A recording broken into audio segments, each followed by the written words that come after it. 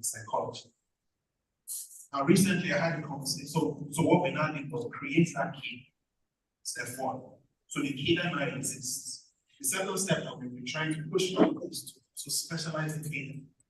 I had engagements with the Teaching Service Commission, with the educational sector, about the importance and the role that they can have with educational psychologists or school counselors, as they like to, because it's not their space, you have to explain it to them to understand. And so that is becoming more available now. So within our school system, we're developing the school mental health policy.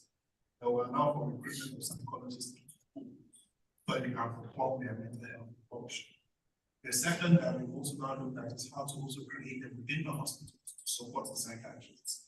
So in primary care, secondary care, in general hospitals, that's the tertiary teaching hospitals, and those ones have a different allow for psychologists to be recruited there so they can also support the function of the psychiatrists within the system. And we are hoping that it's massively next year to allow more recruitment of psychologists. The third now also to explore other areas that can also be utilized. And then we're doing a lot of work in that space. Now, with regards to inspiring people to come to the space, I have a challenge. One of the ways you can inspire is to build your advocacy. There's a reason why the advocacy exists. One allows for collaboration and allows for many voices to speak on the same issue at the same time. So in October 10th, we have what? September 10th, World Suicide Prevention Day. October 10th.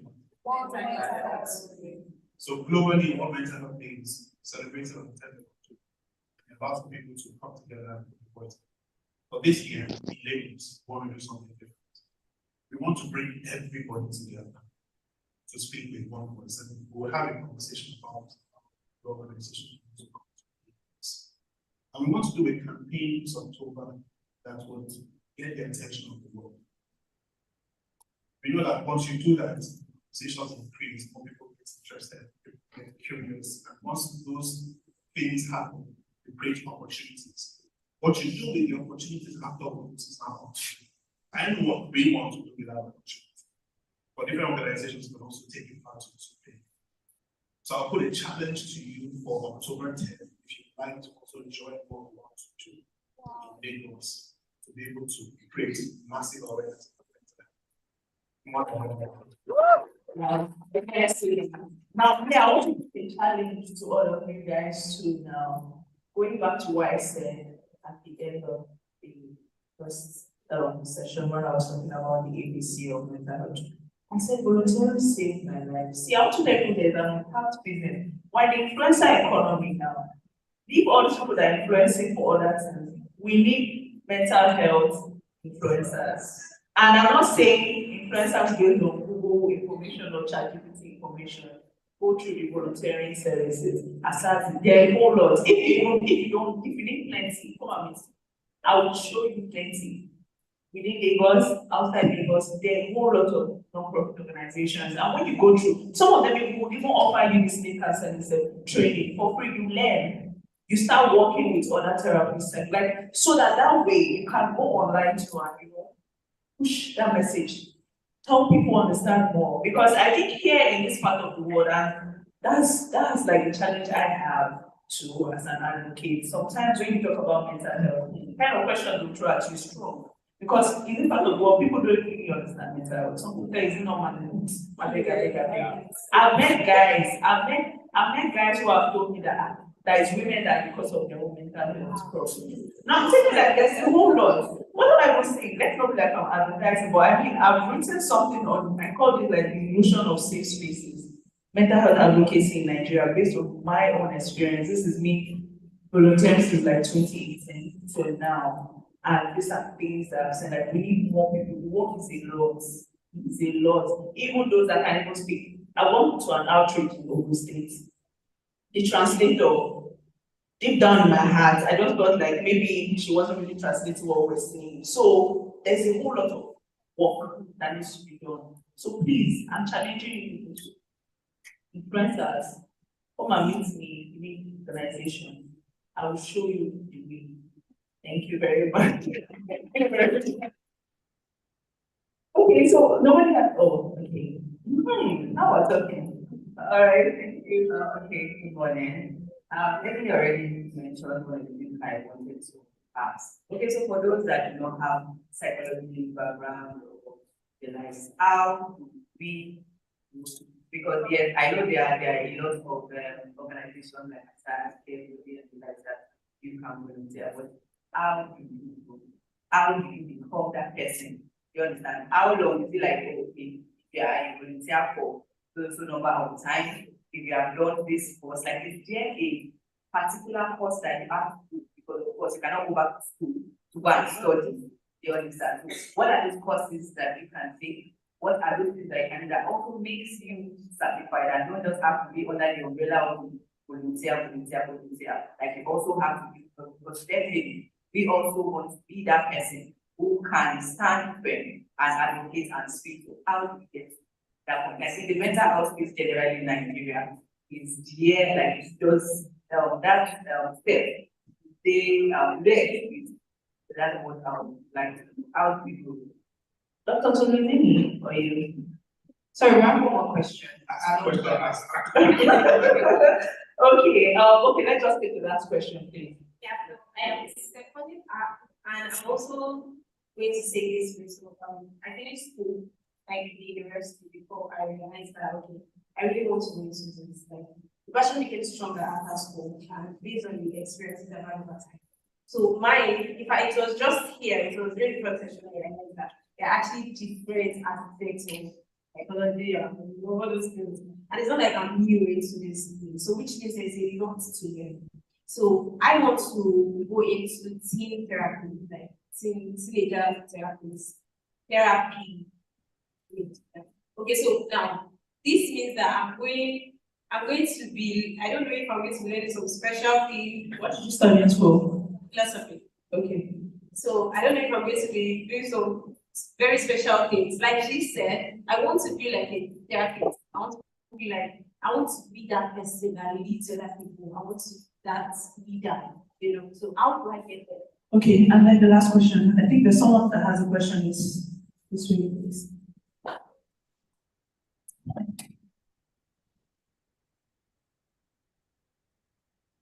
Hi, good morning. My name is Anne from UMA. I'm here because I for 2017 today, I've been running a platform for mothers, right? Maternal mental health. And I'm building a platform that helps connect new mothers to mental health professionals, right? The question is, how can we have policies that help mothers, especially right from the hospital, after you have a child? How do we ensure that hospitals conduct adequate mental health screenings for mothers? How do we make that a law? Starting from Lagos State, and then how can an organization like myself partner with Lagos State to make this effective across the state and starting from Lagos? Thank you. Okay, so thank you. I think Dr. Tolu, you would answer hers, then I'll answer you guys. Let Dr. Tolu just. Thanks, fantastic work that you're doing. You identified a very, very important area. Maternal mental health is big for me personally, and what the approach we took was to first start with needs assessment. You need to be able to identify how many people who are new mothers need mental health support and differentiate that into two. Those who are to be able to identify the early signs of mental illness, like postpartum depression, psychosis, all of that. But also the second part, to prevent those things from happening. Who are those at risk? So to be able to create the needs assessments, to be able to identify those who are at risk and those how to identify the early signs so that you can get there. There are two very important tasks. The other part is how do you now create a channel for that? So first, like we mentioned, was to do a needs assessment. Second is about design and intervention. There are different approaches to it. Some people will start from the back of make it a law and then work it downwards. Some people will start from the community level, start the awareness, do the needs assessment, create interventions, so that you have a basis for creating the policy. The direction we are taking is that we want to operate on integration of mental health care. So which is the part that I think is most pivotal, especially when we how do we integrate mental health into other areas?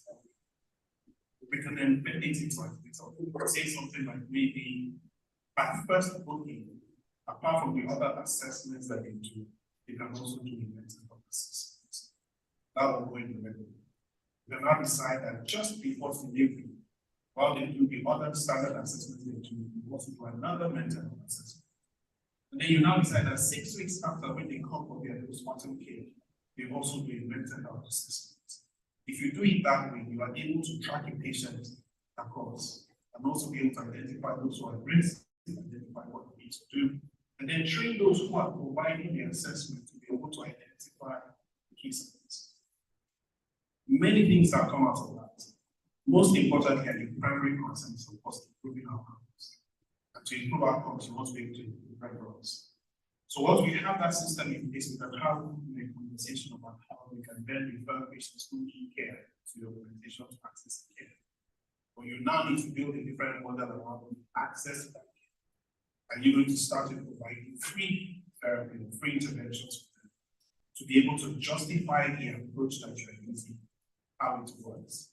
Are you going to see that it is going to be covered by health insurance? Are they going to pay a subsidized rate for accessing the service out of pocket? Or is there a different model you want to use for each ensuring that your service is sustained? Or you're going to use a grant approach, say that we are doing work around maternal mental health. I see someone over here. You want to do some work around maternal mental health. They're going to use a LMIC country. They're going to use an African population. They're going to focus on women between this age to this age who are doing this kind of work, this level of income.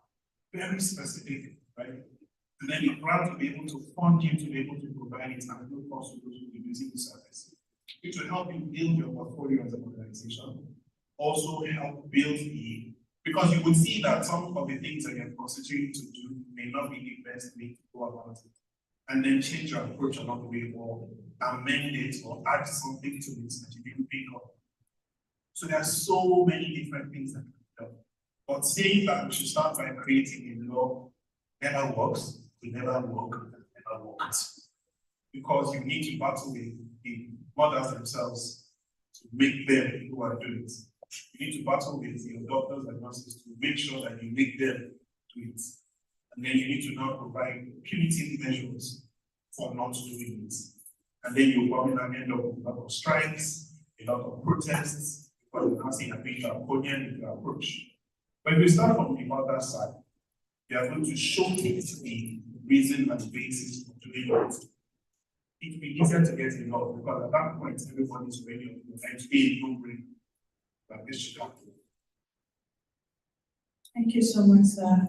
Okay, so to give this session is coming to an end. So to answer your question, I don't know if you were here at the beginning of the first part of the panel. So there was a question asking, how do we know? Because we have a whole lot of people self-acclaimed quotes therapists. If you want to be a therapist or a psychologist or a psychiatrist, you have to go to school. So that's it. I studied law while I'm in the mental health space as a serial volunteer and counselor.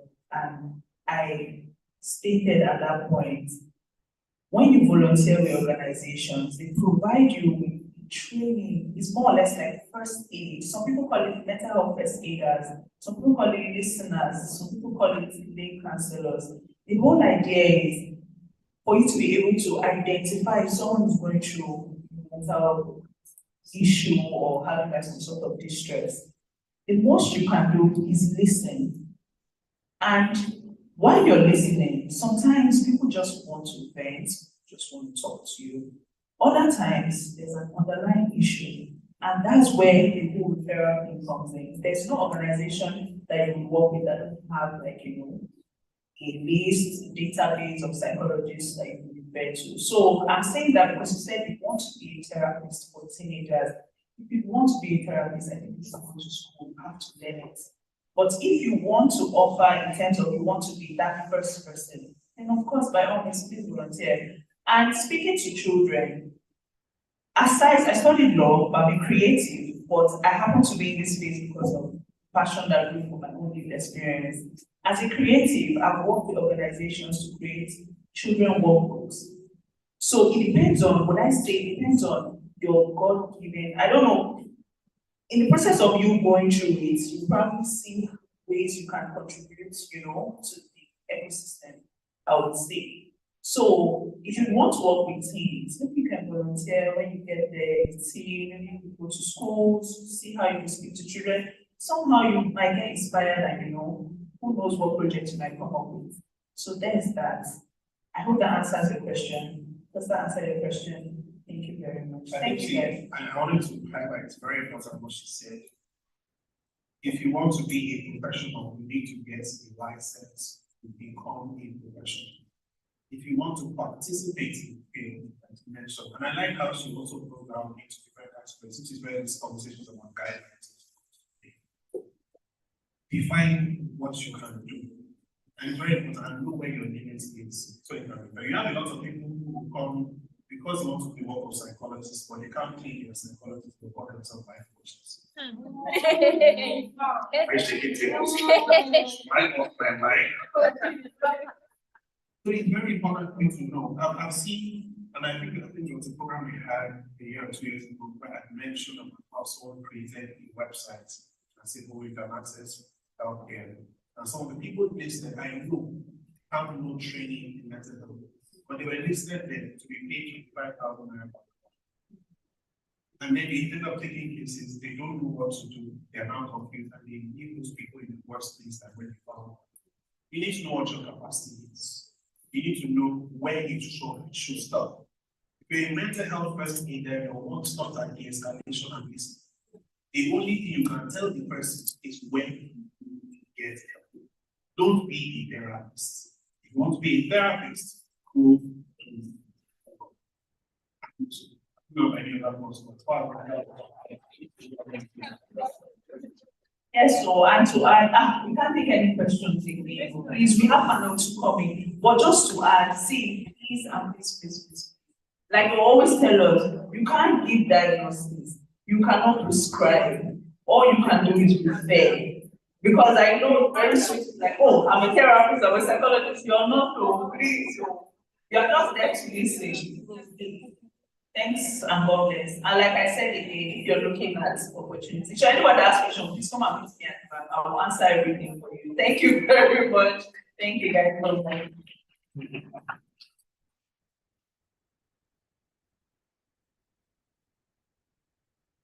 Let's continue clapping. Let's continue clapping. So we come to the end of panel section 1, where we heard from Dr. Sambo, Dr. Tolu, and Chris Ajay. And our moderator was basically. This for panel section 1, I think we really need you guys to just go outside, just have a quick picture so we can really please. It's Dr. Chris and Dr. Tolu. The won't waste your time. Just outside. Yeah, you can put them outside. Thank you so much. Thank you so much. So I'm sure we all learned something. We all learned things. We asked so many questions. For those seeking for therapies, the organization, associations, you can belong to, work and volunteer. So I'm sure we learned a lot. So we are moving to panel section 2. Well, we're talking on innovative care and advancing mental health practices. So I would like to invite our moderator, which is who is the founder of the ASAT organization and also the founder of Executive of the Initiative, Mr. Dari Asobede. So while we got that, moving to our panelists, I would like to welcome Mrs. Ololade Aweye. Mrs. Ololade Aweye is an experienced Please, I'm so sorry. Miss Ololade Aweye. That is our name. Miss Ololade. So Miss Ololade is an experienced psychologist, listener, trainer, mental health advocate, and speaker with comprehensive experience in creating awareness. And she also helps individuals who struggle with ADHD, depression and anxiety, go into better versions of themselves. So please let's welcome our speaker. So second on my list is Sharon Gibson. Sharon Jepson Emmanuel. So Sharon Jepson Emmanuel is a licensed clinical psychologist, psychotherapist, and EAP provider with a passion for mental health advocacy. And she has extensive experience supporting individuals from diverse backgrounds. Please let's go.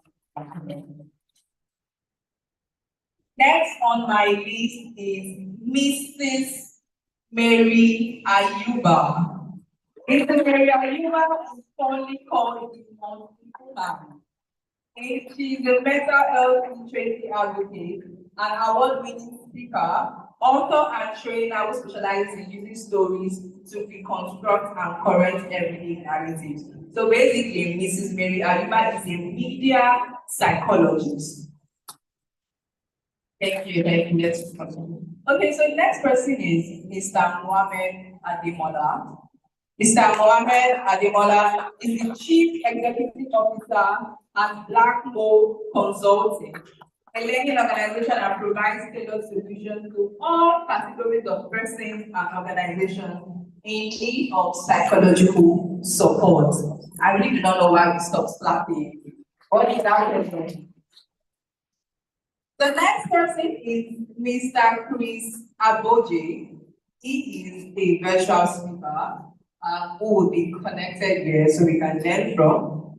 Chris Aboje is a clinical psychologist, trauma and grief counselor. I'm sure we have questions there about who asked about grief, who asked about so many things. So we have a licensed person here who you can learn more things from. So he's a trauma and grief counselor, certified employee assistant professional, a trainer, and international wellness advisor.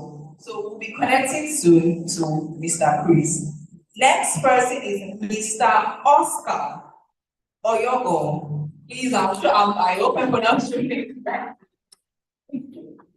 So Mr. Oscar is a clinical psychologist and lecturer of psychology at the Department of Psychology, UNILAG. He specializes in psychological intervention for mental health issues such as personality disorders, mood disorders, and a broad range of different forms of mental health issues. What are we? The next person who is also a virtual speaker is Dr. Adebusola Ogunmodele. We'll be connecting to her very soon. She's a Global Arts in Medicine fellow, a Space for a fellow, and a recipient of the prestigious African Women Industrialization Awards, popularly called the Mind Reader. She's the founder of the virtual school for mental wellness on Facebook and WhatsApp called the Mind Readers Academy. So we have so many professional people, so many professional trauma psychologists, physiotherapists, media psychologists that we can all learn from. So please let's have our pens, our notepads, and also our bottles of water ready. And let's also have our questions set. So thank you so much. All right, hi everyone. I don't know if the virtual speakers can hear me. Can you tell them to turn on their videos? Okay, you can also turn on your videos. So I can spotlight. Femi, can we share it? All right, thank you so much, everyone. So I think I'm just waiting for Femi to share the virtual speakers. I'll just go to Mohammed. So I'll start with Mohammed. I'll give you your first question.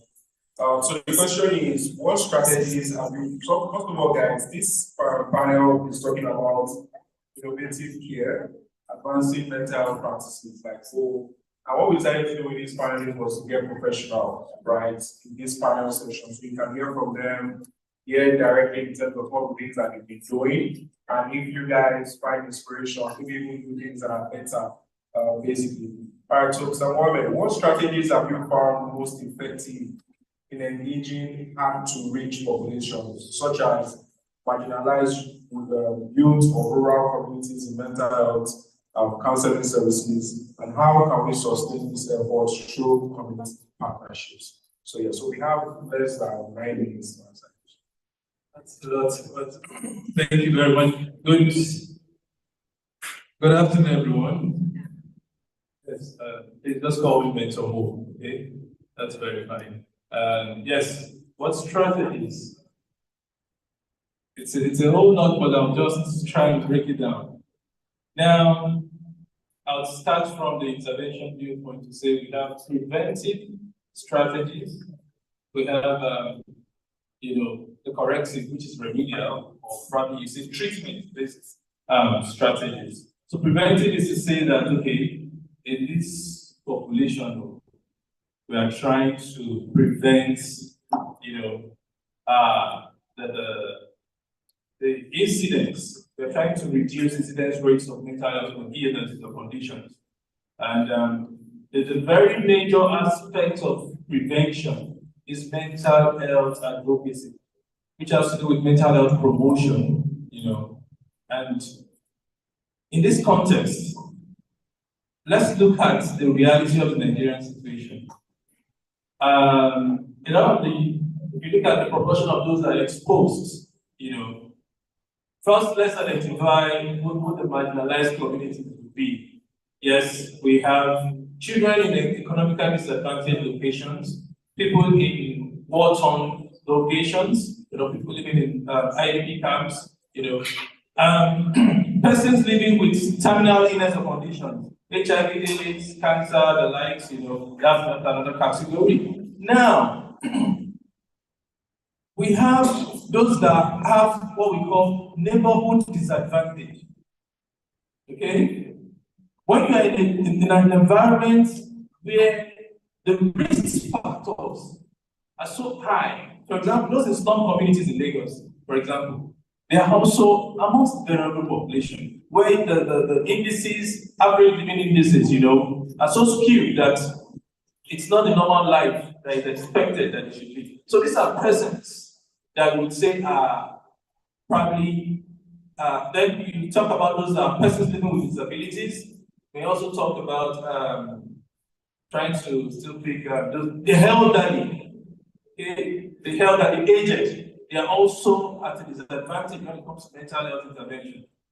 So, and the challenge is this: the first barrier, which has always been cultural. You could hear on the news some few days back when one of the ministers was saying that we have mental health issues in Nigeria. It's just because there's no money, because there's poverty. Making such a statement is, if you know what is happening in foreign clients, you know that money itself can't solve mental health problems. So the cultural perspective of how we see mental health is a major problem. And we can't argue with the fact that every single person living here, one person in your family, no matter how sane that system is, has experienced one mental health issue or the other. So why should we shy away from the reality of the fact that we should stop the stigma at home? So coming back to the conversation, what has been effective? What has been effective? Because we are still in the growth phase. The awareness in the last 5-6 years has been massive. And I would want to, at this point, recognize the engagement of Dada as well and Masad. Yes. You see, it's not as if they are there yet. Everyone is struggling to make an impact. But because there's the genuinity and the passion, even when we make mistakes, we struggle, we still want to still continue. You can imagine the number of listeners that have gone through their SAD network over the years. So I'll start with, for preventive intervention that works, starts with self-advocacy. Meaning, everyone sitting here, ask yourself, are you practicing what you are even saying? Yes. That's a question. Are you practicing it because you are a brother, you are a sister, you are a father, you are a friend? It is only when you role model the appropriate behavior that people around you can actually, assimilate that, not what you say. So ask yourself. And that's how that change begins with you. That's only how you can relate your story, and make sense to the person listening to you. That's just it. So let's try to be much more original. And just one way to do that, I tell you, it's a very simple formula. The moment you reduce the gap between your private life and your public life, you come through what we call self-integration. Your true congruence comes out.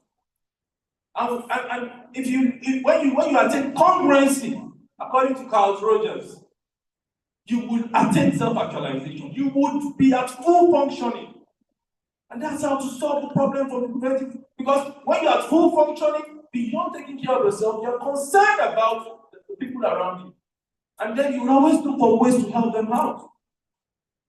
Because preventive is the best way to go.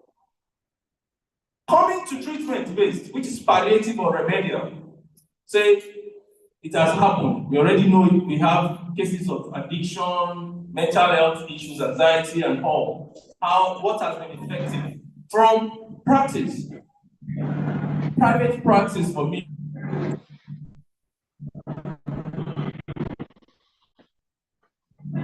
As the first name. And because you just see messages, hello sir, I was referred to you, my daughter, sister is having this, what can I do?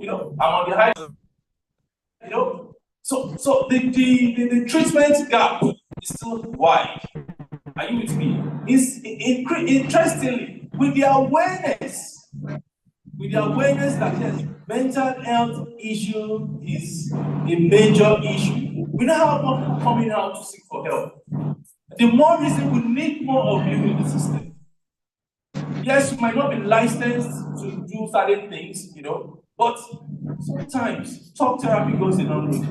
Having to speak to someone who would not judge you, who would show empathy, who would show unconditional positive regard, who would not make you feel like you're doing even if it's wrong. It goes a long way. Yes, it goes a very long way. So I'm saying to us that in private practice for me, I have when you call me, for example, you need help, I'll ask, is it for a minor or for someone else, depending on the category. I'll ask again, do you want virtual or physical sessions? Depending on the severity of the condition, actually, then if it's going to be physical, you want it on-site or off-site? Are you coming to my facility or I'm coming to your own facility? Now, I'm giving you those preferences not because I know what I'm meant to do. Depending on the case, if it's cases of probably if there's a relapse, probably in case of drug addiction and all, I know exactly what is necessary. But you, at that point, want to assess first the risk factors and the protective factors. So, looking at disadvantaged communities now, they are disadvantaged already. So, what we need to do is to, because if I'm to say how much have I attended to disadvantaged communities, I've always used university networks. Yes, I make sure I have relationships with key network nodes in universities, and that's how I actually I'm also marginalizing those that are not going to school. Yes, in the rural communities and all. Yes, the government is not helping us enough because primary health care is meant to actually have that component where people in the rural communities would have access to mental health care. It is not happening yet. So the best or the least you can do is, for example, if you speak Yoruba very well, you speak Hausa very well, or Igbo very well, you could do content in localized, in our local languages to give people, empower people to know that, okay, if this is happening to me, this is where I should go to. That information, access to information is what can actually help those in those communities. Then, in the area of policy, there's been a lot of research done collaboratively. And that's what I want to say again. As organizations in the mental health space, we need, the handshake is very important. I work a lot with psychiatrists, psychologists, occupational therapists, and everyone with his own school of thought and perspective. So, but we need to start collaborating rather than competing. The market is too large. It's too large if you know what you're doing. Okay? And beyond this, you're saving lives.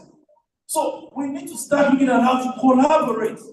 That's how we can leverage on our, for example, okay, I'm the director for Youth Mental Health at Citadel Foundation. Okay, now, one thing about that position is this.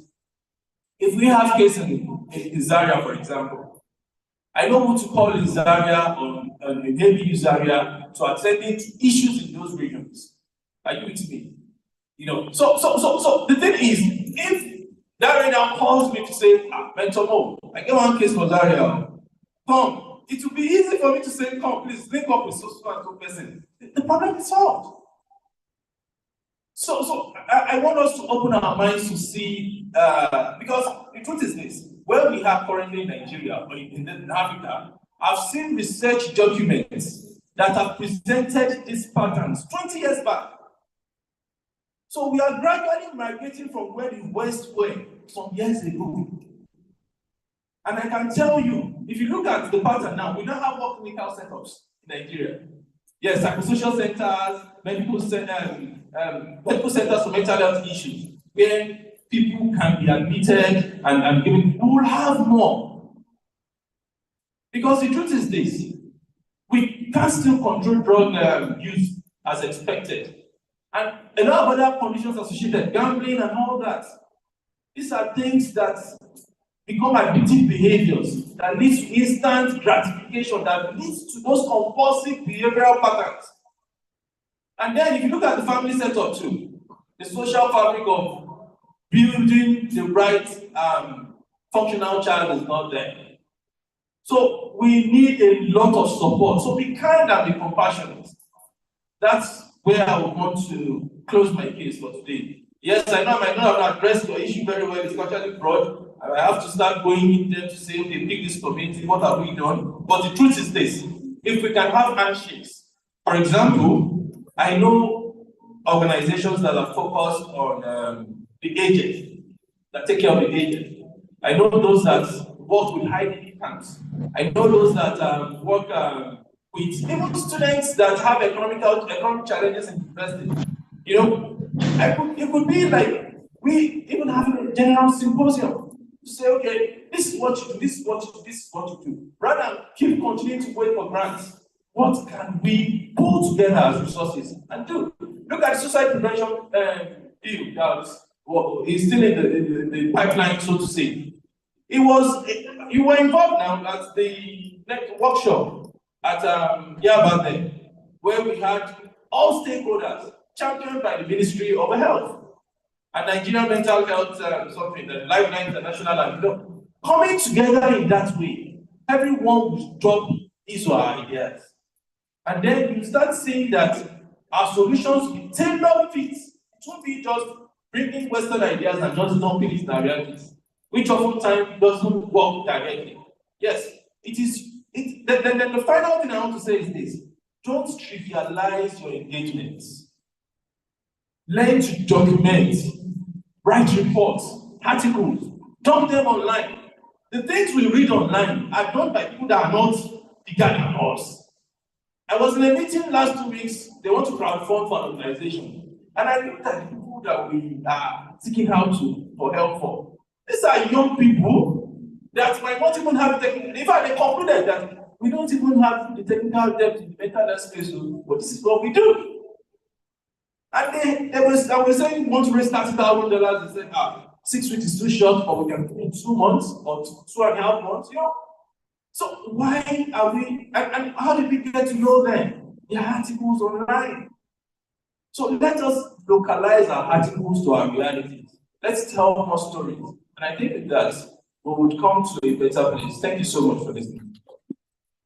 Thank you so much. I think I'll take someone from the virtual space so that we can balance it. I just want to test that details. So Chris Abuji, can you hear me? Dr. Chris Abuji. Yes, I can. Thank you. Yeah, but it's not. I can hear you if you can hear me.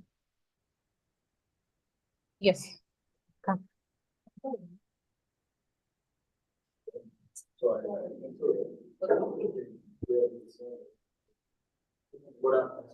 Okay, I'll just take someone for start. Wait, Dr. Chris, can you hear us? I can hear you clearly. Okay, it looks like I can't hear you anymore. The audio is fading away. It's not working.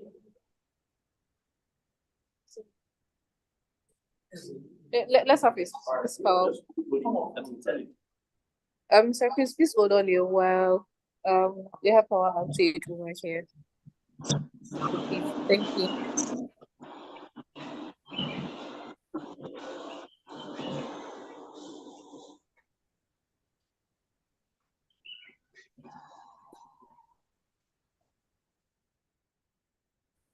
Just wait for a while. Or should we, is everybody comfortable? Should we just go ahead and start doing that? All right. I'll go to Sharon. Hi, Sharon. So, what's happening?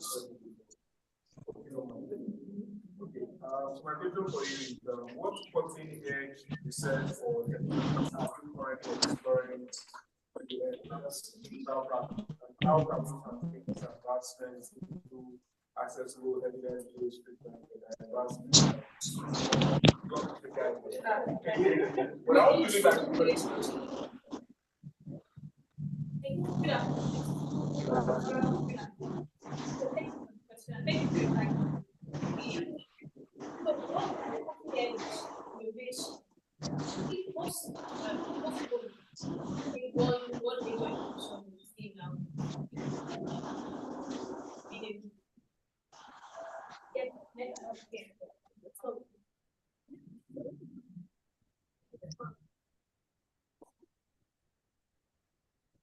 So, like I was saying, I said before COVID, the one major advancement we've seen is the infusion of technology into mental health care. And I think the very beginning of my career, apart from the time I was in neuropsychiatry, has been virtual. That's providing mental health care for people, via these technologies. And one thing that I think has been really helpful with regards to that is that I know as therapists, we know the fact that being able to help people a lot of times can be culture-based, in the sense that if a white, an American is here now and wants to provide therapy for a Nigerian, maybe some issues, because of cultural differences. And when you say, oh, when I was growing up, they always make me watch plays if I sleep, the person can say, you have views. And we know that it's not, you share work for everybody in the house. Your own is to watch plays. That you decided to watch by 12 midnight is your problem. But like you're a child, you got Child Protective Center. So one thing that innovation, being able to actually have and provide mental health care for people virtually has done, that it has bridged the gap and made the world a global village. I have a lot of clients who are not in Nigeria, but they are Nigerians, and my very first question when I meet people is this your first time ever in therapy? And you hear, no, I was in therapy with the NHS, but my therapy was white. What they say that I understand. So one thing that, like the question, the cutting edge for me and have been using has been virtual therapy. Being able to speak to people wherever they are in the world, being able to cut down that process of commute, to come, has been really, really phenomenal. I think one thing we are beginning to advance towards now is AI. AI for mental health. Yeah, I have some reservations, but I know some people will say it's the paradigm of thinking that you want to be replaced. It's not particularly that. It's that infused into providing mental health care is that human connection.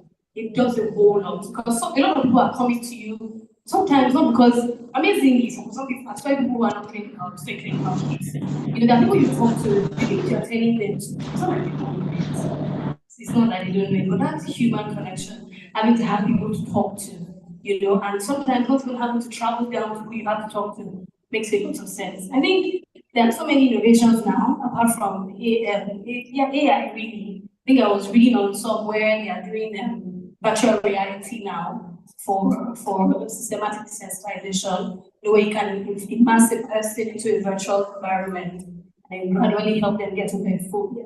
So yeah, I'll say for now, a lot of what we can lay our hands on is virtual technology for mental health, even though there's a whole lot of conversation with regards to people who are marginalized on the internet. Based on statistics, I think about 5.5% of Nigerians have access to the internet. So it means that with that one, even another half, they are cut off. Within that 55 now, we now ask who is using 2G, who is using 3G, who is using 5G. So within that, a lot of people are using 2G phones. I can't even take a lot of these apps or even have virtual sessions. So it's still a growing field, a growing innovative field in psychology. And yeah, to make it much more. So what's the second part of the question? All right, so the second part of the question is how can we translate this advancement into accessible evidence-based treatment for advancement and needs? Yeah, so I think I'll take a page from what he said last, is documenting really. We need to document. People who are using it need to document it, so that, and even provide some sort of training to people who want to go into it. So that the stumbling blocks we had starting, you can cut that off and more people can begin to add it to their services. So even if you have a physical space, you can still have a virtual component to your care. Yeah, so I think that's one way. By documenting it, we have more evidence, we have more things that we can fall back to be able to help them choose to have that round. All right, thank you. We just got similarly, what's the name of the speaker that says she has to leave? So I can just, I don't know if she's. Network. Network. She's having network issues. Okay. All right, Dr. Chris, can you hear me? Yes, I can, clearly. Okay, all right, thank you so much. So your question, Dr. Chris, is how can we effectively bridge the gap between research and clinical practices to ensure that the latest evidence-based interventions related to mental health are accessible and implemented in real-world settings? I don't know if you got, I'm sure you got the question, right? I assume I did get the question. Okay, so do I go ahead to respond? Yes, please. Yes, I think the first thing is to recognize that research and clinical practice cannot exist separately. It is impossible for you to be effective as a clinician or practicing in the mental health space without data. The bulk of what we do is influenced and driven by data, is driven by information, by evidence-based. And that's why, some of us who are therapists would agree with me that there's something called the evidence-based practice, which means you don't just practice based on how you feel, you practice based on what has been documented, and that works, right? I think that's the first thing we need to recognize. I like one of the things that Sharon said when she talked about, when she tried to compare the different cultures and how they influence the work that we do. I realized that many of us rely heavily on Western research to drive the work that we do. But you realize that not everything Western is actually applicable to the work that we do here in Africa. And so a good example is research actually shows how when you compare natural ways that different parts of the world manage trauma, you realize that talk therapy is more effective in what we call the Western worlds, in places like Canada, US, the UK. Things like yoga, meditation, and martial arts are more effective in Asia. And in Africa, things like singing and dancing is more effective. And I always joke and say this is probably why the church is cashing out in Africa, because the church provides natural therapeutic opportunities or avenues for people. So for me, I think the ways that we can actually bridge this gap is first recognizing that it is important. The second thing that I think we can do is that we want to be able to, train our professionals, whether they are listeners, whether they are first aiders or psychologists or psychiatrists. We want to be able to train them to understand how to get this data. how to document this data and how to incorporate this data to the work that they do, for example. That's very important. I think the third part for me is knowing that you cannot do it alone. Sometimes you don't have the skill or the technology to effectively gather data. Sometimes you don't necessarily have to rely on your own data. You can actually collaborate with other professionals to understand, how their experience can help your experience. At some point, I think a few weeks ago, I had someone from the US reach out to me because, this person was working with an African, and they were struggling with helping them process the trauma, and they wanted to understand what it feels like or what it looks like to work with that culture. That is, for me, collaboration. It's you understanding that, well, I don't really have data on or experiential data on how to work with this culture. And so what I'm doing is I'm reaching out to somebody who might have that experience to provide that for me. So it's us being able to leverage on each other's experiences. For example, I'm big on EAP, for example, and I have gotten a number of experiential data from that field. So somebody else might be very big on, neurocognitive work or assessment. If I wanted to do something in that regard, I could reach out to them and find out, okay, what can I do? How can I integrate your experience and your data and your knowledge into what I do? And I have done that a number of times in my experience. So it's collaboration, it's communication, training. I also think there's a place of integrating technology, and that's important. We live in a world that is driven by technology. AI is very, big on whatever we do these days. And so learning how to leverage technology with, what we do such that it becomes seamless. I think one of the things that technology really does is that it makes the work easy, or it makes it easier, basically, such that in my interaction with clients, for example, I already have a pre-programmed system that is able to gather the necessary information that we need. Some of us who trained, a while ago would realize that it will take you, we were taught that your initial assessment should take hours. I trained in Arrow, and then if you spend an hour doing your initial assessment, they would say something like, oh, you've not done it well. In fact, sometimes we had to spend, multiple hours just gathering data that we probably don't even need, right, for the client. So sometimes as much as 4 hours, you're trying to, so we call it clacking. You're trying to clack the client, and you're asking everything. And I do respect that.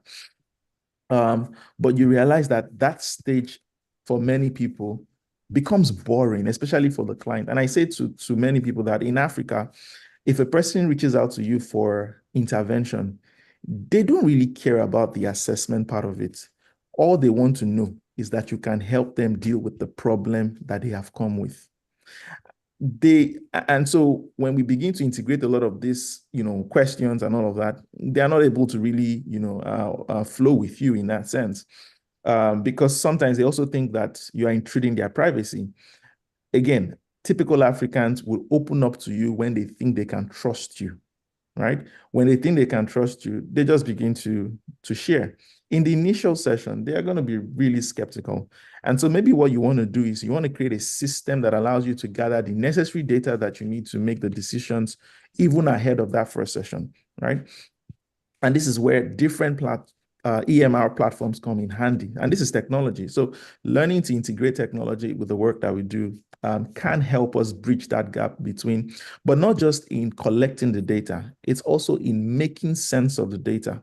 So technology can also help us make sense of the data such that whatever data that is collected with technology can be translated to visuals, can be translated to interpretations, things that you can see, you can understand. It can be translated to stories that you can relate with, and then you can apply to the work that you do.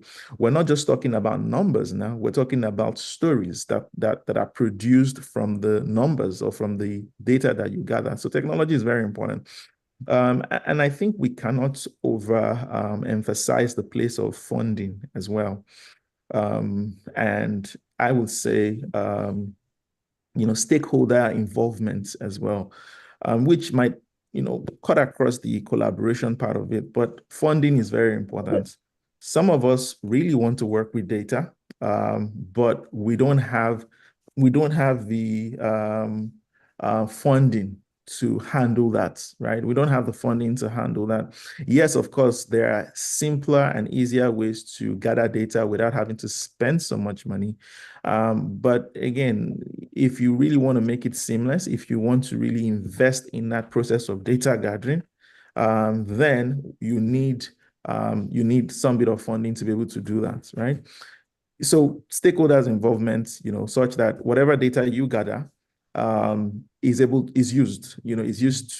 translated to policies. For example, I heard Dr. Ajomale speak earlier, and these are the kind of people you want to be able to interact with or collaborate with in using whatever data that you get in your work.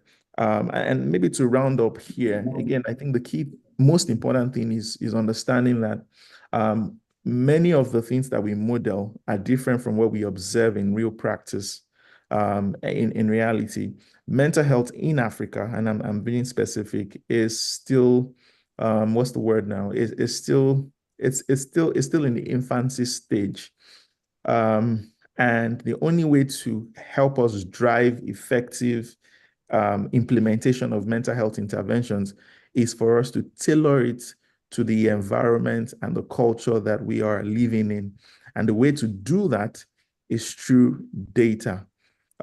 It's through data that we're able to communicate to the average person on the streets. We're able to communicate to the average person in the rural areas because we can relate with them. And I'll round up with an example of an experience that I had a few years ago. In 2017, I worked in a remote part of Nigeria. And in that part, we noticed that people will come to the clinic and they will complain about something called, they will call it heat in the head, right? They would say that they have this heat in their head and their head was on fire. We noticed a lot of them would relate it to spiritual causes, right? So they'll tell you one nice story. They'll tell you a story about how they went to the farm, they matched something, and since then, their head has been on fire. Or they'll tell you a story about how somebody looked at them in a certain way, and since then, their head has been on fire. Or somebody said something to them. So to them, having this experience was spiritual, right? And you would struggle to really try to explain to these people that no, it's not spiritual. And so what we did was we gathered data and we put out a research then, and the title was Heat in the Head, because what the data really did was we looked at all of these things and we tried to compare them with assessment of mental health concerns. And we found that majority of those complaining about heat in the head were actually complaining about depression, anxiety, or stress. And so this is what the Westerners will call psychosomatic symptoms. Now, we compared this to the western part of Nigeria, and we saw that in the western part of Nigeria, they will complain about body sensations. They would say something about somebody pinching them with needle, or someone putting their body on fire, or somebody, peppery sensations. These are the same complaints, right? But they are complaints about mental health concerns that these people didn't understand, and the body still needed to find expression for, right? So by gathering this kind of data, it made it easier for us to understand, okay, this person is just depressed, or this person is anxious, or this person is experiencing chronic stress. So what we need to do is to actually, we can validate their concerns, we can agree with them, or we understand, it's not easy, but we know that whatever intervention we are doing is focused more on addressing this issue. So for example, if you refer to the psychiatrist, they can place them on some medications, maybe an antidepressant, for example, and they come back to you in a couple of weeks saying, doctor, this something has stopped too. It has disappeared. Now you're able to communicate to them and educate them that, okay, this is what might have been happening here and there, and this is what you can do to prevent it, right? But that was highly driven by data, by the interaction between data and clinical practice. So you cannot emphasize the need for data in clinical practice, and you cannot have one without the other. Both of them have to work hand in hand. I hope that answers the question. Yeah. I think I can just take another virtual person before we come here. So Musa, apologies, Sulaiman. Can you hear me? You need to unmute your mic for Mr. Musa. Hello. Yes, I can hear you. All right, so I'm just going to ask you a question. So can you share a successful case study where? Sorry, can you come again? Okay. All right. Can you hear me? Yes, I can.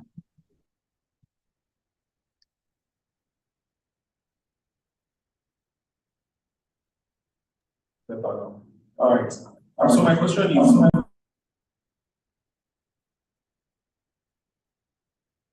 Sorry, I can't seem to hear you again. Hello? okay, Yes, we yes. It's hearing from here. It's hearing pretty like the Okay. You know what?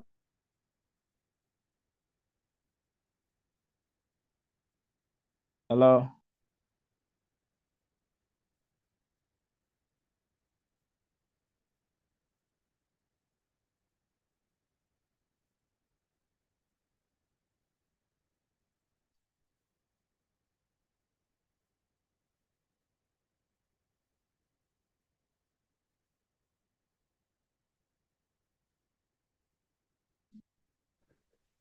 Can you hear me now? Yes, I can perfectly. Okay, so you seem to thank you. All right. So Musa, the question is, can you share a successful case study where social work interventions significantly improve mental outcomes for an individual or community, and what lessons can we apply to future interventions, basically? All right, thank you very much. I want to confirm if I can be heard clearly before I go on. So what do you say? Oh, can I be heard properly? Okay. Yes. Okay. So basically, because you said I should tailor it to a case study, so I'm a lecturer and also an adherence counselor. Please, can I be heard?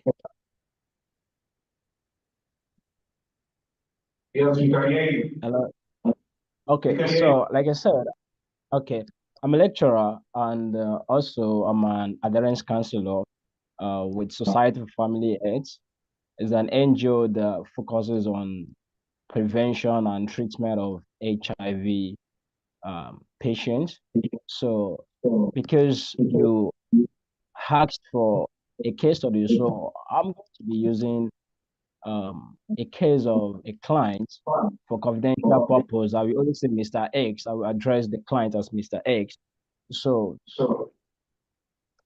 it happens to be diagnosed with HIV, and hearing the news, it can distort your mental health because you will first of all be at the denial stage. You wouldn't even want to accept that. You'll feel like, no, this is not my test. This can't be happening. So at that point, there is what we call mental break. And if that is not properly taken care of by the adherence counselor, the client will not even feel motivated to take his or her drugs or adjust to the new life he has been moved to right now, because being diagnosed with that, you have to just adjust your life a little bit to some lifestyles. So basically, what I did was I had to conduct what we call biopsychosocial assessment, whereby I had to assess his medical needs, social and psychological needs. And after that, I have to move on to a practical-based therapy, which is cognitive behavioral therapy. Uh, this is used to actually replace negative thoughts that a client or anybody can be having, and you replace this negative thought with positive thought, because literally or basically what breaks our mental health is our mindset. It starts from the mindset, it starts from our thinking, our thought. If our thought is distorted, then every other thing won't make sense to us, because you feel like, can I be heard properly? Yes, we can hear you. We can hear you. Okay, so like I said, it all started with thought. If you have a distorted thought, that is when you start having this negative thinking, and your action breaks out of your thoughts. So if your thoughts are not orderly, then definitely your actions, what comes out of that, what stems out of that, will also be negative, and it will affect you physically in every other areas or aspect of your life. So what we have to do is replace all these Right. negative thoughts with positive thoughts. And this is by actually engaging the person in goal-driven activities. Because what happens is there's what we call social isolation. When someone feels rejected in the society, or when someone feels like, okay, he's no longer an important member of the society, maybe because of his or her diagnosis, then the person will feel withdrawn from the society. The person will feel withdrawn from all these social activities that give the person happiness and joy. And what we can do is actually encourage the person to be fully and active in what we refer to as social activities. And that is where support group comes in. So we link the client to support group. So support group is a group activities whereby people living with similar troubles, people who have similar challenges can come together, relate, familiarize, and this will give a sense of belonging. This will make you feel like, okay, you are not alone in this dilemma or in these issues. You have people who are also in this situation, and then hearing their stories on how they've been able to cope, hearing their stories on how they've been able to transit from their old life to their new life can actually serve as a beacon of hope to whoever is new to the situation. So support group, in summary, by psychosocial assessments, then cognitive behavioral therapy, the linkage to support group, these activities actually, or this intervention helps the client to be fully reformed and be reintegrated into the life, into their a new life they might not be so accustomed to.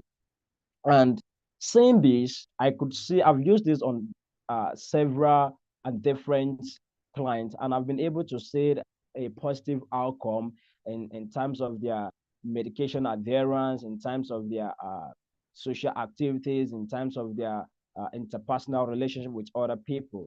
And then moving to the last segment of the question, whereby what kind of recommendation can I give for future practices, is that firstly, we all have to understand that we all face one or two challenges at some point in life.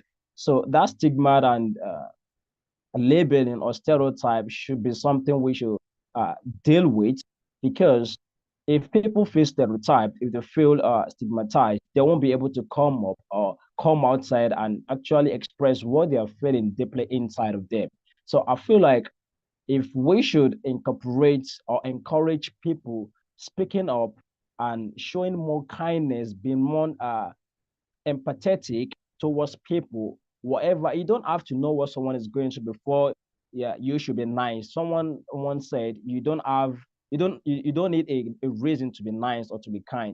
You just have to be to people, because I believe you should treat others the way you will be treated. So I feel like we should encourage more of mental health talk. We should reduce stigmatization and show kindness and be empathetic towards wherever we come across to. I hope that answers the question.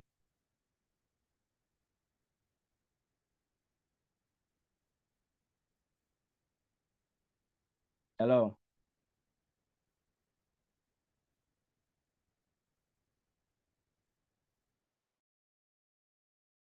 Hello, can I be heard? Yes. Okay, yes, we could hear you. Yeah. Can we go halfway? Does everyone know how to do that? Thank you. So, Olani, your question, how do you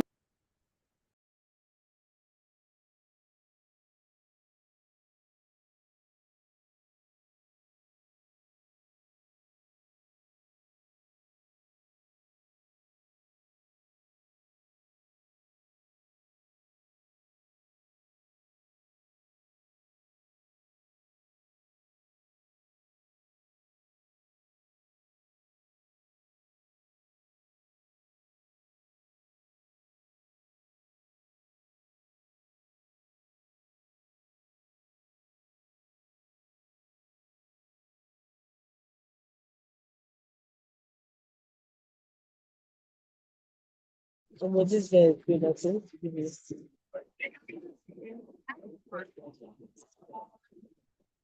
Hello, yes, Alpha.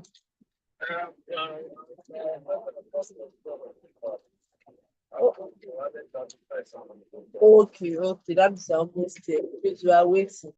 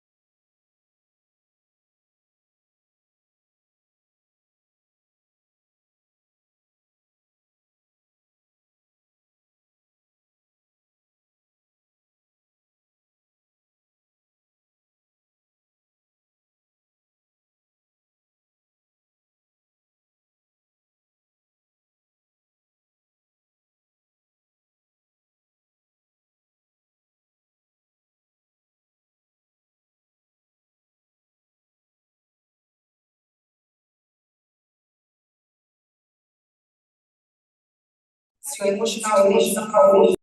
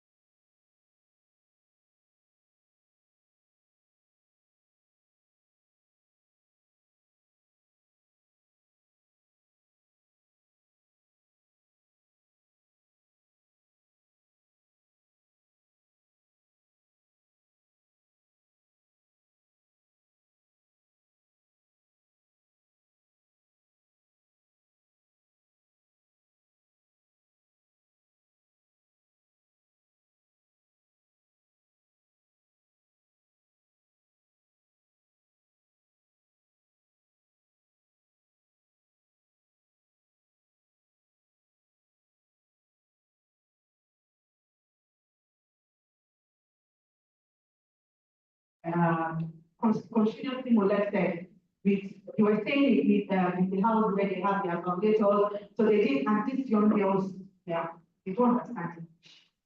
So these are barriers. I tried my best. I got someone to interpret. They were able to ask questions, and one even said she wants to start speaking English. So she will tell me, I don't need to interpret that. Tell me, describe, because it was factual. So I want to break it down. I really took my time. At some point, I started learning Hausa, and trust me, that's the last story. But the thing is, cultural sensitivity goes a long way. To be able to understand your friends, their family background, their beliefs, their understanding, their environment, even religion. Now, have a pastor that will come and say, "Oh, I think my son has been is having like this addiction, or I think he's seeing things." And to him, it's like he's going out of his comfort zone, because what he's used to is go to church, like what Dr. Tolu said. Go to church, let them give you water, let them pray on you and everything. When he came to the hospital, I remember I was still working at Private General Hospital, behavioral ward. And he came, was like, this one is not spiritual, this one needs help, it needs to be treated.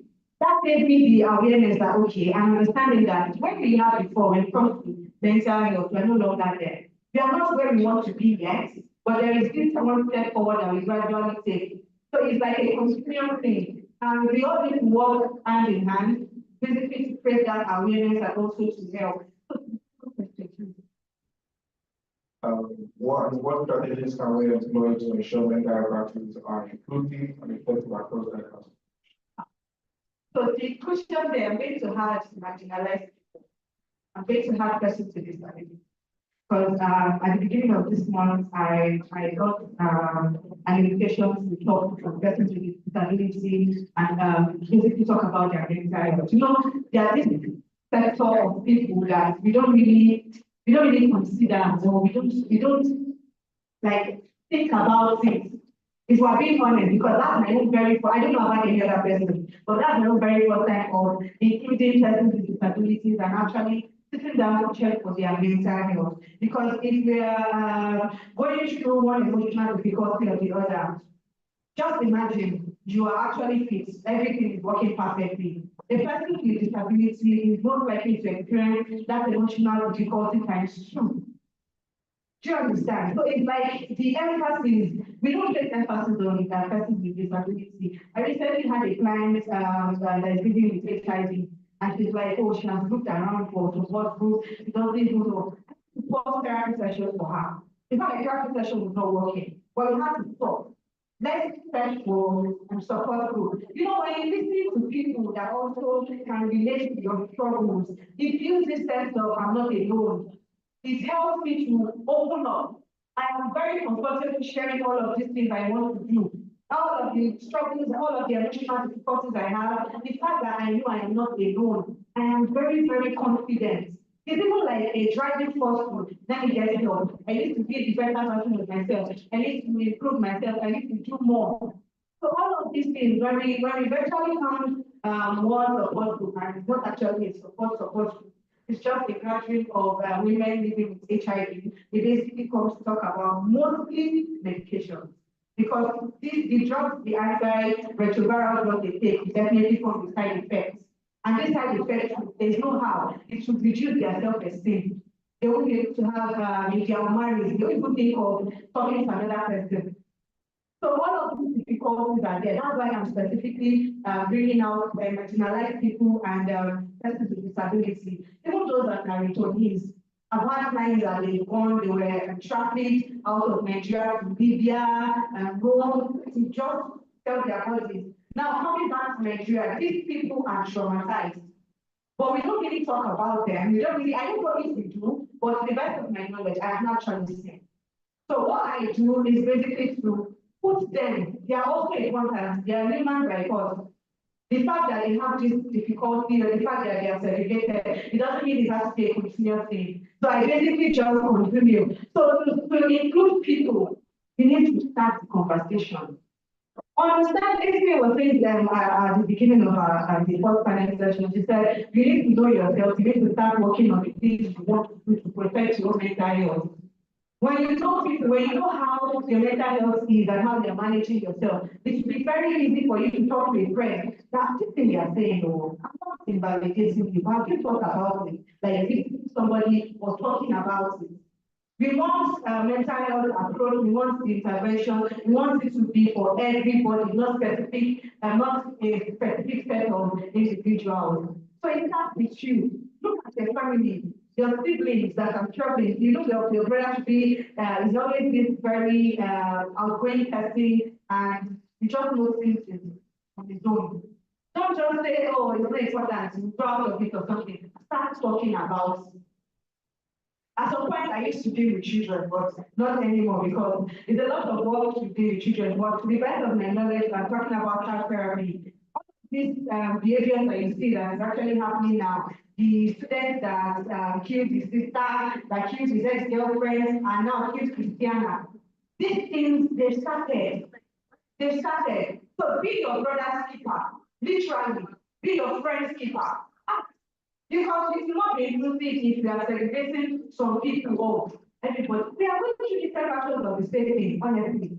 Your version of what you are going through, if you talk to another person, it will be the same, but you'll find similarities. So it is very, very important to start talking about all of these things.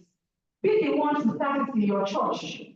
Because you want people to talk, be the one to start it in your church.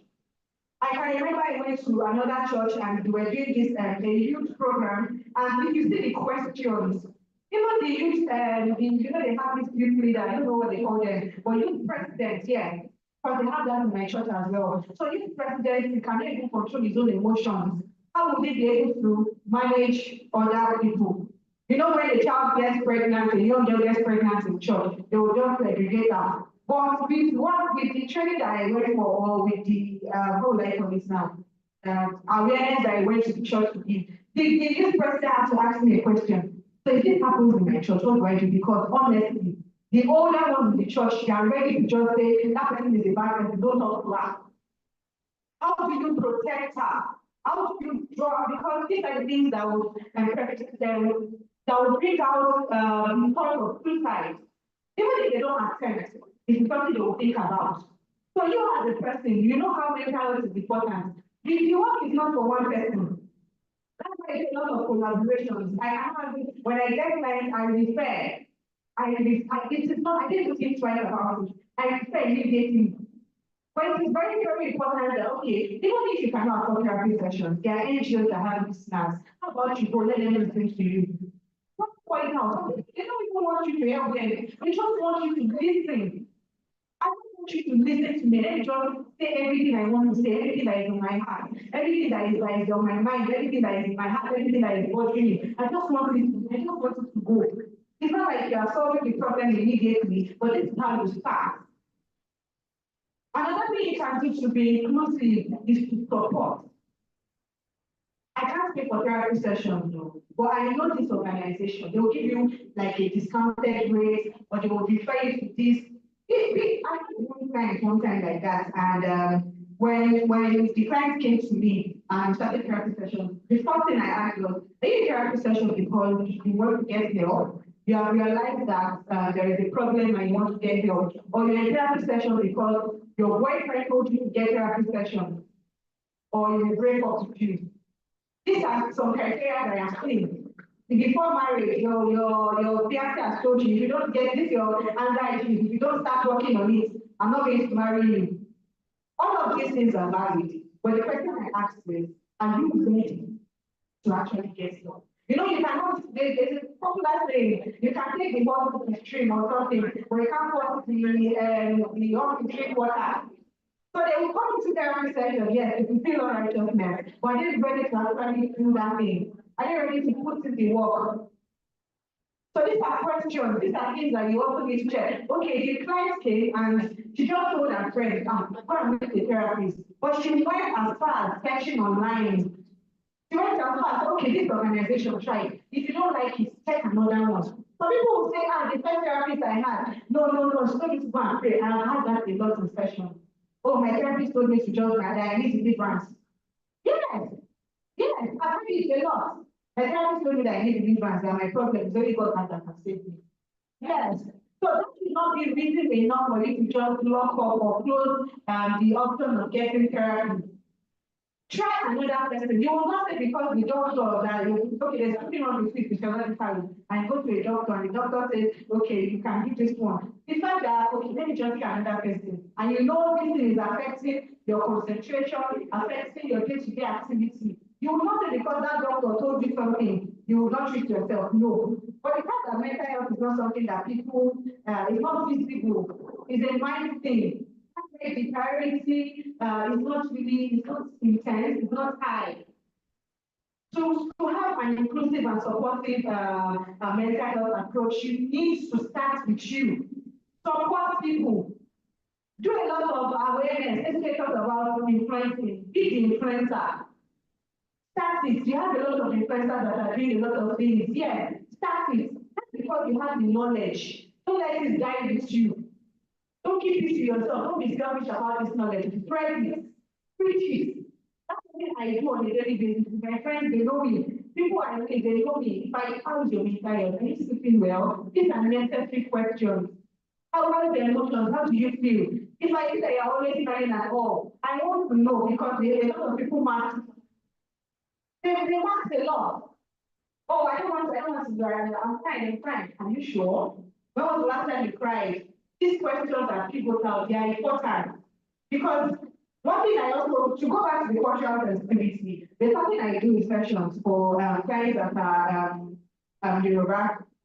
There's this popular program, I don't know if you know that, and it's over that I'm a Yoruba girl. Most Yorubas I meet, they understand that. If you keep quiet, everything that is wrong with you will also be kept quiet. Talking about it is important. You might not know who you trust or who to trust or who to talk to, but you know this is not, but don't try. If you don't have anybody around you that you trust, meet a professional. They are bound by clients and therapists confidentiality. So what you're saying, you will not hear it outside. This is very, very important. Yes, thank you. All right, if you have any comments to area over. So in what ways can media representation and storytelling be leveraged to reduce mental health stigma and promote help-seeking behaviors, and what role can mental health professionals play in shaping media narrative? I think this is something that's very important. Thank you very much. Hello, everyone.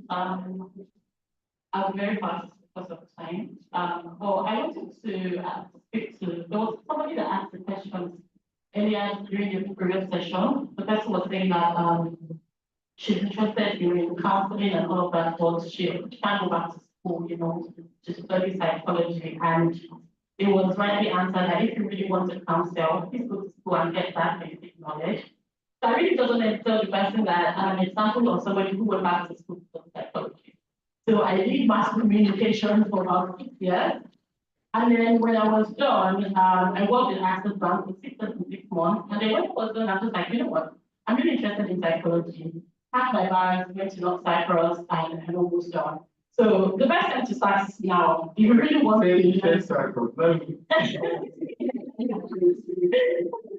But if you really want to start, really just start. Don't, think, oh, I'm getting old, just start really. You'll still be done. So I don't really want to encourage that person.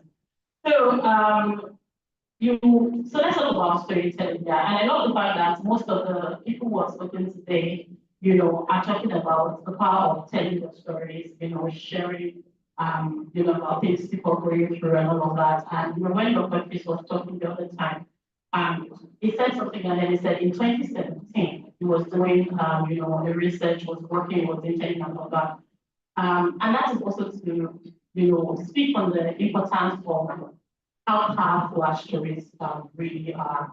So I'm interested in the psychological impact of media and technology on humans and individuals in general. So most of the research I do is on that basically, and that's also because the media is so powerful in controlling the narratives that we carry.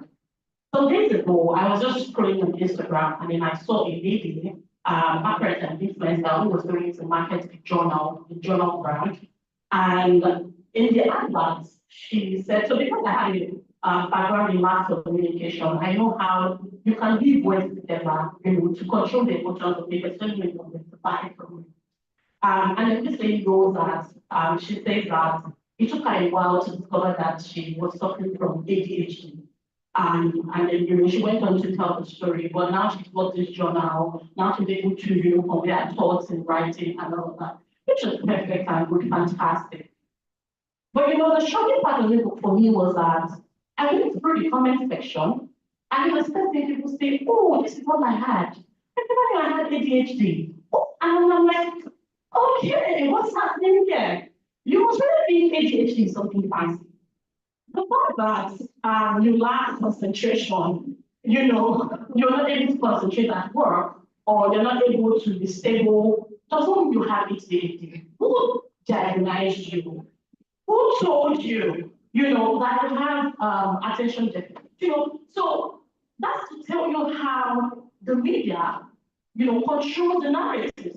So simply because somebody has heard, an influencer or somebody that they believe, tell their story, and then it appeals to them, the person says, oh, I have ADHD. So you see people who want, I have depression, oh, I'm bipolar. People know the meaning of what you are feeling. And that's why it is very important that as stakeholders, as people who are in this space, are telling the right story. Because people run with what they hear, people run with what they see. To a very large extent, people are not interested in research. Just sit me down, tell me a story, I'm able to relate with it. And the truth is, if I sit and begin to tell stories, I'll have somebody who will say, oh, I know what you're talking about, because that's the power of storytelling. You're able to relate, you're able to, because it appeals to the emotional side of you. So you're able to relate, and you can pick it that, oh, I was in that space in my life. Sharon talked about, a child, the child is watching plays and the night. A lot of us have those experiences, and that's the power of storytelling. So what I want to really say today as stakeholders is that we begin to own the narratives. We begin to tell the right stories, and then we begin to use our platforms to amplify the right message that we want people to run with. I take it back to when I was working in Access Bank. So I'd done 6 years and 6 months in banking. I was literally tired. And I was like, you know what? I need to document my experiences. And then I wrote a book titled Shopping and Smiling, the Tale of a Lagos Bank Worker. Now, when people began to, read that story, I have people who reach me to see me in this phase of my life. And I want to translate, I want to change from one career to the other. How do I go about it? And I want to know who self-increase. You can't just jump out because you're tired. Really. You're going to be more frustrated than you were before. Right? So if you say you're tired and then you want to jump out, nice, your tiredness is valid, but what is your exit strategy? That's the career conversation, which I will not go into. But I want to say that when you're telling your stories, even as a stakeholder, you need to also ensure that the story you're telling has, why are you telling those stories? Why do you want to put those stories out? Again, I'm not going to shy away from the fact that before you really say you want to begin to tell your story, you need some mental topics. Why? Because the media is a very porous space. Everybody is out to leech on the other person. So it's very possible that when you begin to tell your stories, you have people who come and say, what is not fair? It's not even as deep. So you have somebody say, oh, if you hear my own story, you will know that what you went through is more, trying to trivialize your experience. So one of the things I used to tell, my people is, before you tell your stories, you have that mental toughness, to be able to show that whatever comes to you or whatever comes at you. And that's one of the things also that when I speak to people generally, I'm saying that as much as vulnerability is a gift, as much as we want to embrace that aspect of being vulnerable, sharing our stories, you really need to also know who you're telling your stories to. Some stories are not supposed to be on social media in the real sense of it. Some stories are just for gatherings like this. Some stories will end up in books. Some stories are just for, just in the past. And you need to also know why you're telling your stories, when you're telling your stories, to what kind of story to tell. Because trust me, sometimes not every part of the story is ready to answer the world. So you are the one who is controlling the narrative of the storyteller. We also need to draw the line This is the very fact that some people really fabricate stories just to get the emotional part of it. So in this time and age, there's so much of this everywhere. You know, some people are very good at it. I was in a training sometime last week, and we were talking about how social entrepreneurs and people who are interested in the good work like we do are able to fabricate stories to get grants and funding, and they get the money because they're able to tell fantastic stories. So at the end of the day, I think that what I really want to stress in this place, that there's three for stakeholders and people who are doing their advocacy work, their awareness, and all of that, is for you to tell the right story. Tell the stories that are able to influence the minds of people to make better mental health choices. Tell those stories because people are going to think, people are going to read it, people are going to run with those things. People no longer go to the research. They read from the things that you share. They read from the pieces and bits that we talk about. The other part of this stuff, I think that's the second question. But I think that's the case for now. I just see another question here. Thank you so much. Maybe one of the points now. So given the complexity of mental health issues, do you believe it's feasible to achieve a once and for all solution? If so, what are the key factors that will contribute to such a breakthrough? Thank you, Charlie. Thank you so much. Good afternoon, everyone. Pleasure being here once again. So the thing is, I'll just go straight to the point. I know I have 5 minutes to just kind of yes. Yes, so first and foremost, there is no one size fits all when it comes to therapy. That's the reason why we have a lot of theoretical framework, a lot of theoretical foundations, a lot of approaches, a lot of schools of psychology that we use to help individuals that have different mental health problems. Sometimes a client will come to you and will relate their issue and you say, oh, okay, let me use cognitive behavior therapy for this person. The next person will come, the solution to that problem is 1,000 and I'm not joking. The initial solution is okay, you know what? Check I buy food. If I buy food, we do okay. That's it. Right? So it really depends on what brings the person to you in the first place. After doing the assessment, like what Dr. Chris talked about with regards to doing assessments and how a lot of clients don't want you to do assessment. That's actually very true. When a lot of clients come in and you tell them they're going to do MMPI, they're going to do CPI, they're going to draw a person, they'll be like, this is not how I saw it on TV. Or maybe I just on the recliner, and then you're on the other side, well, I'm going wow. But when I tell you that it's 90% you, 10% me, I'm just I will share you the way, right? When I tell you I have assignments, have them more. I need to be able there. Why? Just tell me what to do, right? And I will do it. So you have to now get them through that process to let them understand that therapy doesn't work this way, right? So, and there are some cases where it doesn't work, you have to use something else. Like what Mentor Mo talked about with unconditional positive regard, having that feeling for an individual that, okay, you know what, no matter how bad you think you are, when you come to therapy, I do not view you through that lens. I believe you have the capacity to do a lot of good. Telling your clients that alone sometimes is what you need. And there's something called continuous recovery. I learned to do my master's. Sharon and I were classmates. My lecturer, Dr. Aaron, said, sometimes a client will come to you for the first time and talk to you, and that is all the person needs. It's called continuous recovery. Once the person leaves you at the end. Now, for we on this side, sorry, I'm looking for money. So before you come, please, so that you can ask for just recovery. You can go, no problem, because I know you might be paid for the 2 hours. So, like what a lot of my colleagues have said, some people just come, they want to talk to you, and they are done. While there are some that require a bit more, should I say, techniques and other things. For example, you want to do intake interviews, and Dr. Chris said clerking, you want to do assessments.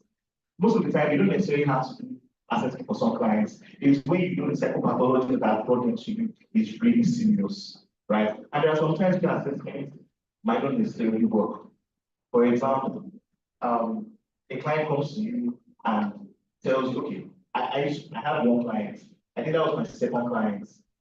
And I remember in class, my lecturer would say, your first two clients, you will be diagnosed. You will not know what's wrong with the person. When that client comes, come to me, I will help you. I said, okay. My second client happened to have schizophrenia, and I did not know, right? So the way it works with schizophrenia, and unfortunately, it occurs more amongst young people than older ones. So you have people between the ages of 16 to like 25. They start showing what's called prodromal symptoms. That's the symptoms before schizophrenia. How do you see this? When they start a conversation with you, the conversation will be breaking. You have like 10 different conversations in one conversation, and you'll be watching. So the way you make sure that is, don't worry, let's continue. And then you keep cutting and joining conversation to conversations, storyline to storyline, and then you are very confused. And sometimes they create scenarios so real, you really know that all of this is clear. What I tell clients like that, you know what? I believe you.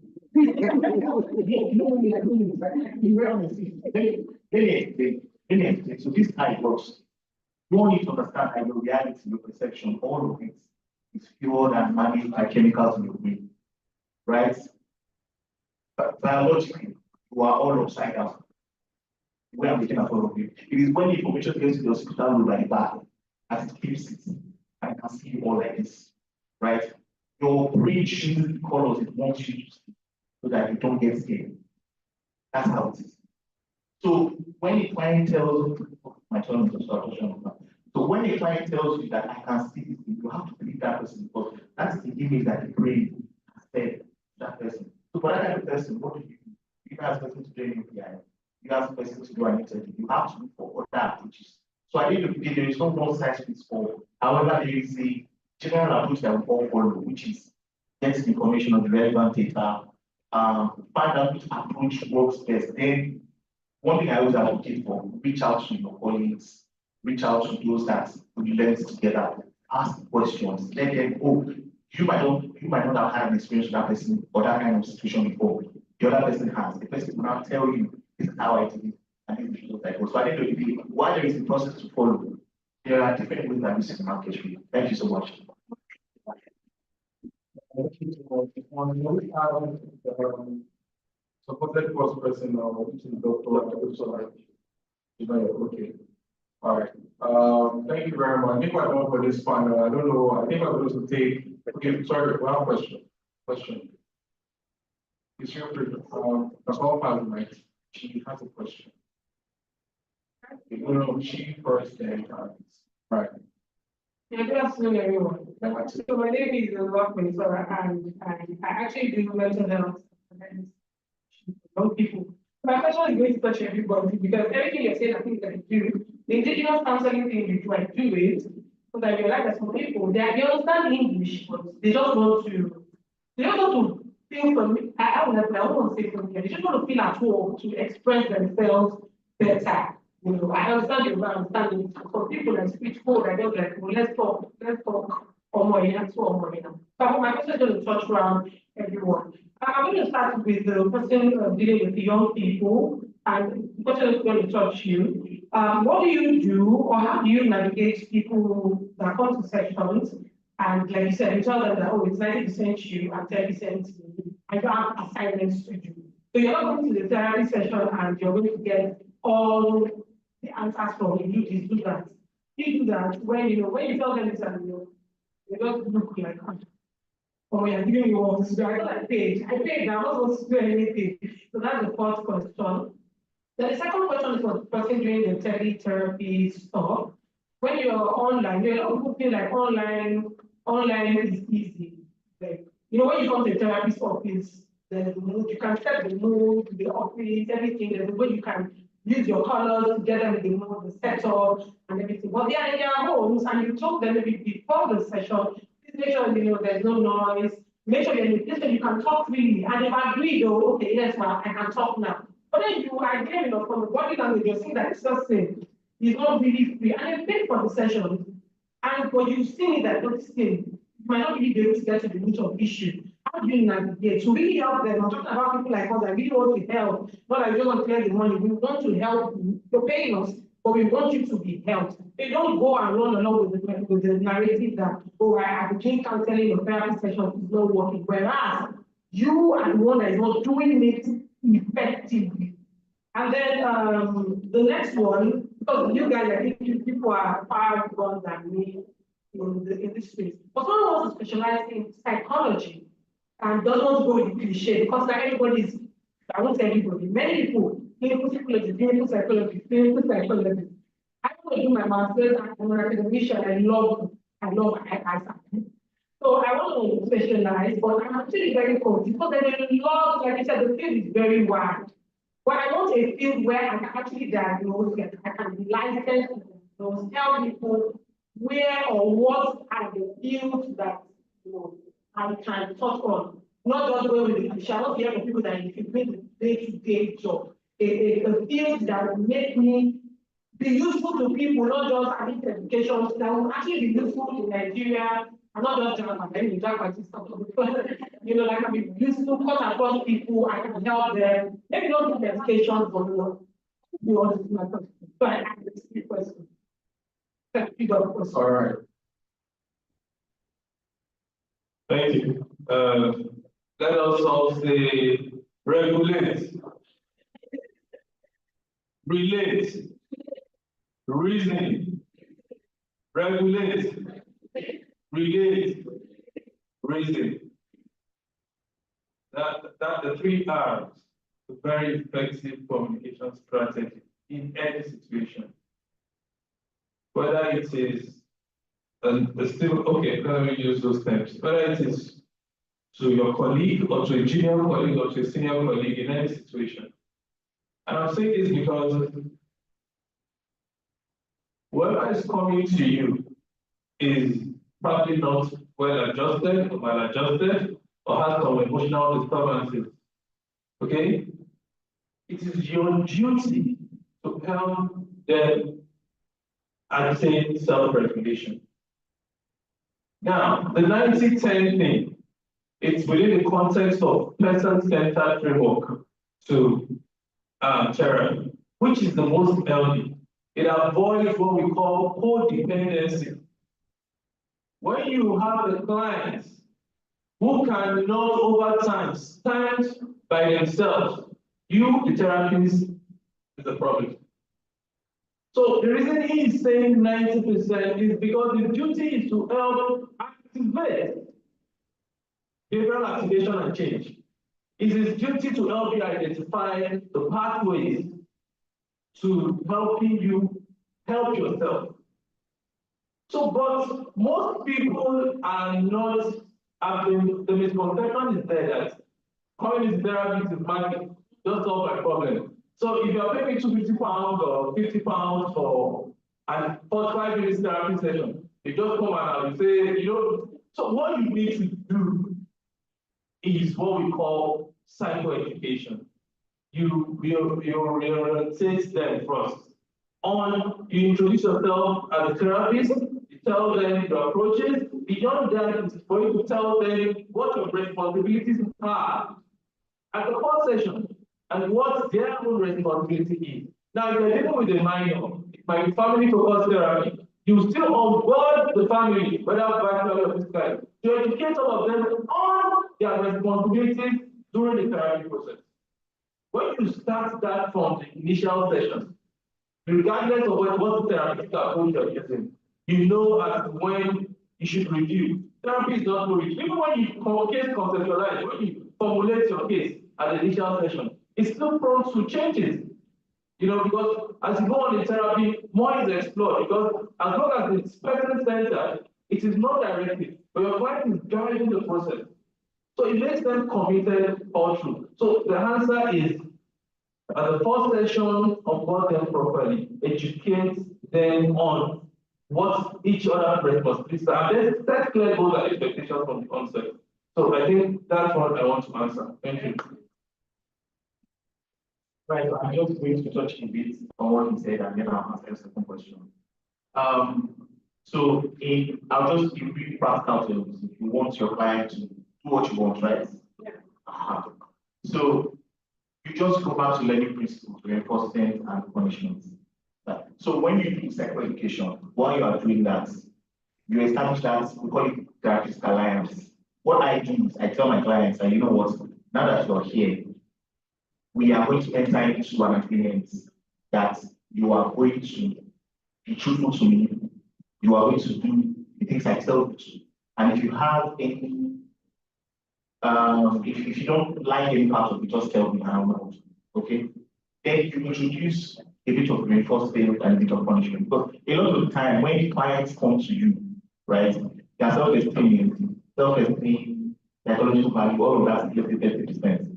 You want to get them to 50%, and then you start therapy from there. Using very little things as reinforcing, you can have them questions like, what do you like? What are your hobbies? What are your pastimes? And what kind of food do you like? Before your next session, you have, if it's like chocolate, you have a bowl of chocolate waiting for them.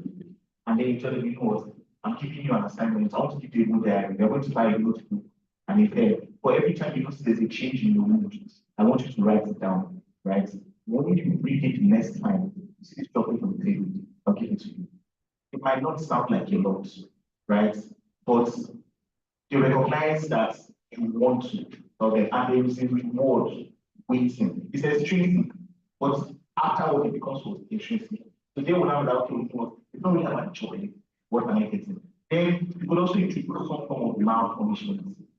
Oh, if you don't do this right, I have one follow here. You will give me 1,000 naira, put it in this follow. At the end of your 5th or 6th session, we go and buy chocolate together. Or whatever is the person likes. So you could look for ways whereby you can reinforce the behaviors that you want, while you are also trying to extinguish the ones that you don't want. For example, someone that is on overthinker, someone that has a lot of intrusive thoughts. Because it's okay, you know what are your intrusive thoughts? I don't know. It here's what we do. That diary, anytime you have an intrusive thought, write it down. When you break it, I will give you these chocolates. I promise when exams is forming, it's not necessarily because that chocolate, the person can buy it. But it's something you give them, you know, to look forward to. Right? So just very simple reinforcement punishment. Try to learn what your client likes, the things you don't like. You can use what you don't like in the positive way to help them. And you can also use what they like in the positive way to help them as well. Then when it comes to the field of psychology that you want to do, yes, there are a lot of aspirants to Maguire to Kafire to inspire. They're everywhere. They're taking my money. I'm not happy to. Right? So what I tell a lot of young people I want to do psychology therapy. Yes, you have to take education. What's on it? You have to take them. You also need to ask yourself, what am I passionate about? What do I want to do? You can have a master's in clinical psychology. You can be a licensed clinical psychologist, but you don't know how to practice it. Right? A client sits in front of you, tell you their problems. You will get everything down to textbook accuracy, assessment check, integrity check, clicking check, everything check, run the analysis. What next? What do I tell this person? Right? So you need to understand what exactly do you want to do. You mentioned something about liking academics. You don't necessarily have to practice, you can be a researcher. Right? You can do collaboration with us at University of Lagos, write papers together, you know, and publish identical things. So there's that. But if you want to try to understand where you want to be, like what she said, she doesn't like working with children, and I understand. If you go to Osho, there are small governments and devils there. You might not like working with children. You don't want to work with adults. You need to ask yourself, what age range? Right? You want to work with young adults, you want to work with those that are a bit older. I can work with everybody because there is active psychology, so I should be able to work with everybody. But some of us, or some of you might want to find a particular niche for yourself. And what I always encourage is look for that area that you like. Let's say anxiety. Like for me, my PhD, which I'm writing, is on anxiety sensitivity. That is the anxiety that comes before your anxiety, right? My goal is to become the top 1% of people that know about anxiety sensitivity. So you can pick one thing, concentrate on that one thing, and become an expert in that one thing. So that when they call names of people that know that one thing, who will they call? So you won't just be the role of the enhanced psychology, everybody. And so take your time, do that introspection and find out what you really want to do. Focus on that. Then do a master's, do a PhD, 100 pieces of person. Thank you. Like any sort of the question. So I want to just ask what to say. I interned in a neuro and psychological firm for about 2 years. So the thing is, one thing I've come to realize is the fact that as a psychoeducation or if you want to just go into psychoeducation, you get the opportunity to be diagnosis and also to explore the solution. Just emphasize what you get. But one thing I want you to do is to volunteer. Choose to volunteer with children. Let me just see, can I do it? So I started listening to children, and it got to a point, one mother called me and she's like, Oladi, my daughter is not talking to me. I don't know what I've done. She's not talking to me, she's just in the house. I think she's even still coming. So when I realized, how do I start from?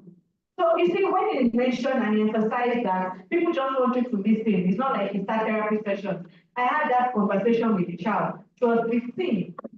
What's going on? Why are you not talking to your mom?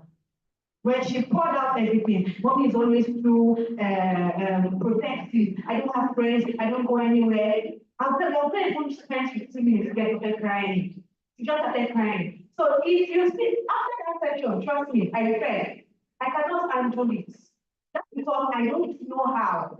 I've dealt with children that are neurodivergent, ADHD, autism, and one beats me.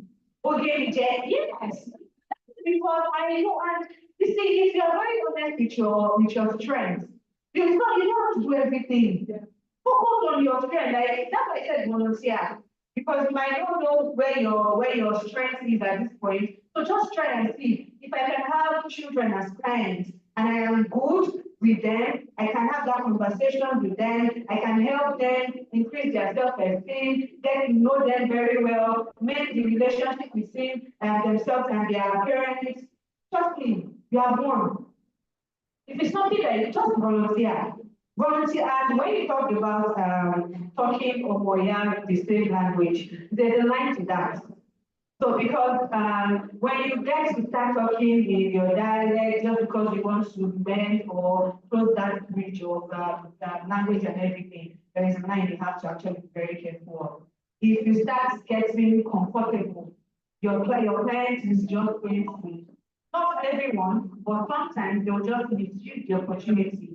Do you understand? So there is a line of professionalism, in as much as you are talking in the same language, you understand one another, it's very, yes, I know all the time we did this Hausa, Igbo, and Yoruba therapy sessions with my keyboard, where they will come and they will specifically say, I want somebody that speaks Igbo.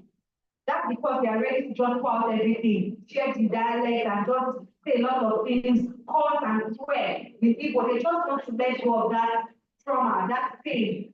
And they will do it very well in Igbo or Yoruba or Hausa. So it's just you crossing, don't cross that line. Be very, very aware. But the emphasis still goes on youth volunteering. Psychoeducation is something that I know that is actually based to help you still stay in academics and also attend to clients as well. I think there was a question on virtual therapy. Yeah. Wow, it's very nice. And that's because sometimes you as a therapist have to first of all settle into being yourself that the work you have before you is not what you want to watch. Yeah, so sometimes really, a lot of people, not even sometimes, a lot of times, people you are in therapy with, or who are in therapy with you, are first timers. They don't know how it feels. They don't understand that the environment plays a major role. Yeah, so you understand that there's a lot of psychoeducation the very first few times they meet you. Yeah, and I think that a lot of times people who are not intentional about the environment they are in at their first sessions are usually people who therapy is paid for. I find that out.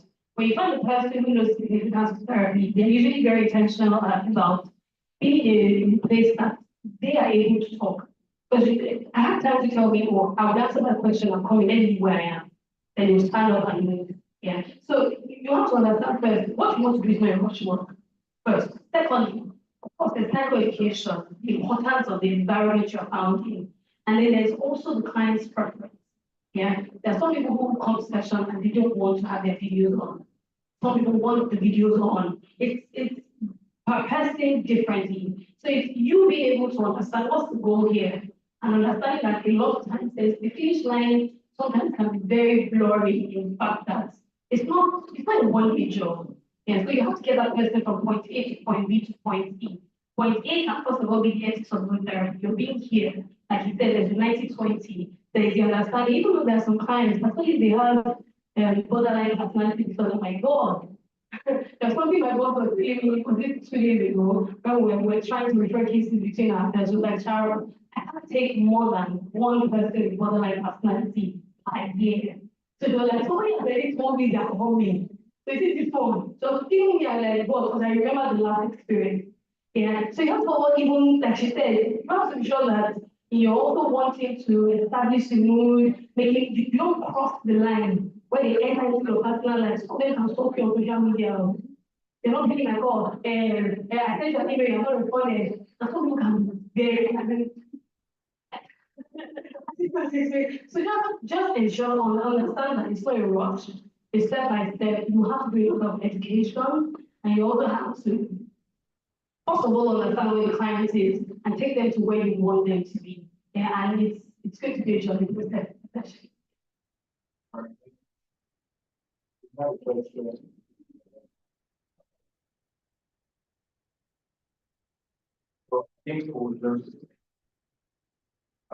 We have another session. I wanted everyone to just try and stretch. Yeah, so that please, I know we still have questions. Also, maybe after this question, we'll just do like you guys can get to the network for like 10, 15 minutes or something. Just walk around and then we'll come back to the final panel. Good afternoon, everyone. Good afternoon. My name is Ibrahim Magdalene. I'm a teacher here medical student in Afebagalwa University. And this is not really a question. Okay. I just want to commend everyone. I feel really blessed being in this sport, great in health. I feel so because as a medical student, we are a group of people that have mental health issues everywhere. And if I ever go into a lot of things, we are not going to be here today. And one of the panelists, Mary Ayuba, talked about storytelling. And I just wanted to emphasize and say that that really helped me because as a medical student, I entered into I'm in 5th year and we get to learn a lot of things that we don't know. We get to see a lot of sicknesses that I kind of like didn't know I had an issue until when I approached a professional and they made me understand. I basically was always thinking, to diagnose this person with this and I might have it. Whenever I have chest pain, I used to think I had symptoms of my cardiac infarction. That's like you're about to have a heart attack. And one of the doctors actually sat me down and told me a story of how I hadn't even told her, she just told me, oh, do you know there was a time when I was in medical school and I thought that I was having symptoms of my cardiac infarction, and I was like, wow, I've not even told you, but I wanted to tell you this. So storytelling has been I love reading books a lot, and it has helped me. And I just want to say thank you for everything you guys have said. I don't think that you're here because I'm not a professional in the field, although I wish to continue after my medical training and becoming a doctor. I just want to say thank you. I know we have questions, right? So I have to ask this question to everyone in this panel. So like in less than 20 seconds, when final question is, what do you believe is the most critical step we can take as a society to prioritize mental health and well-being? And how can we work together to create a more productive and inclusive environment for all individuals to thrive? Yeah. So everyone. So the reason why I'm asking this question is intentionally brought everyone in this panel because like most times people don't want to work together, so people don't recognize some other aspects and all. So yeah, so let's address that one. So starting with that, only those Dr. Chris, sorry. So I'm going to make this very environmental and situational specific. The number one thing that we can do to help people with their mental health is just to improve the economic situation of things. Because I'm telling you this because for every 8 to 10 times, right, it always has to do with their finances. So I think if we have a environment where we're going to do this, and people are actually able to care for themselves, feed themselves, do well, right? A lot of mental health issues with anxiety, depression, and a lot of other, everyday self-pathology. You won't see them because people are able to take care of themselves. That's all right then. Again, in the house, less judgment, more compassion. Less judgment, more compassion. That's it for me. For every situation, once you just show more compassion, it goes a lot. Thank you. Can we have those Dr. Chris able to speak? Please, just need to unmute your mic. Oh, okay. So I said, so what do you believe is the most critical step we can take as a society to prioritize mental health and well-being? And how can we work together to create a more supportive, inclusive environment for all individuals to thrive? In less than 20 seconds. Did you hear me? Okay, so you need to unmute your mic. Okay, sorry, can you allow him to speak? Are you guys having an answer? Okay. Yeah, thank you. Thank you for that question. I think, can you hear me now? Can you hear me now? Can you hear me now? Okay. Hello? Hello? Yes, we can hear you. Okay. Yeah, so I think most of it has been answered. For me, primarily is creating education and awareness. We fear what we don't understand. The reason why you find out that many people have the bias against mental health concerns is because we don't understand it. And there are numerous examples to this. A while ago, having twins, for example, was feared. It was perceived as demonic in some areas of the country and of the world. But what you find out is that by providing education, relatable education, people have become more accepting of it. In fact, people actually go to hospital to do IVF to get twins or get multiple births. The same thing with certain conditions like albinism and the likes. Mental health is still in that stage. I think for me, we also need to be able to localize our mental health content. We're speaking English. Many people who really need to understand what we're saying don't understand these concepts from these perspectives. We want to be able to tell stories, tell stories in ways that people can relate with it. And then, of course, provide, access to care. It's one thing to educate people. It's another thing to make sure that they're able to have access to this care. One of the things that I try to do in my work as a mental health professional is that I try to help people understand that having a mental health concern, and let me say this first, that having a diagnosis doesn't help the clients or the patient, at least not so much. It mostly helps the professional. So many of us are big on diagnosis, and I've heard a lot of people ask questions, how can we give diagnosis? But to be honest, the diagnosis is mostly for you as a professional because it helps you understand the line of treatment. The client cares less about the diagnosis. If anything, many times diagnosis actually label them, and then of course, keeps them in a state where they start to self-stigmatize themselves. Now, there are a few people who benefit from diagnosis because they're able to make research and learn more about their condition and know what to do about it. But what I've seen is that diagnosis most times, in my experience, create a limiting belief for people. And so I tried, and I think we should start looking beyond the diagnosis and make it more relatable. I'll take an example, anxiety. You could tell a person that they have an anxiety disorder or that they are depressed. It makes sense to you as a clinician because you understand what that means. But the person will say, oh, does it mean there's something wrong with me now? And what you get to understand is that with mental health concerns, the human brain doesn't care about the reality. The human brain cares about perception. So the problem in the first place with depression is that I already think that there's something wrong with me. I already have a negative perception of myself. That's why I'm with you. Now, what you've done is that you have sealed it by telling me that I'm depressed. So now there's evidence to prove that indeed there's something wrong with me. So what I think we need to learn how to do, and what I try to do, is to say, hey, let me explain this to you. Let me try to show you how this works. Anyone can experience sadness because it's a normal emotion. Now, what depression really is that it's an extreme state of sadness simply because your brain is trying to figure out a way to help you and hasn't found that way yet. So what you're trying to help them see is that whatever symptoms they're experiencing is an attempt of the body to help them navigate the circumstance. And then you help them realize that, oh, the reason why you've not been able to navigate it is because you've not gotten the right skills. And that's why you're here. And we're going to help you figure out the right skills to deal with this. So being able to localize the experiences so that people are not going around labeling themselves, I think it's one way to go. It helps to deal with the stigma.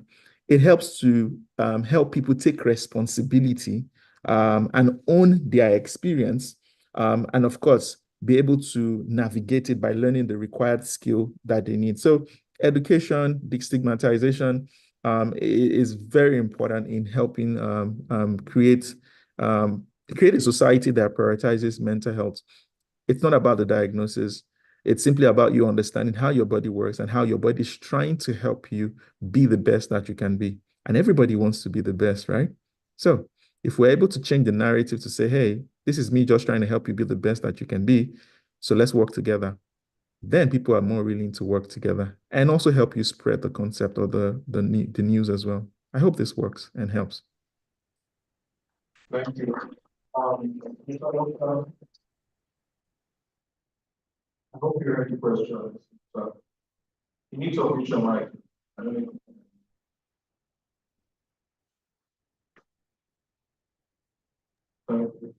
Okay, can I be heard now? Yeah. Okay, thank you for that question.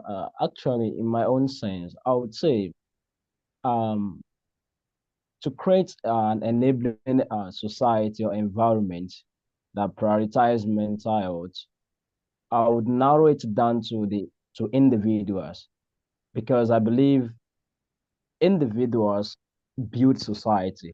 Without people, there's nothing like society. And if we have functional human beings in the society, then automatically the society will thrive and be healthy. So my own suggestion or recommendation is that everyone should prioritize self-care, because we pay less attention to this. We pay more attention to helping others than we pay more attention to helping ourselves. And you can't give what you don't have. You can't give what you lack. Majorly, what people believe in the notion that by trying to help other people, you are helping yourself. Yes, that's fact. But trust me, if you do not prioritize your own health in the first place, then whatever you're dishing out is half baked cake. Because let's take, for example, stress. Stress is a common denominator of factors that triggers depression and mental health breakdown. And let's be realistic, in our current situation, almost every one of us are stressed. So if you do not prioritize self-care and how to manage your stress, the kind of stress you go through, it might be work related, it might be relationship, it might be academics, whatever the stress may be. If you try to balance things up, then you're automatically helping other people. Let me make this clear. If you are stressed, you'll be hungry, you'll be sad. And if you're hungry, you can pass aggression on to other people. Someone can just step on your toes on the street and you resort to conflict and disagreement, and it bursts out to something that it leads to bigger conflict. And before you know, the environment is disturbed. And all of these things can break down our mental health. It can mix the society. If the society is not peaceful, obviously individual citizens mental health will not be healthy as well. So I would say, if you cannot manage your own stress, you can see how you have directly affected other people, because you are hungry, you are sad. Now, little things triggers you. Little things makes you angry, and then it can result to fight and all sort of casualty. So I would say we should try as much as possible to prioritize self-care.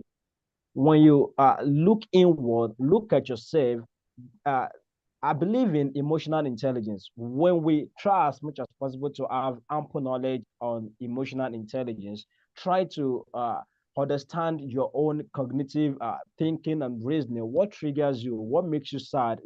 What makes you happy?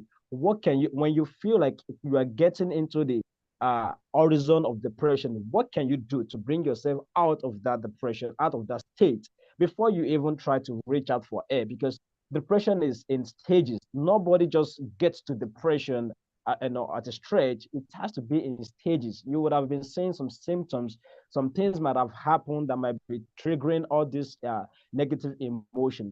So I would say, speaking based on the current situation that we find ourselves in our country, I would say prioritizing self-care is the key to creating an enabling environment, a serene environment where everybody can thrive and grow as a person.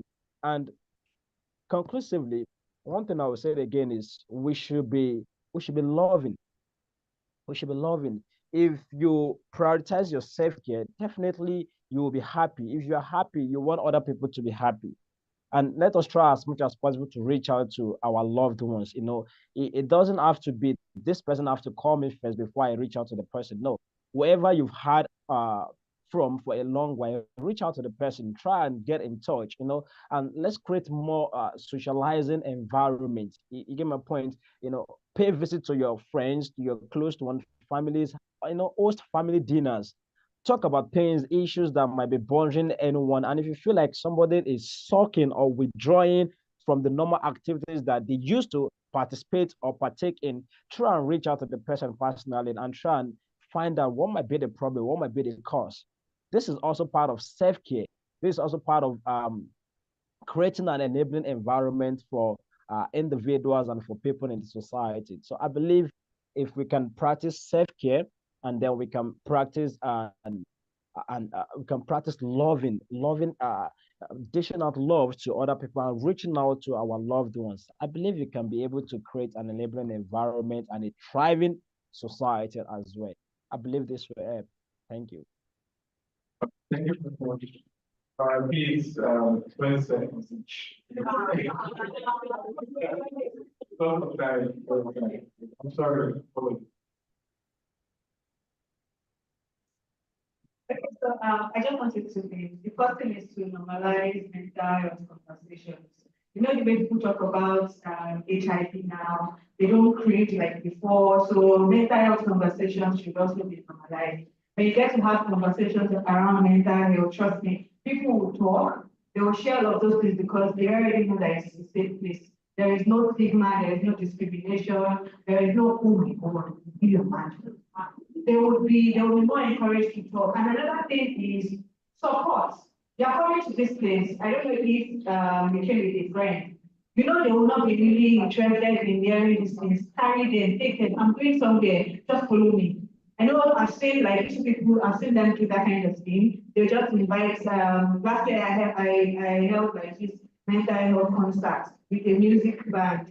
And I had people that basically came with their friends. And at the end of that concert, they were able to like talk. Oh, do you know, because they had like spaces for people to just talk, and it's something we do every year, December. So just support your friends and acquaintances, speaking, just carry them along. This is a place you get to listen to good music, and you also get to learn about mental health. It's a safe place. Nobody's going to judge you or anything. So normalizing mental, even at work, because it's something that Nigeria organization. The first panel, one of the speakers spoke about how in that organization, they basically have like a space for mental wellness. They will tell you, you do psychological assessment or mental health assessment at intervals. And once they notice there's something wrong with your emotions, it's not like they will sack you or anything. There's a standby psychologist there that will help you navigate and be the better version of yourself. So if you can normalize mental health conversations like that, take it around your school, churches, workplaces. These are things that will basically help us to reduce the number of people that are struggling with mental illness. Thank you. Sorry, before I start. Dr. Chris, can you hear me? I want to use this opportunity to thank you for the tutorial you gave me 300 people. Just came back now, I just remember those classes where you actually very passionately teach us, and I'm really, really grateful. Really grateful. Thank you very much. So for me, I would say it's both long-term and short-term. Short-term in advocacy, letting people know. Long-term in integrating mental health conversations and education in our educational sector, sorry. So including it and infusing it into various levels from nursery, secondary, and university, making it a compulsory course for people to learn. The way that somebody asked, when you do PhD, you learn about just mental health. So there's the long term and the short term. And also, there's also the part of giving your shoulders to others to stand. You know, it really does help people. A lot of people are struggling because they can't just find who am I? How do I start? So in your little space, you're good at one profession, you find somebody who's just coming in, give them a shoulder to stand. You would save some people from a lot of mental issues. You would be able to figure out how they go about life, what they do. And the funny thing about growing old is that it meets you very fast, sometimes without a lot of achievements. You know, and you are like, you can't compare the age with what you have done. So yeah, as much as we have advocacy, putting in the educational sector, in our own little corner, shine the light. Help people buy assistance. Go a long way. Thank you. I'm the last person, so I have more time. Okay. So I think it's going to be let's create safe space for people to tell their stories. And when they tell their stories, let's not stigmatize them. You know, let's not look at them like, so you really went through that. No, please. There's something like that. And don't even joke about these things. Don't even don't play with it, you know. So please let's get that safe space for people to tell their stories. And the other thing I want to add is that stakeholders and people who are involved in this space, because we know so much about this mental health space and all that, sometimes we're not able to also, how do I say it now, regulate ourselves. There was a time in my life when I used to really post about, I used to brag about it, like, oh, I slept for 3 hours. I slept at 2 a.m., I woke up at 5 a.m. My friend, you will do. I don't know, that's very extreme, but really, please, don't burn out yourself. In the process of helping other people, you want to be there, you want to be a shoulder for them to lean on. When you need to take a break, please take a break. When you need to go for therapy, please go for therapy. Don't say, oh, I'm a mental health person, I don't need therapy. My darling, you're gonna wear yourself out, and you don't want that. So please, just really take care of yourself for it. Thank you so much. All right, thank you so much. I think we should have a spoken word by Ananya. So please also, we can't take picture outside. So after you do more about Ananya, please, I just want us to just stretch for like 10-15 minutes before we sitting down. And also network, like get to talk to your peers. I know some people told me that looking forward to meeting some people here. Please get your numbers, so because if they send here, wrong thing. So get their numbers, talk to them, ask them the question directly. But please, let's just listen to one another. Give us an amazing follow-up. You can also record as well, and we really will get found by those people. Hoping the rest are about you. All right, thank you very much.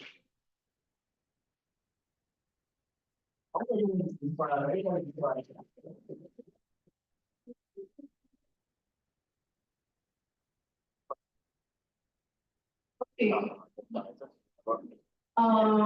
should finish the panel section. Two, that we learned from so many professional therapists, media psychologists, and the like. So because of our time, I won't ask us what we learned, because I'm sure we all learned a lot. We all learned a lot. We'll ask so many questions and insights and better understanding to the questions that we even asked the previous panel section. So I'm sure we learned a lot. So while we're on that, we'll have this Pokemon performance by Onome. So please let's start with it. After this, we will now have the very short break of just relax, eat, drink, and connect with other. Thank you very much. Thank you for being attentive to pronounce my surname. Hi everybody, it's an honor to be here. Will you just tell 3 people you're strong, you're beautiful? Now, if there's somebody you are making, having the opportunity, you know, after this, we're going to have to very much.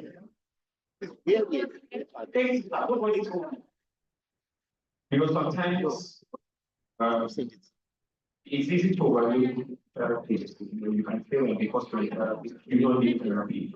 Like the last speaker said, you know, the Lord will help us all. Okay, so my piece is titled here. If you listen, I'm telling you to say be blessed. Listen, be blessed. I'm trying not to be so religious. This peace is peace to bring peace and get through the burdens of our hearts. That we may become vessels wrapped in honor as we present the presence of healing hands to every broken heart. But before I proceed with this peace, I want you to know that you are strong. But you were formed from a firm foundation, firmly footed in your full fullness, for you were formed and transformed by the foremost Father God. Didn't you realize that effect that takes away the effect that every time you stand in front of the mirror, what reflects is the beauty that was made perfect? But your roots are deep in Mother Nature. Your origin is rich in potential. You're more than a star. You're like a legend, extra star. You hold the record of the world like the book of Guinness. You're made of greatness. You can't clap yourself. No, I always struggle. And the book of Guinness, you are made of greatness. You are that you that you need to make you the you that you will become. You are you. Why are you truthful, outstanding, unique? But I know that sometimes it gets difficult, especially with what's in our heads, heading on what we're not. And then it reminds us of the series of pain that may have been caused by past experiences. Series of pain. Sometimes we feel like we're in a prison and we desire a prison break. In an attempt to build our empire of freedom, we spend our 24 hours trying to become one of the originals.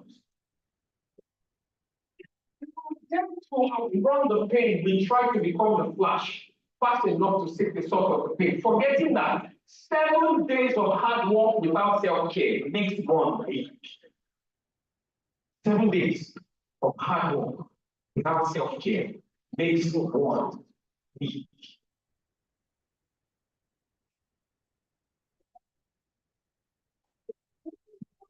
Like the letters of the speaker, relentlessly searching for gratification. And in a bid to leave that shanty town of pain, we keep running from one throne of highness to the other, back and forth. It becomes like a game of thrones. And depression sets in. We end up in a terrible shape. Terrible shape. For an attempt to want to square things up with ourselves, we start to try angles that never work. We keep going around in circles until we end in a wrecked angle. But you don't have to be there anymore. Today, there's a healing hand stretched out for you. All you have to do is grab it and step into that season of healing. The season of healing. So this is the season to be seasoned and seasoned in the seasoning that brought about the aroma of hope. Hope gave us the fast food for healing. Fast food for healing. Gone are those days when the pressure played out like the game of tornadoes. Now we're bold. We don't chicken out of challenges. We're strong. We're not a chicken republic. Confidence of the so-called mental analyzer who think to the work of their mouth. Because now we are at the place where we feel the sweet sensation of being known for competence. Known for competence, KFC.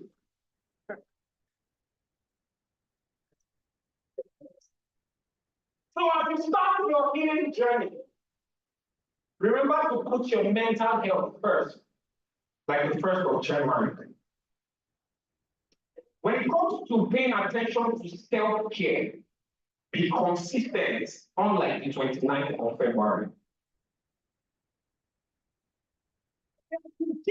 So march into greatness, and all our dreams can be made real in April.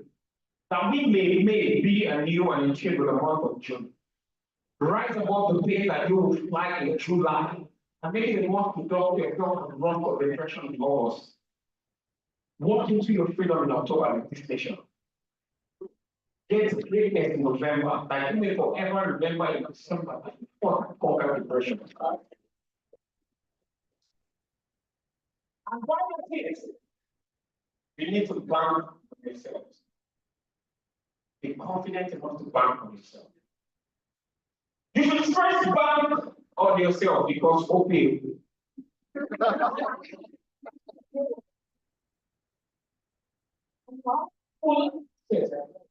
Greatness and victory. In your union with yourself, your identity should belong to you, but like diamond, you have remained sterling.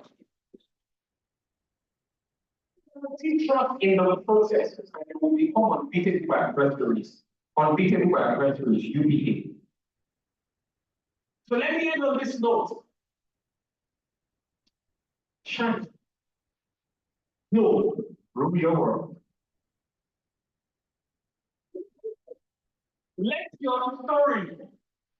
Let your story become a message to nations. Message to nations, anything. But it cannot tell enough of your beauty. So when the spark comes, there are multi-linked going to shine. For you have been blessed in numbers higher than 9. Over. Okay, thank you.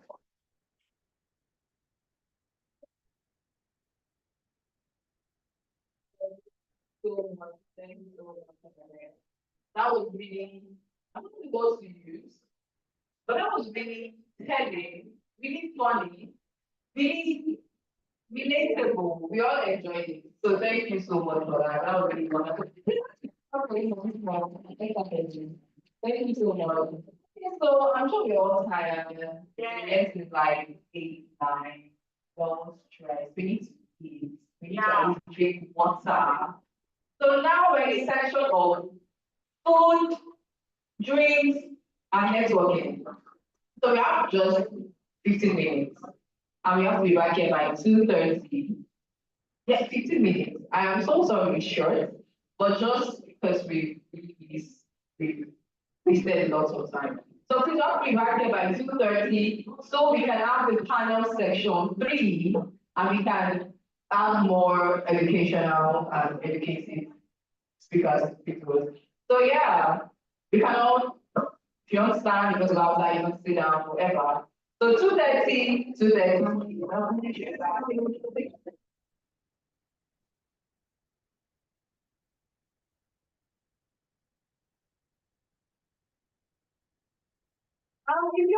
people or what or anything, there's a next one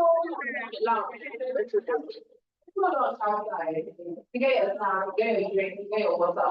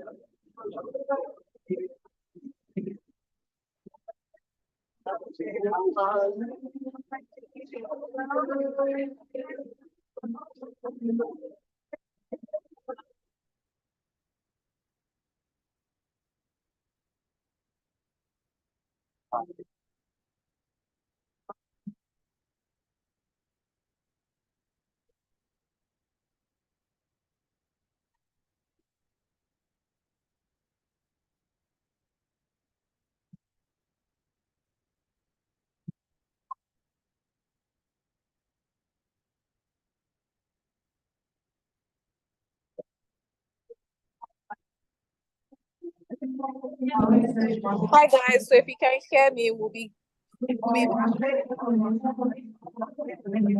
if you want to stay, you can stay. But then please make sure you have a bottle of water with you and some food. See you at 2:30. Ciao, ciao.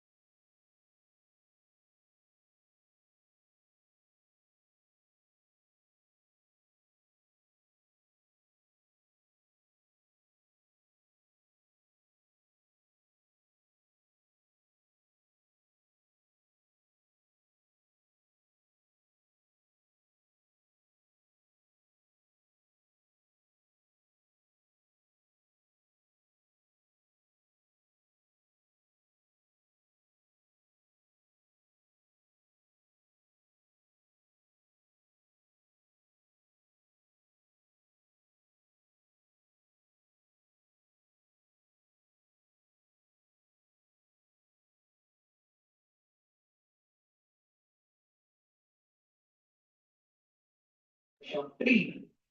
So for our moderator for the panel section 3, please let's clap for Ms. Amanda Yegli. Ms. Amanda.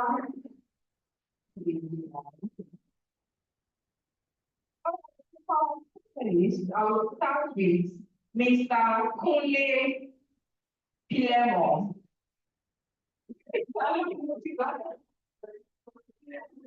Sorry if I pronounce it wrong. Mr. Kunle. So Mr. Kunle, also known as KP, is a multi-talented nation-building and knowledge business strategist. He is the CEO of Control HQ International Limited and founder of Empower Mental Drive Foundation, a foundation devoted to creating awareness and support as regards mental health and suicide prevention. Please write a big old clapping. What do you have to mention? The next on my list is Mrs. Olubukola Femi. Please. I'm so sorry.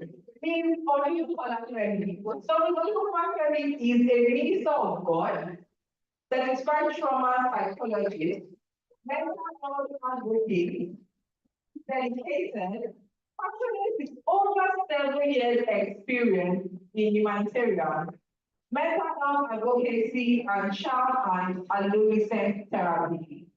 Ms. Olubukola is the global lead pastor of Ill Arts Mature Singles Global Ministry. As part of helping mature singles discover purpose, get it right maritally, through guidance and counseling under a leadership more than single parents, mature singles are happily married. Let's welcome Ms. Olubukola Femi. So our next panel is Ms. Susan Agbo. Ms. Susan Agbo is the founder of the Southern Mental Health Foundation and a seasoned marketing professional with a deep background in advertising and technology. Her career began as a marketing executive at an advertising company where she honed the skills and quickly advanced. Today, she leads the marketing efforts at a dynamic tech startup, fueling innovative strategies to the forefront. So we know she's not just a mental health advocate or mental health, so she won't just from organization. She's also a tech guru. So please, let's welcome Ms. Susan Agbo. Thank you so much, ma'am. Next on my list is Ms. Stephanie Tokwe Omolewa.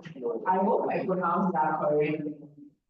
Forgive me, I'm not but Ms. Stephanie Tokwe. Ms. Tokwe is here, right? Okay. So Ms. Stephanie Tokwe is a passionate advocate for mental health and well-being, dedicated to making a positive impact in communities across Ghana and Nigeria. As the founder of A Foundation Africa, Teresa has spread initiatives to raise awareness, provide support, and reduce stigma surrounding mental health issues. I'm not going to be so long, but forgive me. So please, let's welcome Ms. Teresa to the stage. Thank you so much. So our last finalist is Ms. Sandra. You will help me pronounce your song.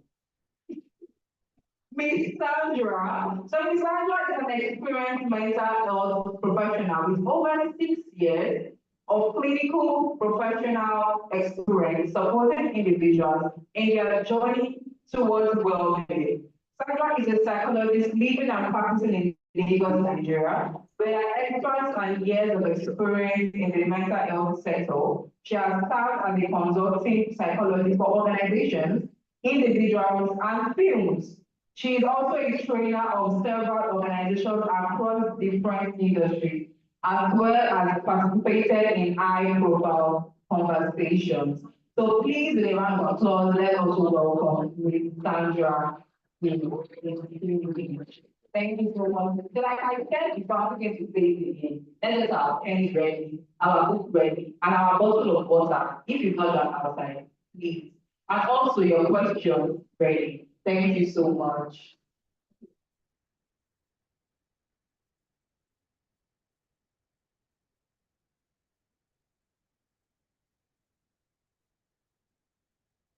Good afternoon, everyone. Thank you all so much for being here today. I want to say thank you to all the guests who've been on the panel today. I think we've been having a very lovely conversation because I like what you all do, and I owe great credit to the NGOs and individuals who speak about mental health and what the success of mental health awareness going to be. Okay, so we're going to have a conversation, and what we're going to talk about is pretty much about your experiences and the challenges that you have in the communities that you work with, and also setting up your foundations and working with people here who work with children, people in sex spaces, people who work with students, people who work with couples, people who work across West Africa. So we do have a wealth of experience here to share. And to the listeners, I urge you all to pay attention, and whatever questions you have to write or ask, please write them down. There will be a time in the section of Q&A, and we're going to touch on this or any questions you want to ask. And keep your mind open as well to know if any of the organizations and foundations that we talk about are ones that would be willing to volunteer your time, your wisdom, your effort to helping improve the mental health awareness of Nigerians and West Africans. Right?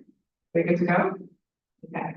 So to introduce myself, my name is Amanda Eheme, and I'm the clinical director and lead clinical psychologist at the private mental health practice in Nigeria. We've been practicing for over 7 years, and I think we worked with our staff for around that same amount of time, so more than and I will be the moderator for the conversation today. Okay?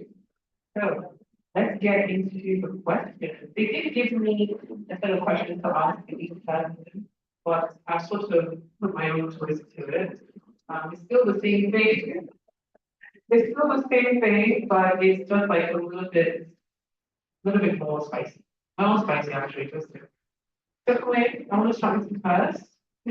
All right. So my question for you is this. We're talking about the work that people, individuals, and communities have made. And I imagine you've been here for how many years now? 7 years. Around the same time. Okay, so in these 7 years, you have steadily carried out some initiatives. And I want to know which of the projects you worked on is your favorite, and what you consider most impactful. And that when you think about it, you sort of get time which has that, I'm happy. Right, thank you so much.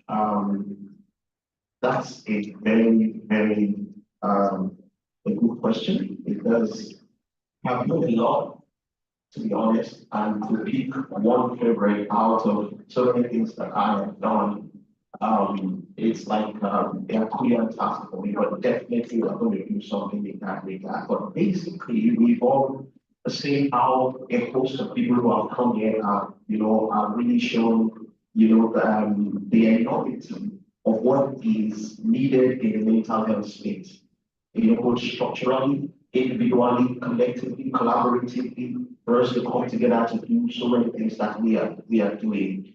Specifically, one of the things that I set out to do when I started mental health is to see how to project myself in the global scene. And that is how you can attract a lot of things. I mean, most of us will realize how funding is very important in whatever you want to do. And most of the people who give this, big grant or whatever we want to call it, they're somehow out there, and you need to project yourself,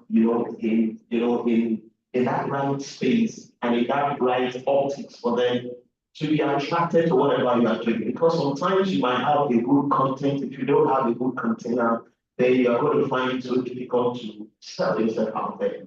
So one of the things that I started doing is making collaborations with international organizations, and then seeing how to leverage on technology to see how to power what we are doing. Because most of all, we tend to somehow build our structures around ourselves.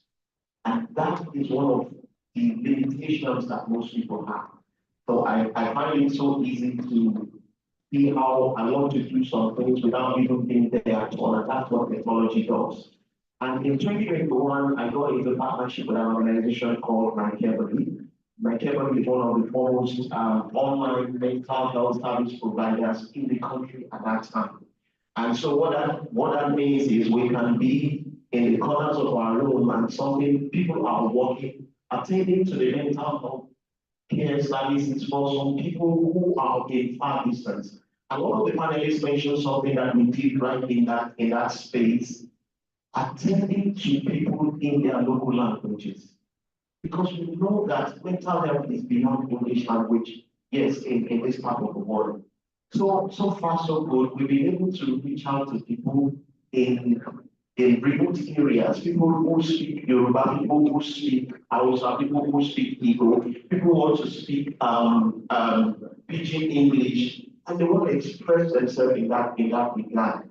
And that gives me joy because it doesn't have to be the suit and tie, services, but you get down to the bottom of the society as well, and you get across to people who provide service for them. Thank you so much for sharing that. I want to go back to Susan.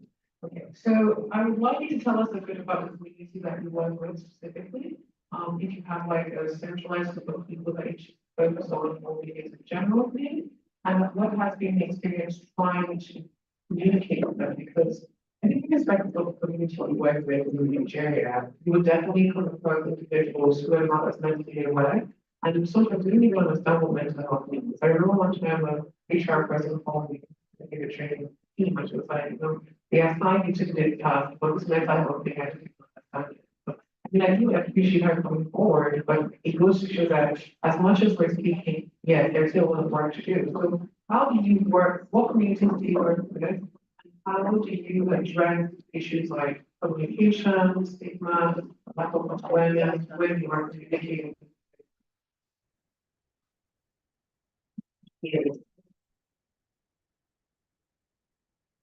Yes, so this question is just important. Sandra was just talking about how mental health has grown in our society, but it's better than what it was 10 years ago, but it's not fair yet. What you describe is 80 to 90% of what the reality of mental health in Nigeria is right now. So the communities we work with, we work with everybody. We create awareness for mental health across industries for everybody. So our initiatives include organizing monthly webinars for communities, for people generally, or for a close niche like friends or organizations. The last community we had a webinar was mental health, social media managers forum. So we had dedicated webinar for so we do things like that. But generally, it's great awareness for everybody in society. But we need to channel attention to specific industries. We created programs for them and all of that. So on our outreach, we speak to students, both universities, secondary schools, also do workplace outreaches where we go out to organizations on importance of taking mental health seriously for the employees and even the employer. Sometimes, or a lot of times, even the employer do not know about mental health. Some of them have not reconciled with the fact that mental health is something that they need to bring into the organization so that their employees can better for it. And if we talk of productivity and well-being, if you need your organization to thrive, you need your employees to be productive. You can't take out mental health from it now. Barriers. Barriers. There's just so much. So we do webinars. Let me give you a simple example. of the kind of society we live in terms of accepting mental health. One of the barriers is that you organize a free webinar. You go all out to get a speaker, a professional. Sometimes we spend weeks and weeks trying to convince people to come and be speakers on our webinars. And then we spend money to do ads because you have to get the word out there. Mental health is not a topic that sells on its own. We must put the effort. So one of the things we do, we create ads, to publicize and say, oh, this webinar is happening, so days, so time register. We get a few registrations. Sometimes nobody comes. Guess what? In next month, we roll our sleeves and we go again. Sometimes only 5 people show up. In next month, we go. We've had times where 20, 50 people come, but it's rare. Most times the turnout is really low, and if you're not passionate about the work, you'll be motivated. So that's one thing that the barrier does. It can foster the motivation, and you just spark your balance and say, what am I going to do? But because we run a non-profit, so we're literally doing these things for free because we decided to, there's no going back. It's not feeding us. It's because we've dedicated time, effort, so we must keep going. Then communication. Now, when it comes to communicating with the public, of course, there's a general public where you speak English or you do what you have to do. But there's a niche of people who are in the grassroots, in the communities that you need to be involved. You have to speak the language. I mean, you said it in the other panel.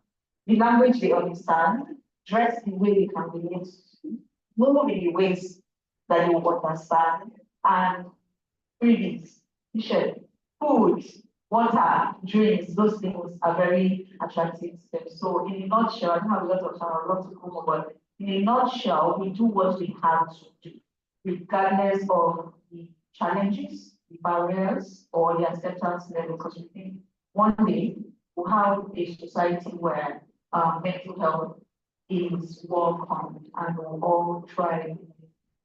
Thank you so much for that. Okay. So I have to say that I'm one of those people that think about needs motivated. I remember that when we started PTP, the idea was to increase that trust, and we had the arm of people just pay for our services, the packages, and then we had the arm of people who were coming support groups, better counseling. I do have some volunteers who are speaking, working with us, trying to fight people virtually, kind of physical arm of it.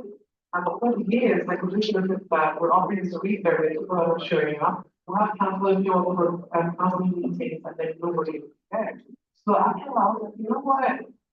I'm just focused on my business. Like, let me just get measures to what's making me money, and then find another way back to people. So what we do now is we also learned that if you give Nigerians free therapy, it's not at all. Like, if you give them free access, as long as it's free, they will treat it like it's nothing. So what we started to do was we now subsidize. What we always did, but we now put more weight into it to let people know that if you're a student, you're a qualified, you're a professional artist, you can subsidize their package of that. So you pay, that way it's like a win-win situation for everyone. So I told you, be resilient. That's really good. And so speaking about attitudes to mental health care, I wanted to say something. You have worked across the board at Nigeria. It was actually when I was looking for mental health NGOs in Ghana that I came across your platform, and I saw you guys were in Nigeria, and I was like, wow, you're balancing 2 environments. So I want to know from you, because I studied psychology at the University of Cape Coast.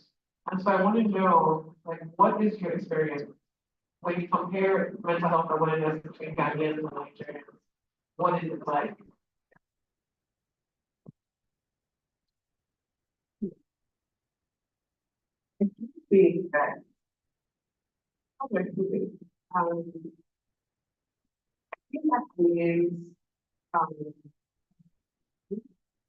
So whether industry, whether mental health industry is in Nigeria, it's quite bigger than Ghana. However, I do think that now more than ever, a lot of Ghanaians, a lot of organizations are a lot more inclined to carry out activities or initiatives in relation to mental health. They also have a much more organized national body and system that regulates everything. So I remember that when we started doing mental health first aid training, we were looking for a body in Nigeria and in Ghana that would go in and would show our curriculum so that it would also have like a higher level of certification, more than just coming from us, the foundation. In Nigeria, I was told that you should just go to under the psychologist practice, and then that was it. You can't try that in Ghana. First of all, in Ghana, once you come out as a psychologist, you have to take 2 examinations before. There's a mental health authority of Ghana that regulates a lot of things. They are also open to working with other like organizations. If there are policies coming from WHO or whatever it is, they open it up to everyone, more of accept. But in Nigeria, generally Nigerians have this initiative of, you know what, we're also everybody to be right as well. And so that sort of, I mean, when we joke around certain things, you just think that, oh, it's just a joke. But one way or the other, it goes you know. And I feel like Nigerians have sort of accepted that everybody will be all right. And so the seriousness that is speaking about that, you would expect that maybe some Nigerians would take towards mental health. You just feel like, we'll go and drink and we'll be okay.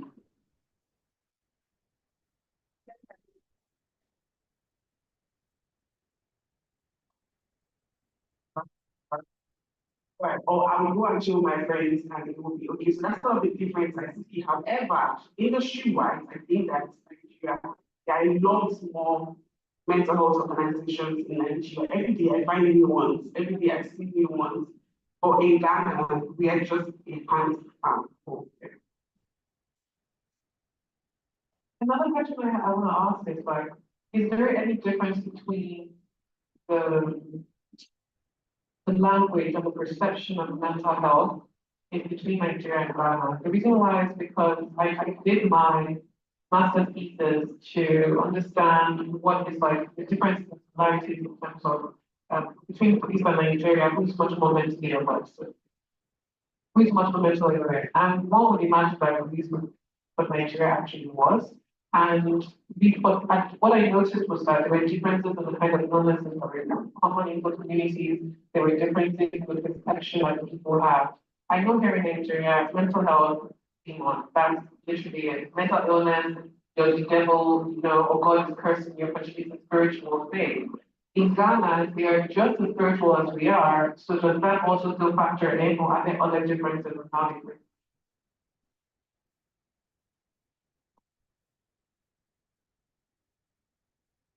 Okay, so yes, I think that it's sort of similar. However, if I'm being honest, the communities that we serve, we do not necessarily encounter that problem.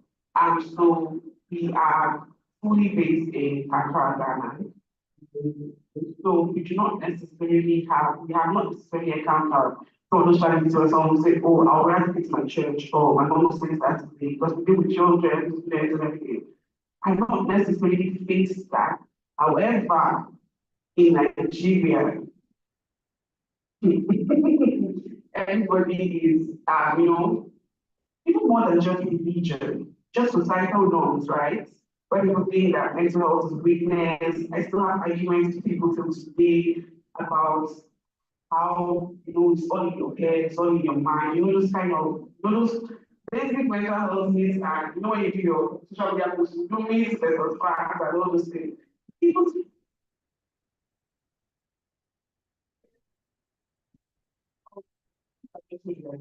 okay, so people till today still have that, those mindsets. I think that in Ghana, they're a lot more, open, they're a lot more open to.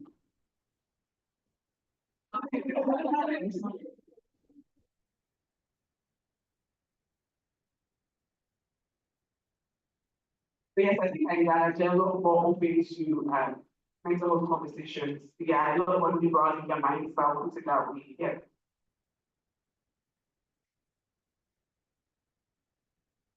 So over now to Okona, thank you so much for that answer. Okay, so much you focus on. I want to talk about your work, first class, very foundational, seeking some notes on your main issues. And you work with an interesting group of people, you work with couples, work with kids. I don't work with kids, and I don't work with couples. I can't do that. Well, single, okay, so you work with kids. I can't work with kids. It's a lot of work. I think it takes a unique individual to want to work with children, especially. Oh, when we're reading your this, they can't work with kids.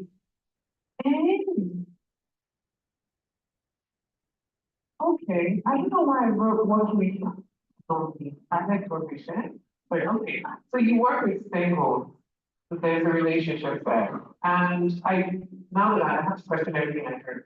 You work with singles, do they also, they want to extend have successful marriages, right? Okay, so that's what I want you to enlighten us on. That's a different community itself.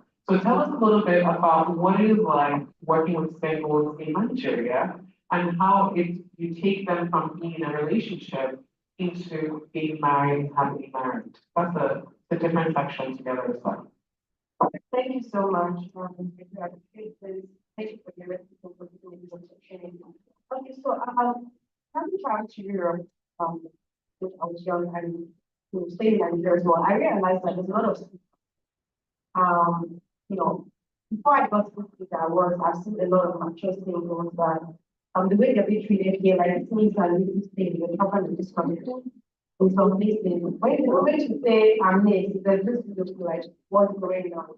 And start to reduce some of them they start having this complex thing when you do some place, even in some faith for the institution, So I don't want to be let me just be professional, right? I saw in some communities how this category of people were treated, especially outside Lagos, it's really bad. So for instance, if you're living outside Lagos and you want to take a house and you go back to the state, where is your husband or your partner? I think you mind your single here. So it's a problem, or you're a single parent, there's stigma, discrimination, or you're divorced, people like, no, I don't want to come and take a house. You might take people's husband, that's what the women, but the men, that's saying you might be promiscuous. So there were a lot of cases like that. When I was doing my research, I was asking people, you see people break down, they're crying, they're sharing their experiences, but because of we wanted them to trust, starting with me, as the community team and everything.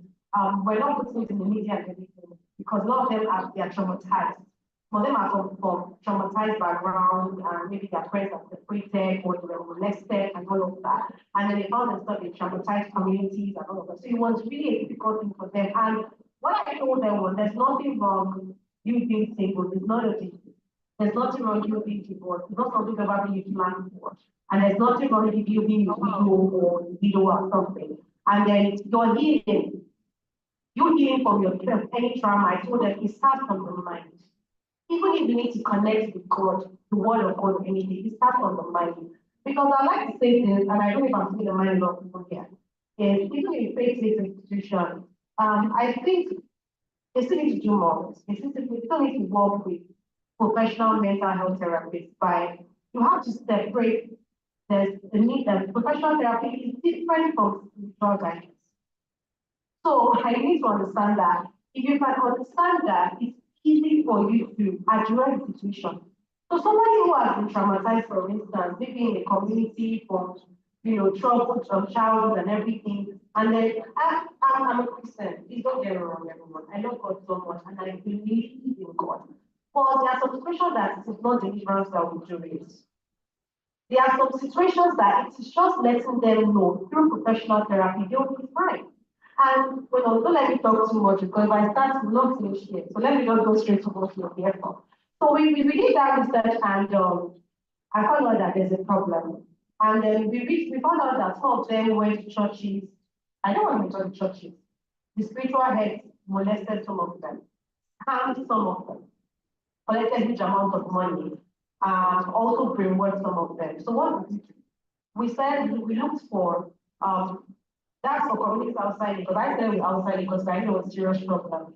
And a lot of them, for the women, they now suddenly gain confidence in themselves that they believe that they can't do something. Like for instance, some of them are not educated and everything. Instead of them trying to empower themselves by having like handmade jobs or looking for something to do, from age 20 to 40, you find these women staying at home and they feel they can give all the man. You don't need to work. And the men as well. So it was something that we found out that it's a problem. It's just professional therapy. So we said by going to the leaders of the community, like the Obas and everything, because we can't do it alone. So we started working with them. Okay, then the ones that we know that can communicate because of language barrier. Because when you go there, like for instance, when I go and I'm speaking English, like you don't have problem now. You can speak English, you are looking fine. So when I'm going on the humanitarian field, I try to dress as simple as possible, sneakers and competition and shoes, so that I'm not overdressed. That's number one. Number two, I try to learn their language. If it's like my native language, because I understand a bit of Yoruba, and then I'm happy with my mother's people. I try to like speak the language or pidgin, just to blend it so I don't feel like you're coming here to kill us with English. So that was very easy for us. And they were able to let them trust us that see, I'm not collecting money from you. I'm not here to scam you, and I'm not using it for publicity. I just want to know your problem. However, I address for number one, the problem that we found out in this community is that they lack information and the right information. Number two is because they were traumatized, they lack confidence in themselves. Number three, a lot of people go and open faith-based institutions in those places just to make money. They leave Lagos, they go there just to make money. So you go to church on Sunday, you have maybe 2,000 naira in your pocket, and they want you to say that if you don't need 2,000 naira, you go for the rest of your life. So it was a serious problem. So a lot of them, the money they are going to gather together to start a business or let a craft and empower themselves. Their investment in some pastors, their investment, yes, some, other places are not even like, maybe a Christian or something and all of that. So what did you do? We thought, okay, fine. What's your problem? If your problem is not spiritual, I now started collaborating with friends that are also professional mental health therapists, and we started counseling them, and they started getting better. Some of them that lack confidence, what is the problem? We address it. The ones that we know that needed spiritual guidance, we guided them. But you have to know God for yourself. Don't depend on one pastor, because if the pastor is not there, you might not be able to.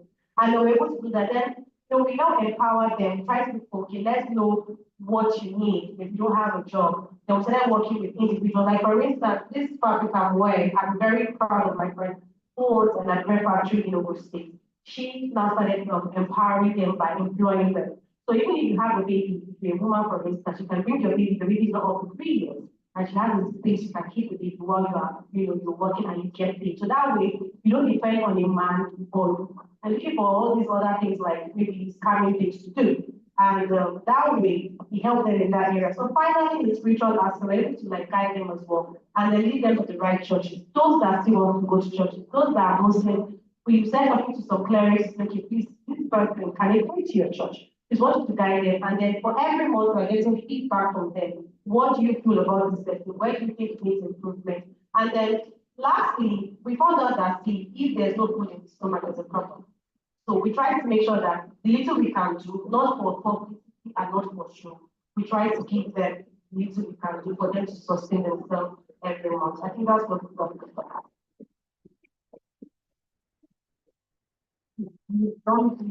What I asked. I'm wondering about which you got your tool was really good at what's inspiring to. Okay? Thank you. So that's not for sure you weren't a kid, but used to. Okay. You work as an educator. You work as an educator as well. And I have a question to ask because I think that the secondary school space is a unique space. Many of us went to school in Nigeria, and we know that we had a guidance counselor in school. But when you think about going to guidance counselor, what you're thinking about is what am I going to study in university? How do I make this decision? Or something that has to do with your parents. That's usually why you're going there.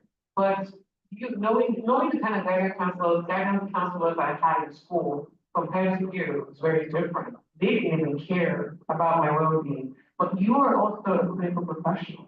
And I know that you're gonna definitely put 100% into your work. And for these kids to be well taken care of, you have to work with them, their teachers, their parents, and students themselves. So I want to know from your experience, what has it been like working with teachers, educators, working with students and parents to ensure that the child's well-being is properly taken care of? Hi, everyone.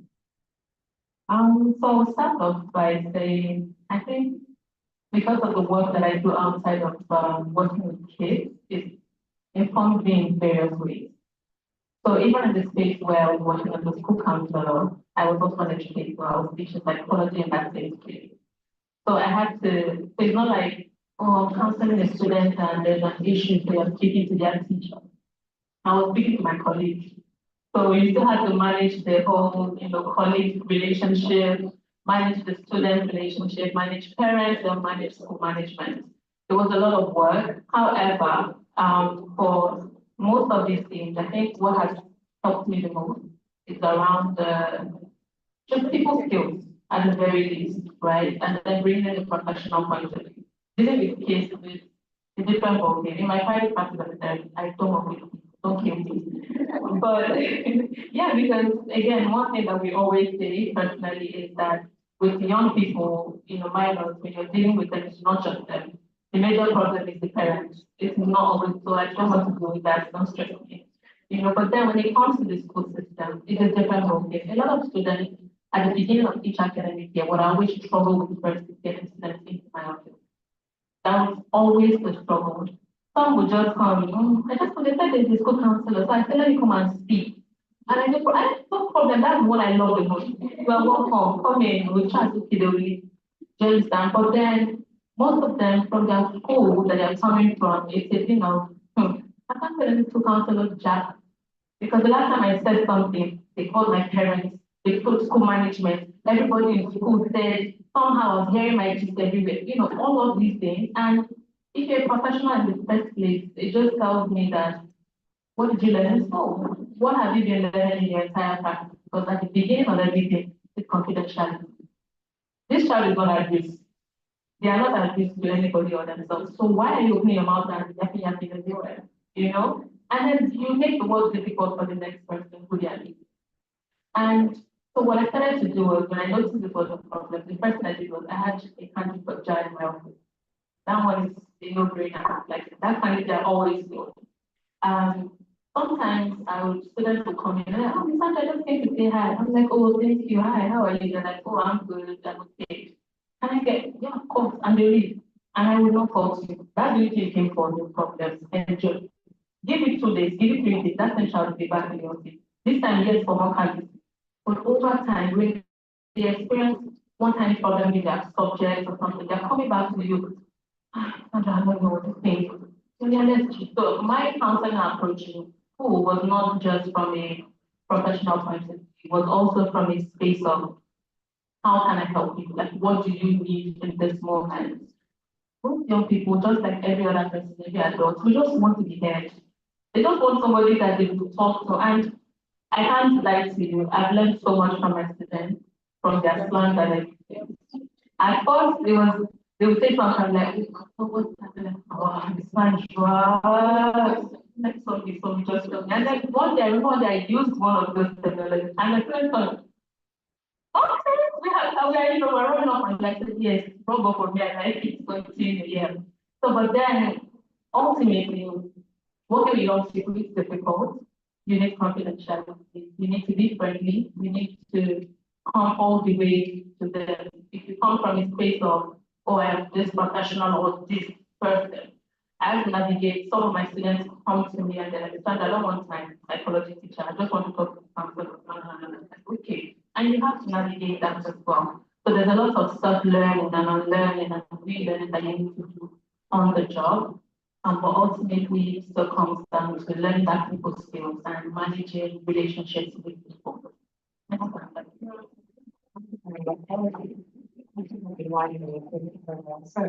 I want to talk now to Secretary, yes, back to you. We're doing the final round of questioning. So I ask that everyone that is asked a question, please try to keep them short as possible so that we can give the audience a chance to answer as well. Okay, so we talked about kids, talked about different communities. And one of the questions here that was asked was, I should ask you how you've been able to, effectively work with people who find it hard to reach patients. And I think that one of the hardest to reach populations when it comes to mental health, mental well are men. They're quite difficult to get to because, and this is not I'm not shaming them, it's not an insult, it's not a shame, it's just a mere statement of fact. They're the most concerning and then at the same time, the ones who are most difficult to reach. They need help, but they struggle to allow their egos to come down to be able to say, okay, asking for help does not make me any less of a man, it just makes me very vulnerable and open. And kudos to the men that are even able to come to therapy, because when they do come, I just let them know the fact that your hair is already one celebration, that's a huge step on its own. Then figure out the rest of how to get into shed. So I want to know, as a man working in mental health space, it's easier to get women to listen to you. But even if you look here, majority of people are women. So how do you then get the men to have conversations with you? Well, thank you so much. That's a very important question. Right here. Not because of the man, but because the society and the problems that we face. The truth of the matter is, why do men find it so easy to go to the gym rather than going to see a mental health professional? Why do they find it easy to build six packs rather than building their mental pack? Forgetting the fact that the six packs you build at the expense of your mental pack will be a no pack. And that's why we have to feel like this of packs. On the integrity. We have this one organization and we can get that. But the truth of the matter is, we need more advocacy, sensitization. Why do they gravitate towards things that they like? Why do they gravitate towards entertainment? Who comes out and they dance it? Why don't they do the same thing when it comes to their mental health? That means there is a gap in the knowledge area in that regard. They need to learn more, they need to know more, we have to take it to their face. If it means we have to roll our sleeves and put it right there before them, use the media, go the electronic media, go the social media, and every other means. We need to walk off our socks, go to remote areas and make people understand, because it has to do with the marketplace first, which is the mind. The marketplace is not where we go to, it's the mind first. So if we've been able to recondition the mindset of the people towards what mental health means, both men and women will embrace all of these things. And they can easily walk up to the therapist, they can easily share their issues with people, and a man can easily walk up to the wife and say, hey, babe,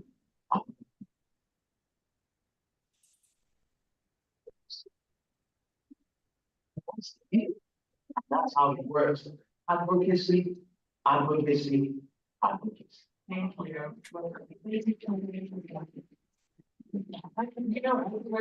There was something that came to my mind, which is like, is it possible that the language in which we use to speak about mental health and mental wellness is not something that because they may speak differently. So instead of trying to talk to them about, hey, let's in a group setting together and talk about our feelings, maybe trying to create something that allows them to still channel their masculine energy while still focusing on topic.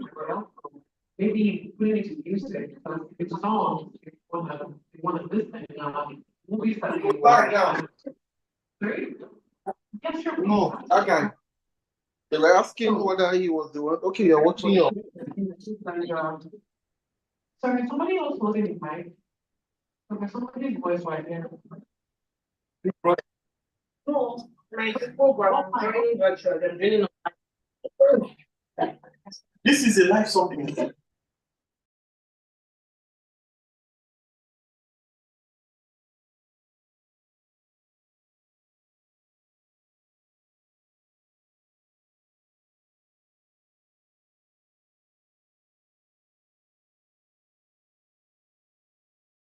And whether you like it or not. So whenever we do support groups or we have hangouts for men, we intentionally find things that appeal to men. So we've done a year and conversation. We did something at the beach in Ghana. It was a fireside chat. It was just at the beach, guys. We did what you call that thing? I think it's done at the fire, bonfire. And then that's it. So we've done this bonfire, and then we tried to do like games, like football, bring guys together. I think that what we need to understand when it comes to mental health is, I say this, is try and take mental health conversations to every space. So when you're taking it to every space, it means that you are speaking the language of the space. When you think about, like Sandra said, if you can't talk to a child about mental health the way you talk to an adult, knowing how the mind of a child works, why would you then want to have conversations with men about mental health, especially where we are not there yet? You know, we are starting from zero. We're already in a stigmatized society when it comes to mental health. Now you want these men who already have social construct of how men should be and what they should be and do. Why then would you not bring those conversations downstairs, take it into rooms that they are already in, that it would be easy for them to just connect with each other and have these conversations there. My report is to come second. So concerning men's mental health is something we're very passionate about work, right? So November is men's mental health awareness month. Yes, so we're already planning something. So I want to say that there is one phrase that men say that creates a wall between them and the mental health awareness you want to bring to them. And that phrase is, "This is how I am wired." This is how I am wired. Before, that's something they say to you before you even start speaking.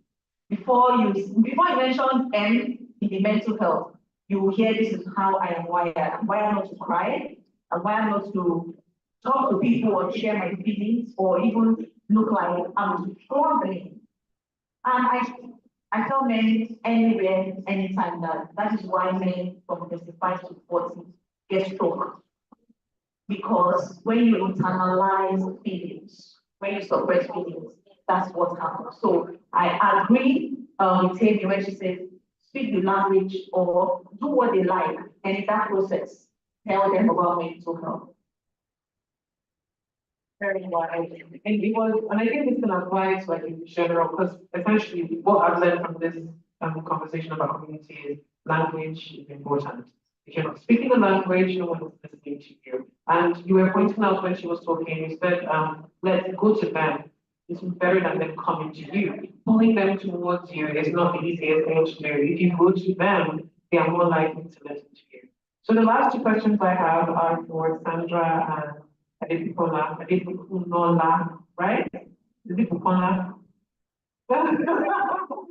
I'm trying to do better. Okay. So my question to you is that when you were talking, there are two things I mentioned that caught my attention. The first was working with Oba, because I'm like, Yoruba traditional leaders, mental health. That's a very interesting conversation. And the second thing that stood out to me was that when it came to the professional side of women, there was a desire to how do I say, lasting, for you to teach a man to fish. You know, that's what I was saying.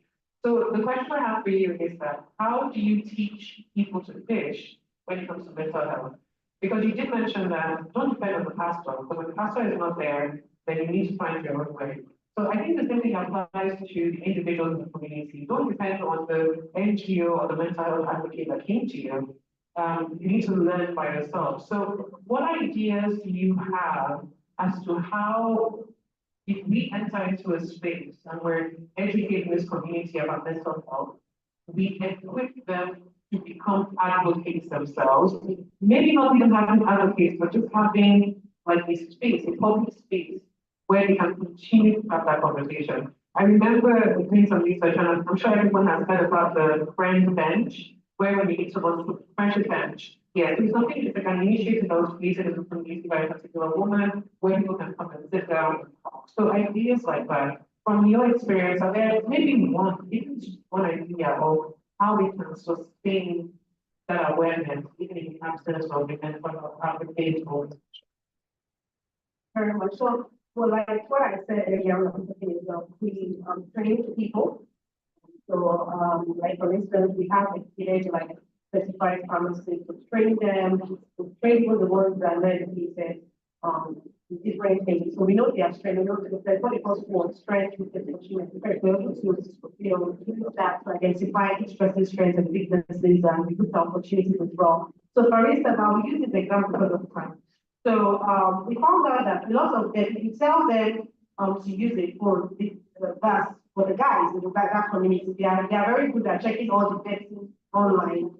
They're on Facebook looking for one white woman or white man that will give them $1 and they eat it with time. So what we did was we found out that they like using the phone. So we had to partner with people that into tech, to come there and teach them how, rather than looking for one white woman that will give you $1 and you eat it. Why don't you learn how to use a computer, learn software development, and all those things that have to do with tech. To learn a lot of them are potential. And also, because that some of them are not good with numbers, but they are good with, creative craft. So these are direct, for instance, if you give them, they will do it. So, okay, why don't you learn it professionally and you make money from it? So I spoke with a friend who owns a big direct factory, for instance, in Ogun State. So she has trained them, and she trained them for a couple of months, and they give them certificate, and also empower them with some money to start up their own business. So so that's how we teach them how to fish. Then in terms of spirituality, some of them, because of their background, some of them have been betrayed by big institutions. I don't want to mention, both the Muslim, the Christian, and some of them are not even Muslim or Christian, they are traditionalists.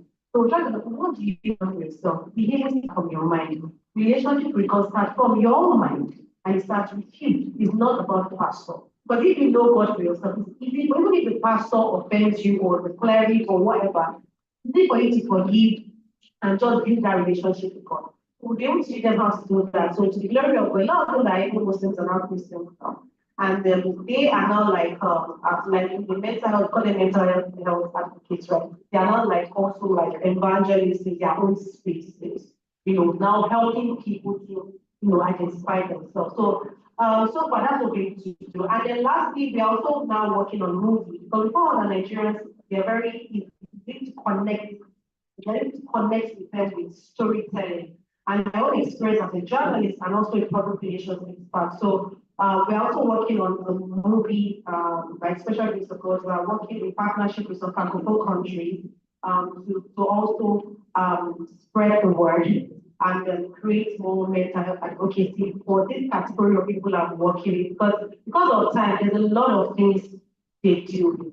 And then because of also for confidentiality reasons, we try not to mention people's personal stories, but there's a lot of things. And I realized in Nigeria, like they are not dealing with these things. And even the stigma and discrimination starts from faith-based institutions. But I hope, because we are working, that with what we are doing, we'll make sure that we can start and solve this one step at a time. Thank you. All right, we have a final question, and this is going to now, you also run an NGO called Psychaba, and you've had this for a number of years. And I know that the reason why more and more new organizations come over here is because more young people are interested. You're going through life, by the time you turn 18, you care about money, you care about Psychaba, you care about the foundation, you're like, okay, I too want to speak about this. Nobody in my family is talking about mental health, I'm passionate about it. Either in school or they want to talk about it in their community. So if anybody here has been nursing the idea of I want to start an NGO or I want to become a mental health advocate, but I don't know how to go about it, what would you say the first step is advice or a couple of steps they can take that you advise them to about?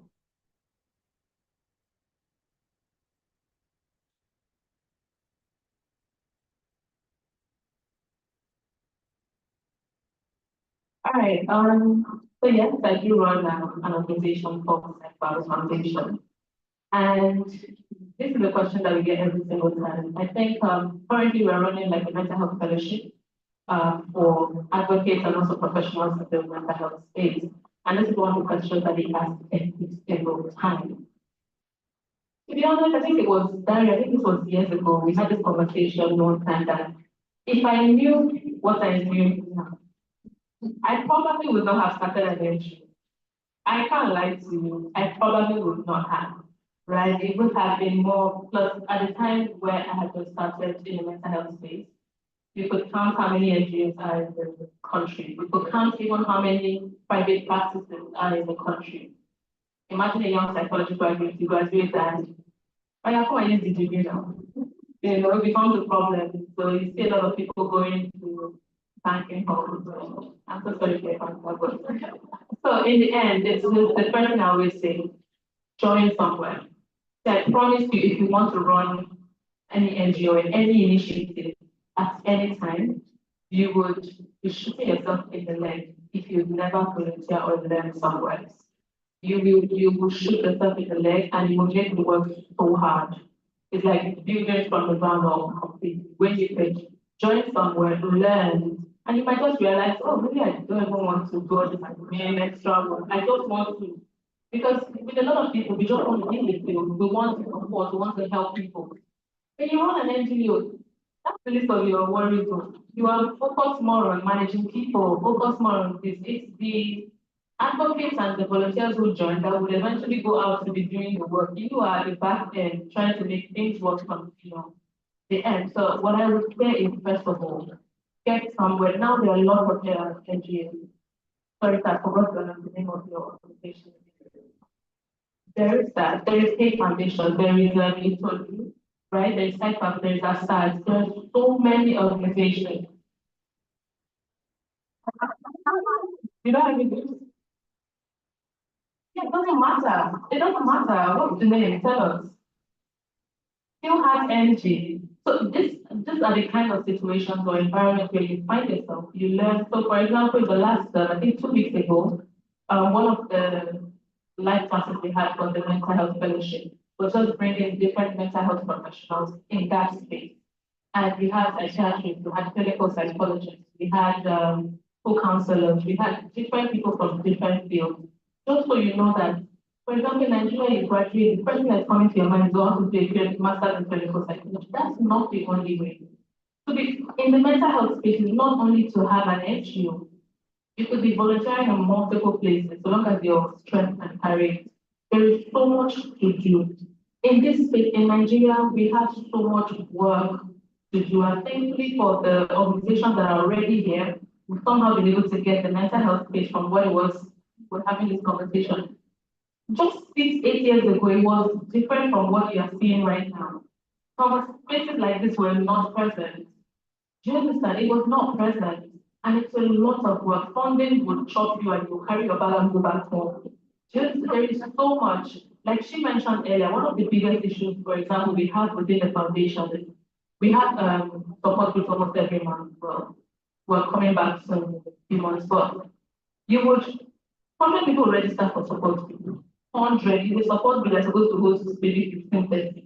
We don't close it at 15-30. Why? Because even without 100, on the day only 10 would show up. I learned this one of our very first events in 2020. We had, I think maybe you were there. Amanda was also there. I remember telling Amanda more recently what happened on that day. Her mouth was open. We had almost 150 people register. It's called the Mental Health Hangout. We have over 150 people registered. We catered to them as like food, drink, everything. And then on that day, we had less than 40 people. So tell me what will happen to all the food.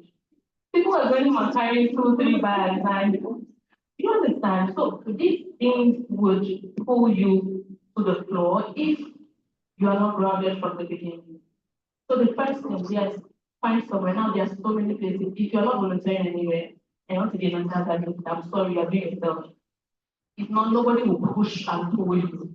Find somewhere, get committed. And that's something anybody who runs an NGO will tell you. Our biggest, also one of our biggest issues is people, the volunteers. It's a tough time when you're working with people. Get committed. You are learning from this space. Allow these people pour into you and you receive with open hands. Do you understand? So get committed, do as much as you can, get into the space. When you are done and you feel like I cannot give 100%, let them know instead of just disappearing. Let people know that when you want to start your own organization, plan first. Who do I want to attend to? Inside Bible, not listen to everybody. Our major focus is the young Nigerians. If a youth-led organization, focus for the youth.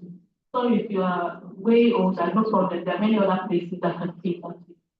We are focused on the young people because most mental health conditions start from when young people, right? So whatever it is, find a space, volunteer, get that training, get as much as you can, get your hands in the field, try. You've never learned until you try.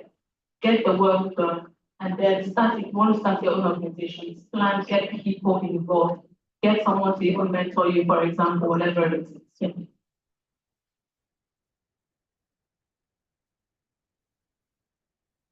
Okay, sorry, I always have to add something. Not add things that come first. Let me just add. Okay, so I just wanted to amplify what Sandra has said about volunteering. I personally volunteered for about 3 mental health non-profits before I started mine. I mean, I was understudying the owners before without them even knowing. I would just come up with 1 to 2 questions and answer. Unknowingly to them, I was getting feedback as to what my plans were. But I want to also say this. You do not have to have a non-profit, an NGO, for you to impact in that space. Not everybody would own a non-profit. And let's not forget, consider your motive. There are people who just open non-profit for the sake of it. 1, 2, because they want to be seen as well humanitarian without passion. 2, money laundering. Well, other those. Let's speak to what is wrong with our society. People open non-profits for the sake of laundering money, right? So you don't want to look like that because at the end of the day, if you open a non-profit and you don't do what you are supposed to do, and it's so bad that there's no regulation in non-profit space that you are checked to see that you're really doing what you said you do, right? So it's easy for you to want to do whatever you like. So you do not have to have a non-profit to make impact. Volunteer in any capacity you can. If you have skills, graphics, whatever skills you have, you can help any non-profit in the work that they are doing. And fellowships, there are retreats for mental health. Look, they're online anywhere, or you just Google non-profits, what they are doing, and then key into that initiative. Seek to learn every day, and then please volunteer. It's very good, and it's good for your resume as well. Volunteer, especially if you want to go abroad. I promise. Thank you. Alright, so I just want to leave the final word before we go into the question. I remember in 2017 was when I started. I started to see a lot of different things that money started. And every time I think about how we come, I remember how I relied so much on support of Victor, who's the founder of my life. I don't know if but that left us out of, yeah, he left the country. Yeah, right. So I remember during that time, I remember I go to speak to Victor, I was in campaign here, it doesn't make sense anymore, and we'll sit together and talk about it. And I tell him about the challenges I'm having with running a practice, how to get clients. And we'll have those conversations and reassure ourselves that don't worry, things will change. We're going to tell you fine. And at the same time, I met Assad as well. And we've been working together for this very long time. And it has been so impressive to see how the mental health community has changed so much more than what we're to now. There are places that I'll go to in 2017 and people go, oh my God, I'm not a therapist appointment. Like, can you read my mind? It's not possible. But the growth of the mental health industry for us in the private practice, really, I truly believe is as a result of the work of NGOs. because they have to go into community. We were sitting in the office dealing with the elders in the street. And they were going to create awareness for people to know that they come together. I cannot count how many people have been referred to me on Site Bible, on Money, on SARS, and people that we have also referred to them to provide logistic support for times when we can't afford care or any emergency. The collaborative relationship that the private space and non-governmental space has is one that has really contributed to the growth of technological awareness. And so I would very much appreciate that if every single person here is a founding part of what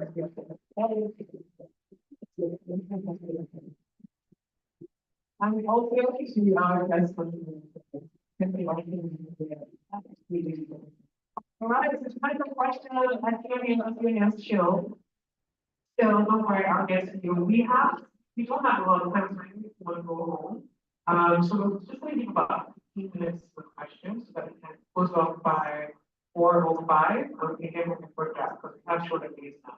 So if you want to have questions, just put your hands up. Let me count you out now. 1, 2, 3, 4, 5.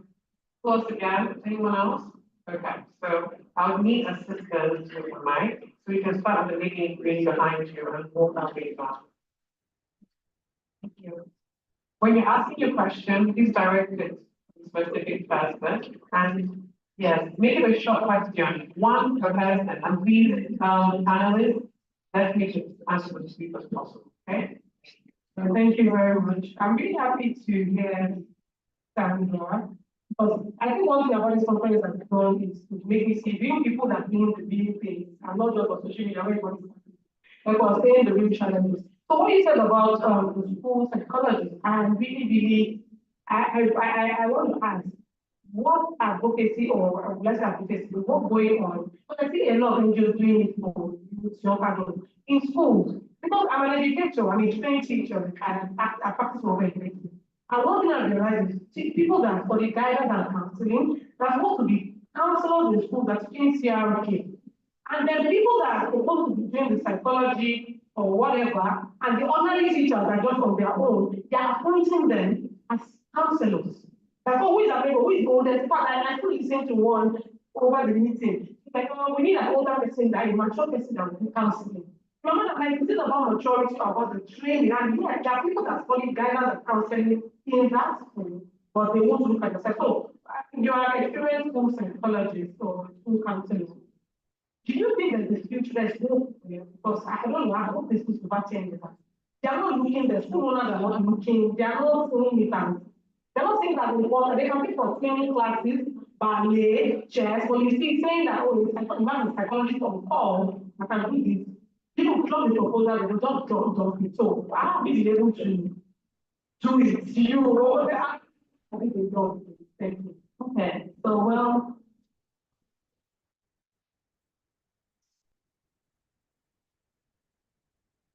All right, so I'll make this very quick. Okay, first of all, it's not just about the guidance that someone who's studying the course.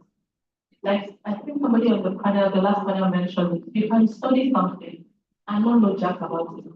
Ask anybody who is a mental health professional. What you study in school, I'm sorry for students right now. Well, I'm not sorry for it. What you're studying in school right now, when you come outside, it's different too. I'm not going to lie to you.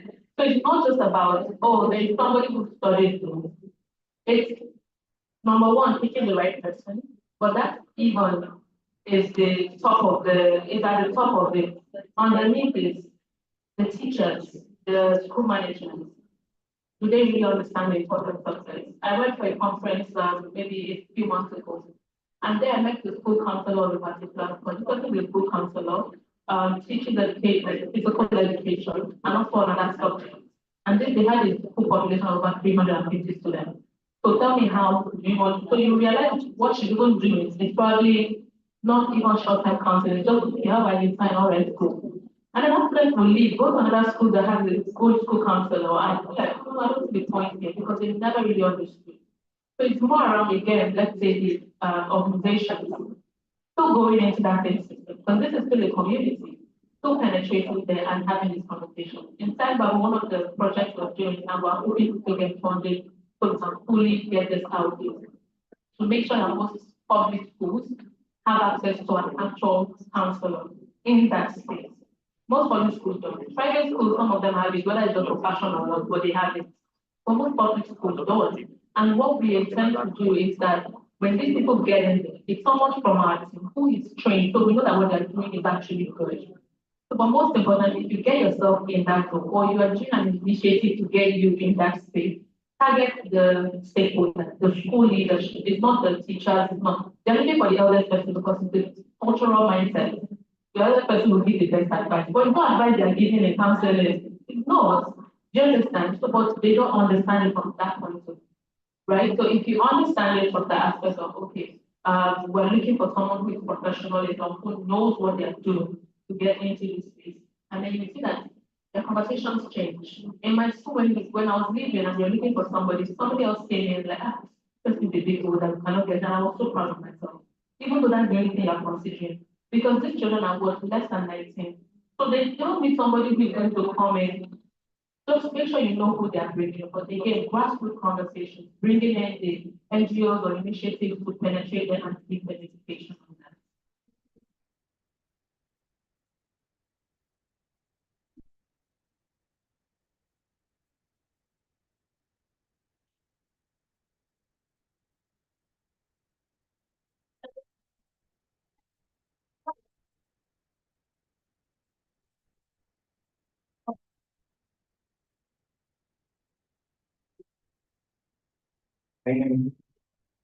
It's true. Thank you very much. Your position is beginning to talk on this question is very important. We will be leading on African print. So I do not know how do you create this strong balance in a situation where you're faced with a client who has like this background issue of what might seemingly be spiritual to them. Why are you trying to provide or you're trying to create balance between their between their faith principle and trying to enter their system and provide or without jeopardizing what you believe, you understand, or just want to keep up with them because let me give you a scenario.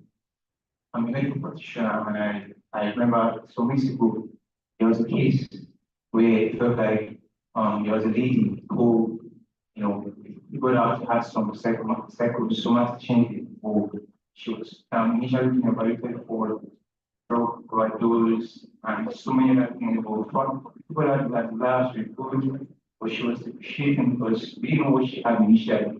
With the law fights going on, she wanted to like discharge against medical fights because she felt we not having her how she wanted to until consultant psychiatrist came and so I just had a few questions with them and figured out that she was going to start management. So how do you, when you face like something like that, provide or helps providing what you can for the needs?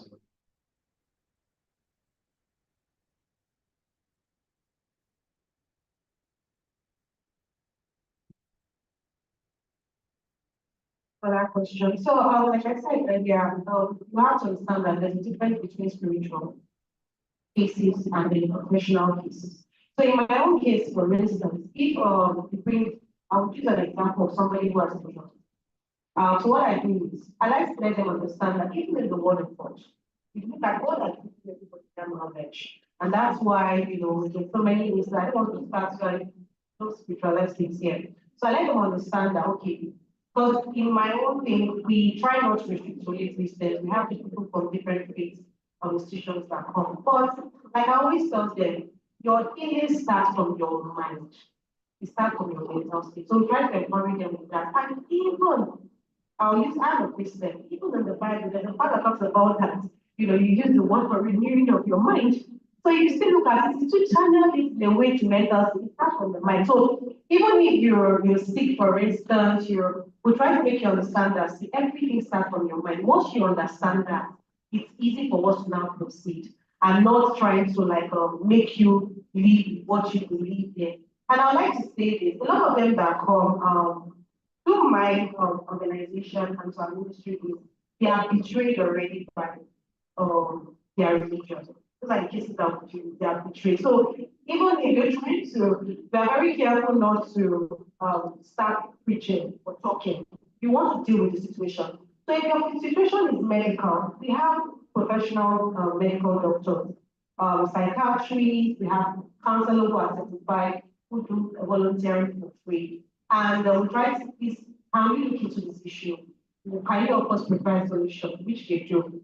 And we like them to sign, for confidentiality reasons, so that you wouldn't say that you brought cases to us and then we took it out there, or you heard from a third party. Because we tell you that, look, this thing is not going to leave here. And all these people here are professionals. Anything you say to us, or anything we do, stays with us, as the glory record and things like that. So once we can deal with the physical, the mental, and the medical, we handle that way. Therefore, the spiritual, you want us to help you. Like I said, we guide, we don't force.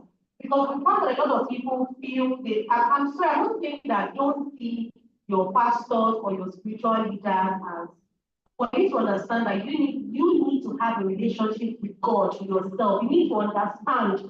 Because I think, and I like to say this generally, a lot of people are listening. They go to churches, or they go to small mosques, or they go to their whatever. And then when their pastor or their clerics or whatever betray them, they're not going to worship anymore. So we try to encourage them, like I said earlier, build the relationship with God, being a Muslim, being a Christian, whatever, build a relationship with God first. Understand why, and understand why you are in that religion, and it makes it easy. That if you don't want us to guide you spiritually, then we'll help you. And I'm also very careful, please, I'm wrapping up, also very careful when we are guiding you spiritually, because there are some cases that we try to bring in the mental world. If you are not spiritually mature, you might not understand. So we are careful not to say something, and that's where, we try to liaise. If you have a pastor or something, we try to reach out, or we try to tell your leader to understand your case. So what we do in our organization, because of time, very well, is it's very compulsory for us to know where you're working. That if you're a Christian, if you're a Muslim, if you're a traditionalist, you're but want to understand what you do and where you, so we can identify the problem, and that will be easy for us to now guide you, help you with relationship, because that even if, for instance, like you said, we teach you how to fish. We don't want to come and rely on us. For instance, if I'm asleep and there's an issue, if you know how to fish, you'll be able to take the word of God and pray yourself. And that's it. I think that's what you asked me.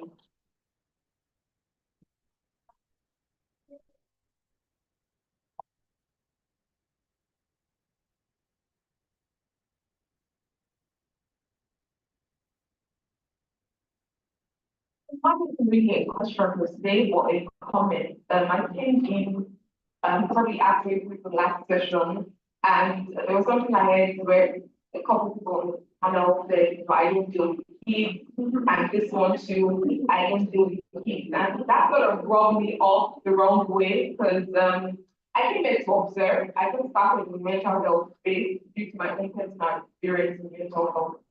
2016, I was diagnosed with chronic depression and anxiety while I was doing my second master. So it was a lot of things, but it led to something really serious. And I want to use the word luckily, but luckily for me, I was not in Nigeria. I had some sort of bias towards the system here because of personal issues or things I've seen. I have a brother who's autistic, and I grew up with him, he's the last one, so I'm first one, I literally grew up with him, so I know everything that's gone on with him. And I also have another brother that, due to, brain injury, eventually developed some sort of mental health issue. And, that comment about, not wanting to work with children, it's giving marginalization. And, I'm not going to force anybody or say people should work with people that they don't want to work with.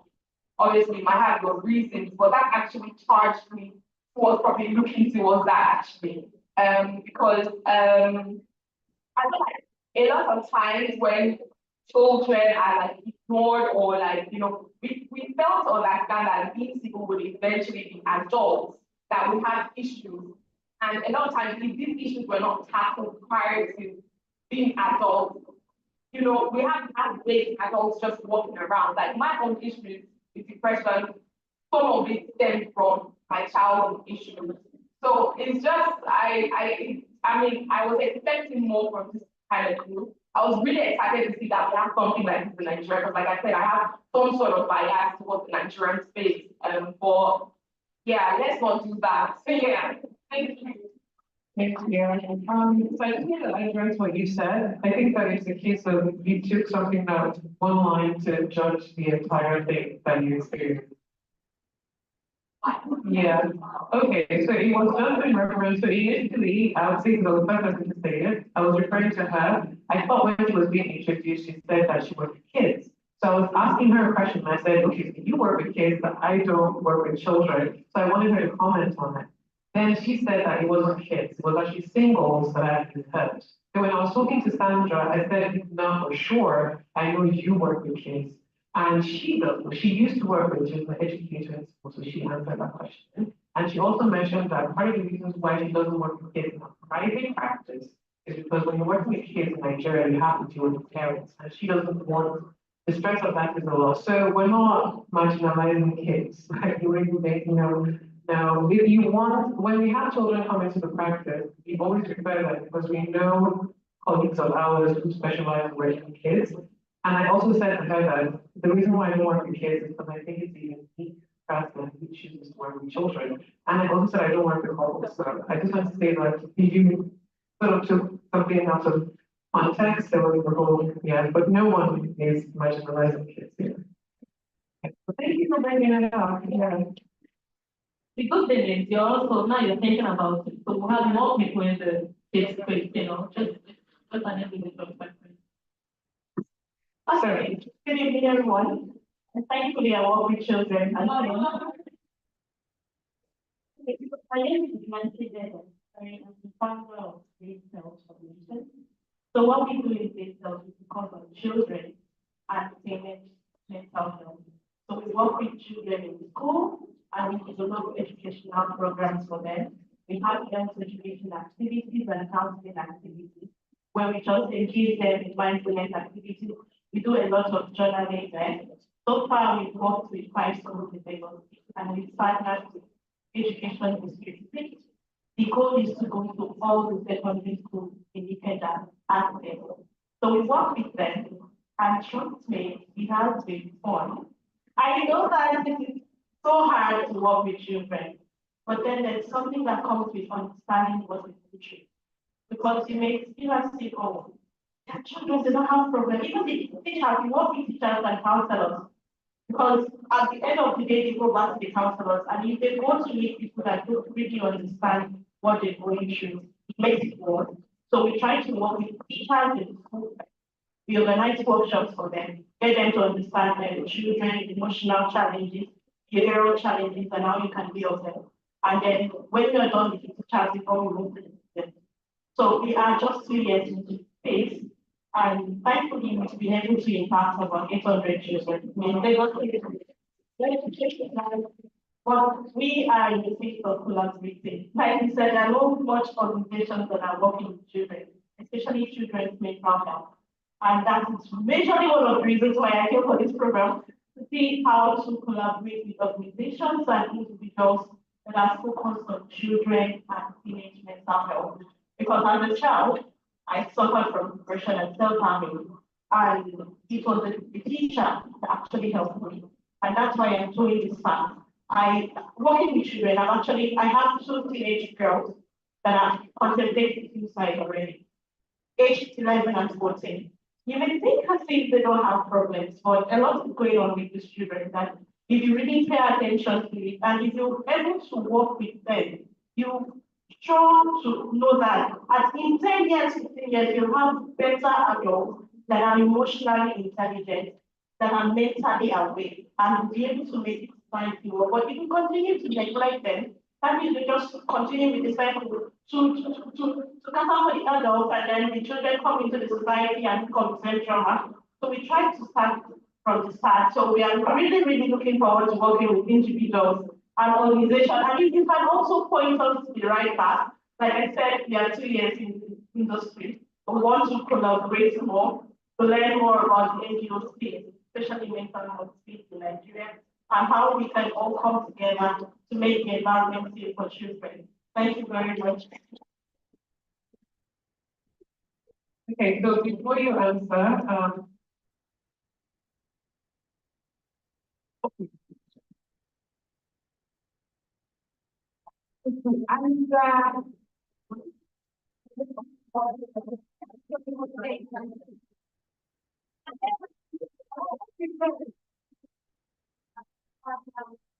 Yes, I think that's something I think they were okay. So yes, Hay Foundation, we do work with kids, and we started a program called Hey Kids, or Hey Club, basically, and it's basically turned towards the mental health of young kids. So we have a book, like a mindfulness book, like which well, it's exactly what you're saying. So yes, after this final thing, we can have a conversation. All right, good afternoon. My question is to Sandra, actually. Okay, so I also work with children in that Europe, but because you are working with sectors, I want to understand how do you manage the relationship between the students, the teachers, and their parents? Like children having to confide in you about certain things that you know that okay, what they are confiding in you with, you necessarily have to talk to their parents because it's not something that only you can manage. And it's something that, of course, because it was discussed, who management also has to be aware about it. So how do you manage that space? Because I work with mostly teenagers who confide in me. You see some of them who self-harm, you see some of them who are going into drugs due to peer pressure and the likes, and then having to manage within their parents. Because when you just go straight to parents happens differently, that children roll back into their identity. And also, how do you manage it in the school sector?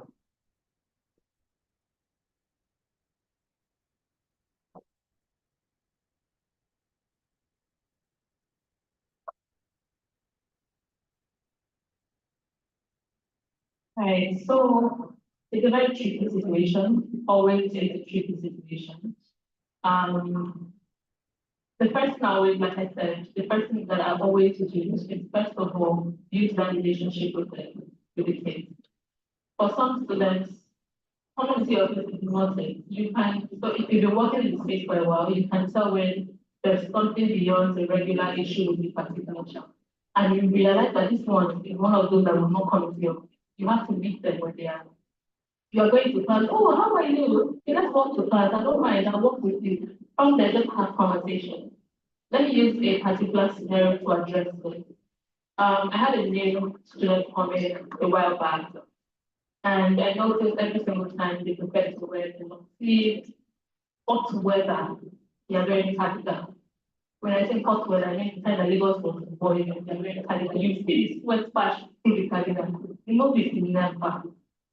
And then one day we're greeting, and I just, and then I thought, when people have, conversation, took them to the office, and realized the students were not happy. I could already, based on other behavioral patterns. And then we started to talk. I promise I'm not saying anything to anybody right now. Just talk to me what's going on. We started to talk. It took months. Obviously, I had people again to see this thing has to be very crafty as well. I won't tell anybody, but I had the student was kind of like a body student. So you had people who were keeping an eye on them without necessarily knowing why they're keeping an eye on them. But I'm just watching, even house parents, everything, you have to involve people. But then build that relationship over time. And then the day that we had a conversation, the man said, so this is what's going on. And in the recent days, I've noticed that things are getting a bit worse. We're going to have to get extra help. How do you feel about it? You are not imposing. You have to let them know that this is your decision to make. Even though you know what you're doing, but give it to them as their decision to make. Okay, what do you think? Help, it's not going to be as bad. I promise we'll contain it, everything. Have those conversations in a way that they are going again. Remember, you've built this relationship, but everything is hanging on that. The moment you have that, you see that they are beginning to slide towards the direction. How about we take a walk, for example, with the students? Because, for example, in the school I worked, we had a process for, I had established that process because it wasn't even there. If there is a child who is suicidal, what do you do? Everybody, we'll call their parents and parents will come and bring the school down. and stuff like that. So we had to establish those systems. First of all, build a relationship with them.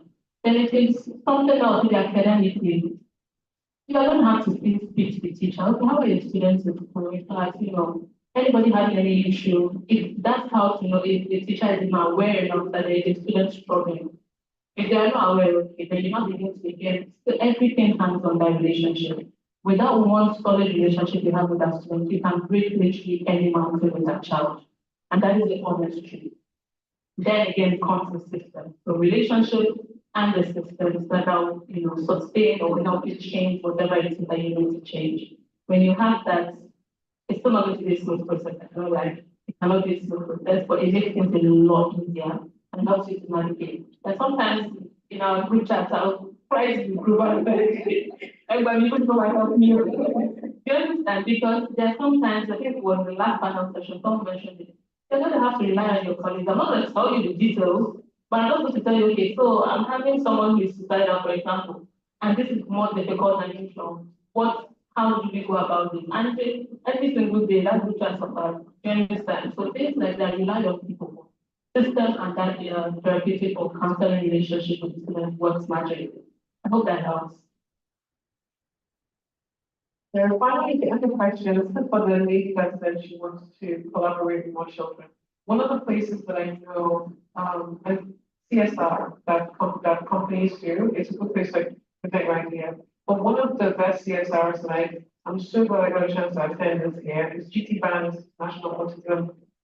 It's such an goodness, so amazing. I went this year, it was so good. The panelists they have, the conversation, the they talk about. One of the greatest things I learned, you know these things, but then when you hear them put another way, it changes it. It's like behavior, language. And that's something that the lady, she works with autistic kids in Nigeria and in America as well. Behavior is language. The child tells you something, it's them trying to communicate with you, even though it might not be direct.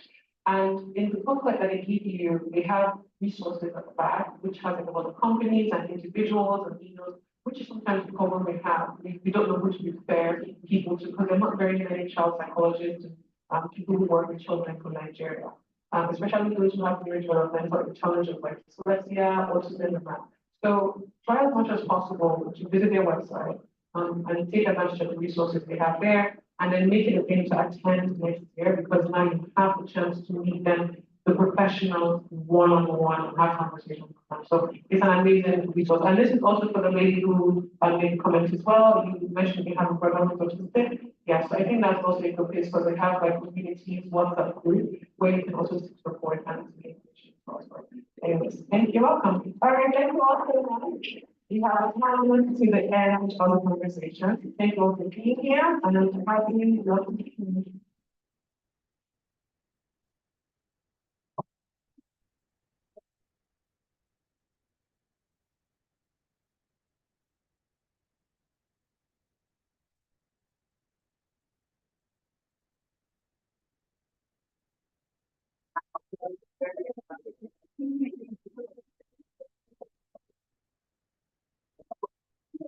We are not done yet. We're almost done. We're almost done. So please let's give them to be. I apologize.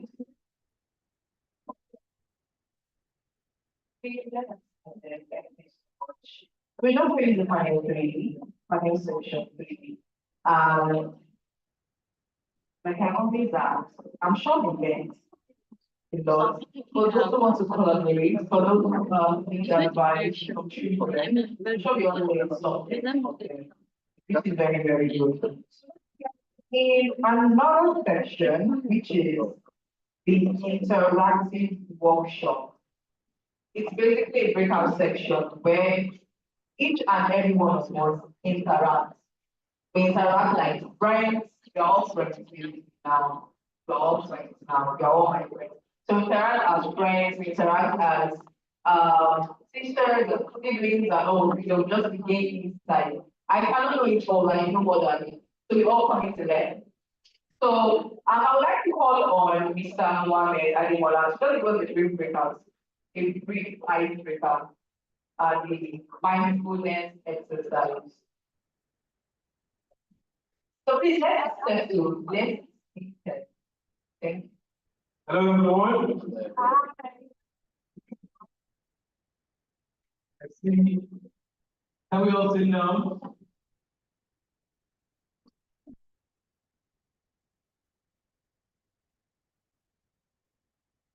It's fine. It's fine. So, I don't know, I have seen different, letters.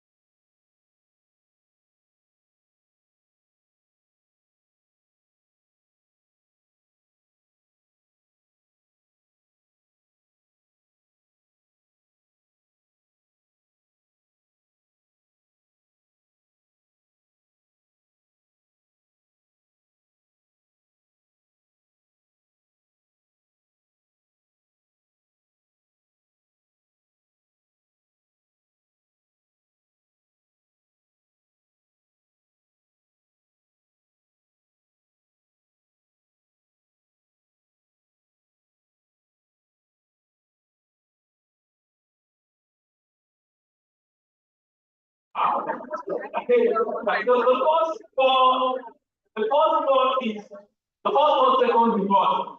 Inhale through your nose, right? The next 5 seconds is what? Oh. Then the last 8 seconds is what? Exhale gradually. Can we start again now? I'll penalize you. You blame you. So let's play again. Start. 1, 2, 3, 4. 1, 2, 3, 4, 5.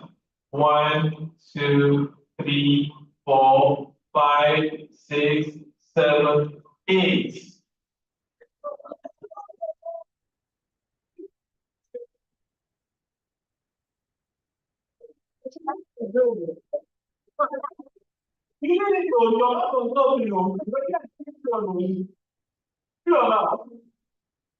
Okay, should I read first line? Okay, so I'm starting. Then I'm holding. Then the last 8.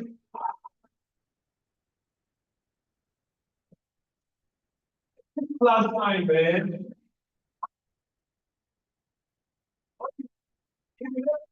That is very necessary. It should not come fast. They have to come slow. See, when you put pressure on the exhaling, you won't be hitting. I said slow.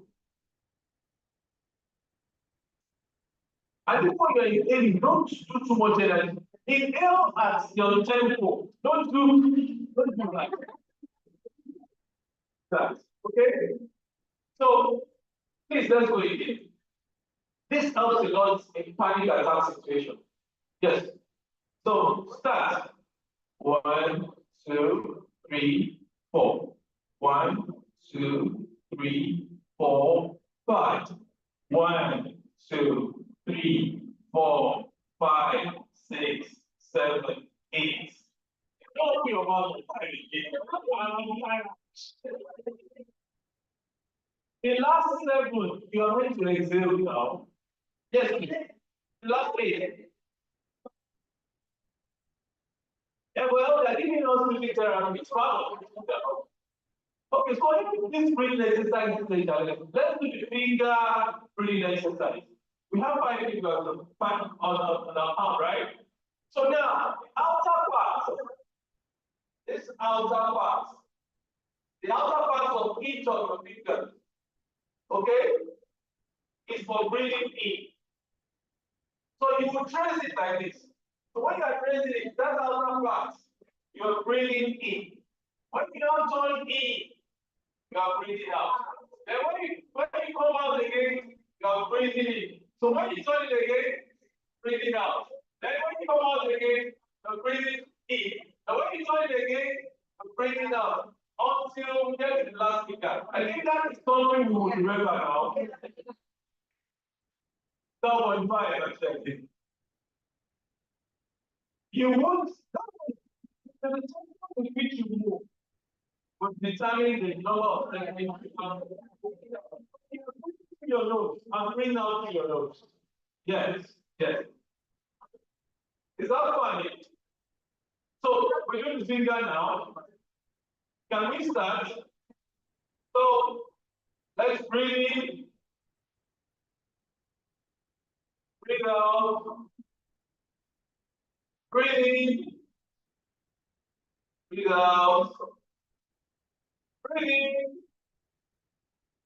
breathe out, breathe in, breathe out, breathe in again, breathe out.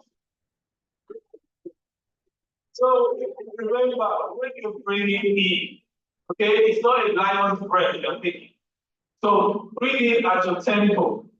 And when you exhale with your mouth, don't rush it. Keep it steady. That's when it's going to help regulate. You exhale. That's the true meaning of exhaling. Okay? Okay, so thank you.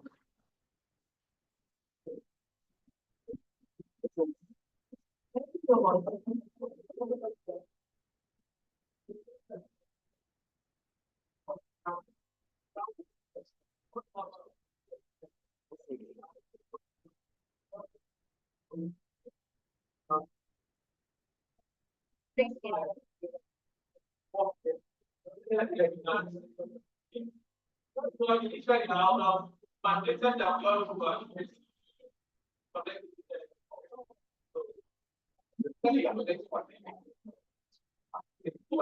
And thank you so much, Mr. Mohammed. I'm sure you will learn a new thing today. You only have to complete it. So I'm going to pass the recording. So I hope we are But as far as this mindful breathing, there is something called Pomodoro technique. Yeah, Pomodoro technique. Pomodoro. And it's basically a concentration technique to avoid distraction and to reduce your stress. Try for those like by what you say, those who work, that kind of stuff. So it's a 25 minutes exercise, whereby you're having a task and you set a timer for 25 minutes. And after 25 minutes, you take a 5 minutes break to clear your head. In the sense that you're not overclouding your head to give you like migraine or headache or something. So after setting your timer for 25 minutes, when it's 25 minutes, you take a 5 minutes break. After the 5 minutes break, you go again for another 25 minutes. You do it for like 5 times. Now after the 5 times, that's when you take it 15 minutes to 30 minutes break before you go back again. So it's basically good for those who work in the offices and schools. People who teach, we need it. Not we, they need it. I don't teach, but they need it. Look, students have stress you, so we all need it. Another one is 5, 4, 3, 2, 1. That one is basically you naming 5 things you can see, 5 things you can hear, 5 things you can smell. I don't know. Yeah. So 5 things you can see, 4 things you can touch, 3 things you can hear, 2 things you can smell, and 1 thing you can taste. So basically just to give yourself a sense of stability. And it's also a panic attack exercise where you are feeling anxious or something to just calm yourself down. So I'm sure you all get something just whenever you are stressed, you can just your head. Another one again, I'm not going to this, but another one again you can do when you're in your room is just to lay down on your bed and feel your sensation to your body. I don't know if you've done that. Let me explain it better. It's called body scan. Yeah, body scan. You lay down or sit comfortably and mentally scan your body from head to toe. And then you pay attention to any sensation in your body without judgment. It makes you have a body awareness about yourself. It's a sense of stability you do to just know what is going on in your body, both internally and externally. So you can read anywhere. So I'm sitting right now, you can even scan yourself. So yeah, thank you so much. So we are almost at the end of our event. Thank you so much for staying. So let's have a quick spoken word performance by listeners. So please let's welcome Goodness. And after this, we'll have our closing ceremony. If you can go. Thank you so much. So Goodness. Not really going to be spoken word for all.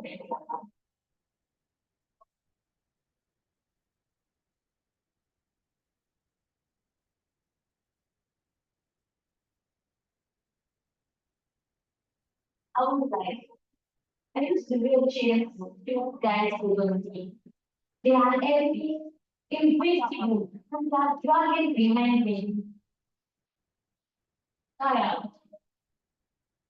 They wrap around my thoughts, my dreams, and my voice. They don't allow me to breathe. They make me feel like I have no choice. Especially when life is making me feel like I'm nothing. And the weight of it all is about to drown. But today, I stand with strength in my heart. I am breaking those things that are making me drown. I am breaking free from every chain, every barrier, every obstacle, every struggle. And today, I am living here to battle. Thank you.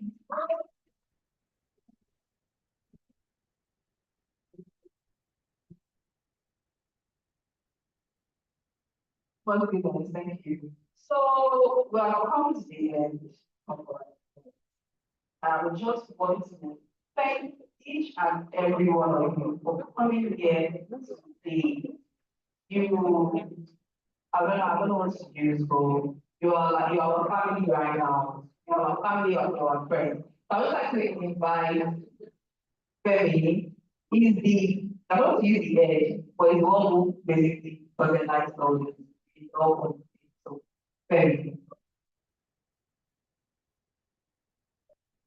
Thank you very, very much. I really appreciate your patience, especially in all this morning.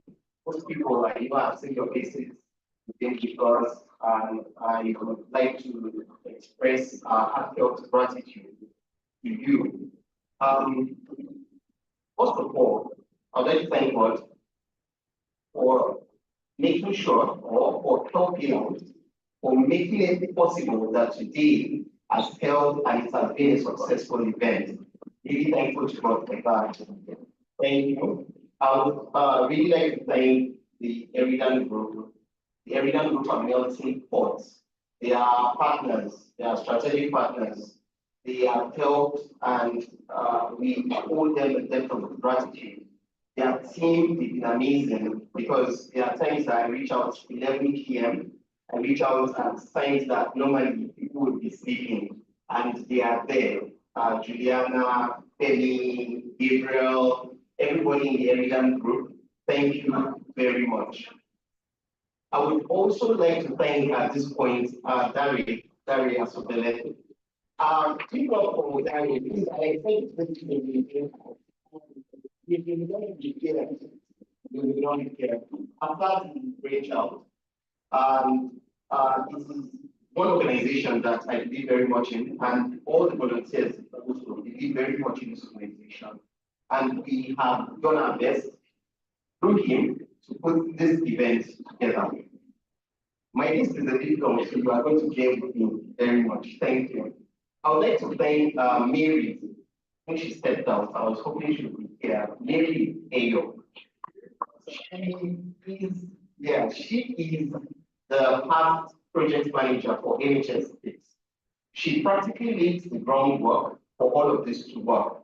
And you will agree with me that foundation is a very important part, the most important part of the building The foundation is the most important part. So she worked really hard. That is hard there. It's been amazing part, and it's been great. We reaped fruits basically of our own labor. And there's also Claire. I haven't met Claire, the model. She did great too. She's outgoing team lead for the director of programs. I would also like to, she stands out, the whole man prepare at the time.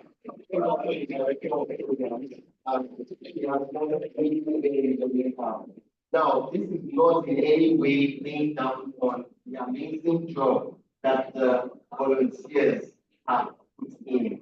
I can name volunteers, I promise you, but if I do that, we are going to take a very, very long time.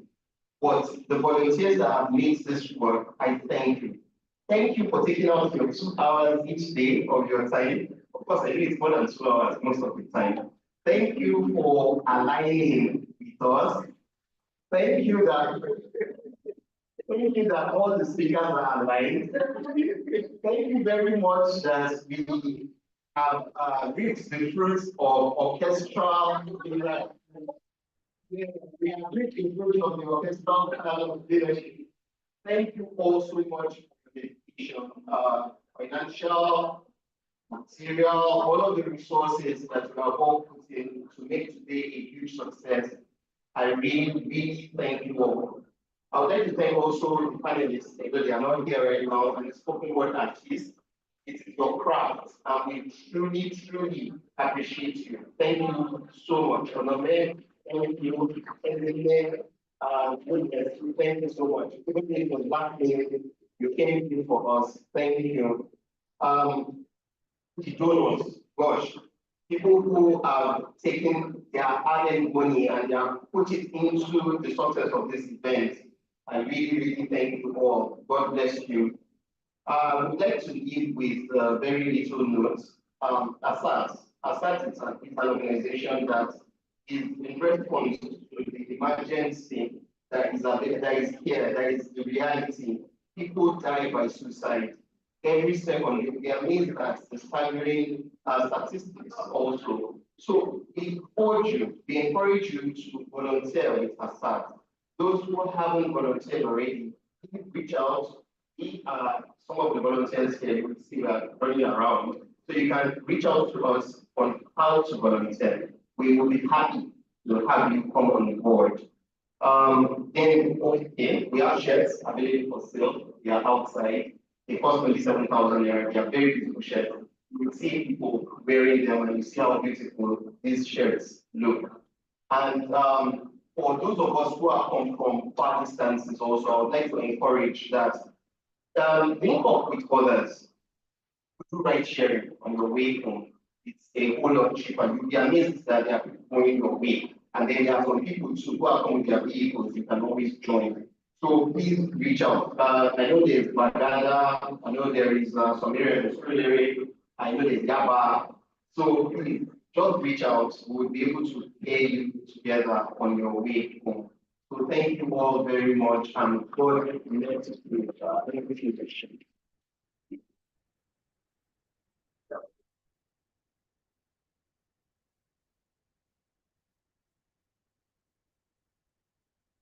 I want to take a group picture outside. We always like to take a group picture of everyone applicating. But don't take a group picture outside. Hopefully, let's talk with people. I want to stay on to volunteers. So please let's take a group picture outside. Who will leave without taking a group picture? Those that came, you will come back together. Don't worry, go back together. I really do now. Alright, so let's take a group picture outside, guys. Everyone, please, I'm begging you. Those outside, let's take a picture outside, right? Thank you, thank you.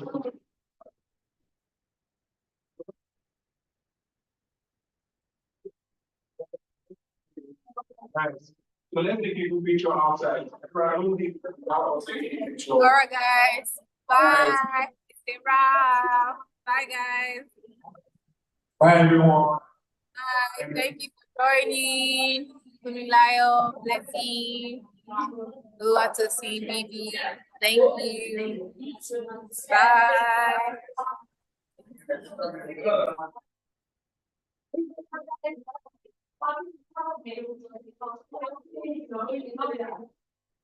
You're welcome, Fumi.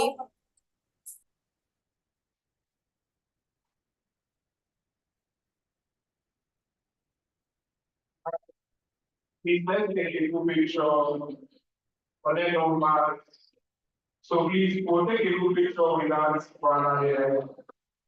So please, let's all take a group picture. So let's all take a group picture here. Everybody, please, let's take a group picture here. And we all just arrange ourselves. If you are inside your room, thank you guys. Before you leave, let's take a group picture here. Everyone, who should move this. Hi guys, for those of us that are talking, I come to the back here. Some people, I see some people are holding the placards, yes, so some people can be at the back. Hi guys, let's take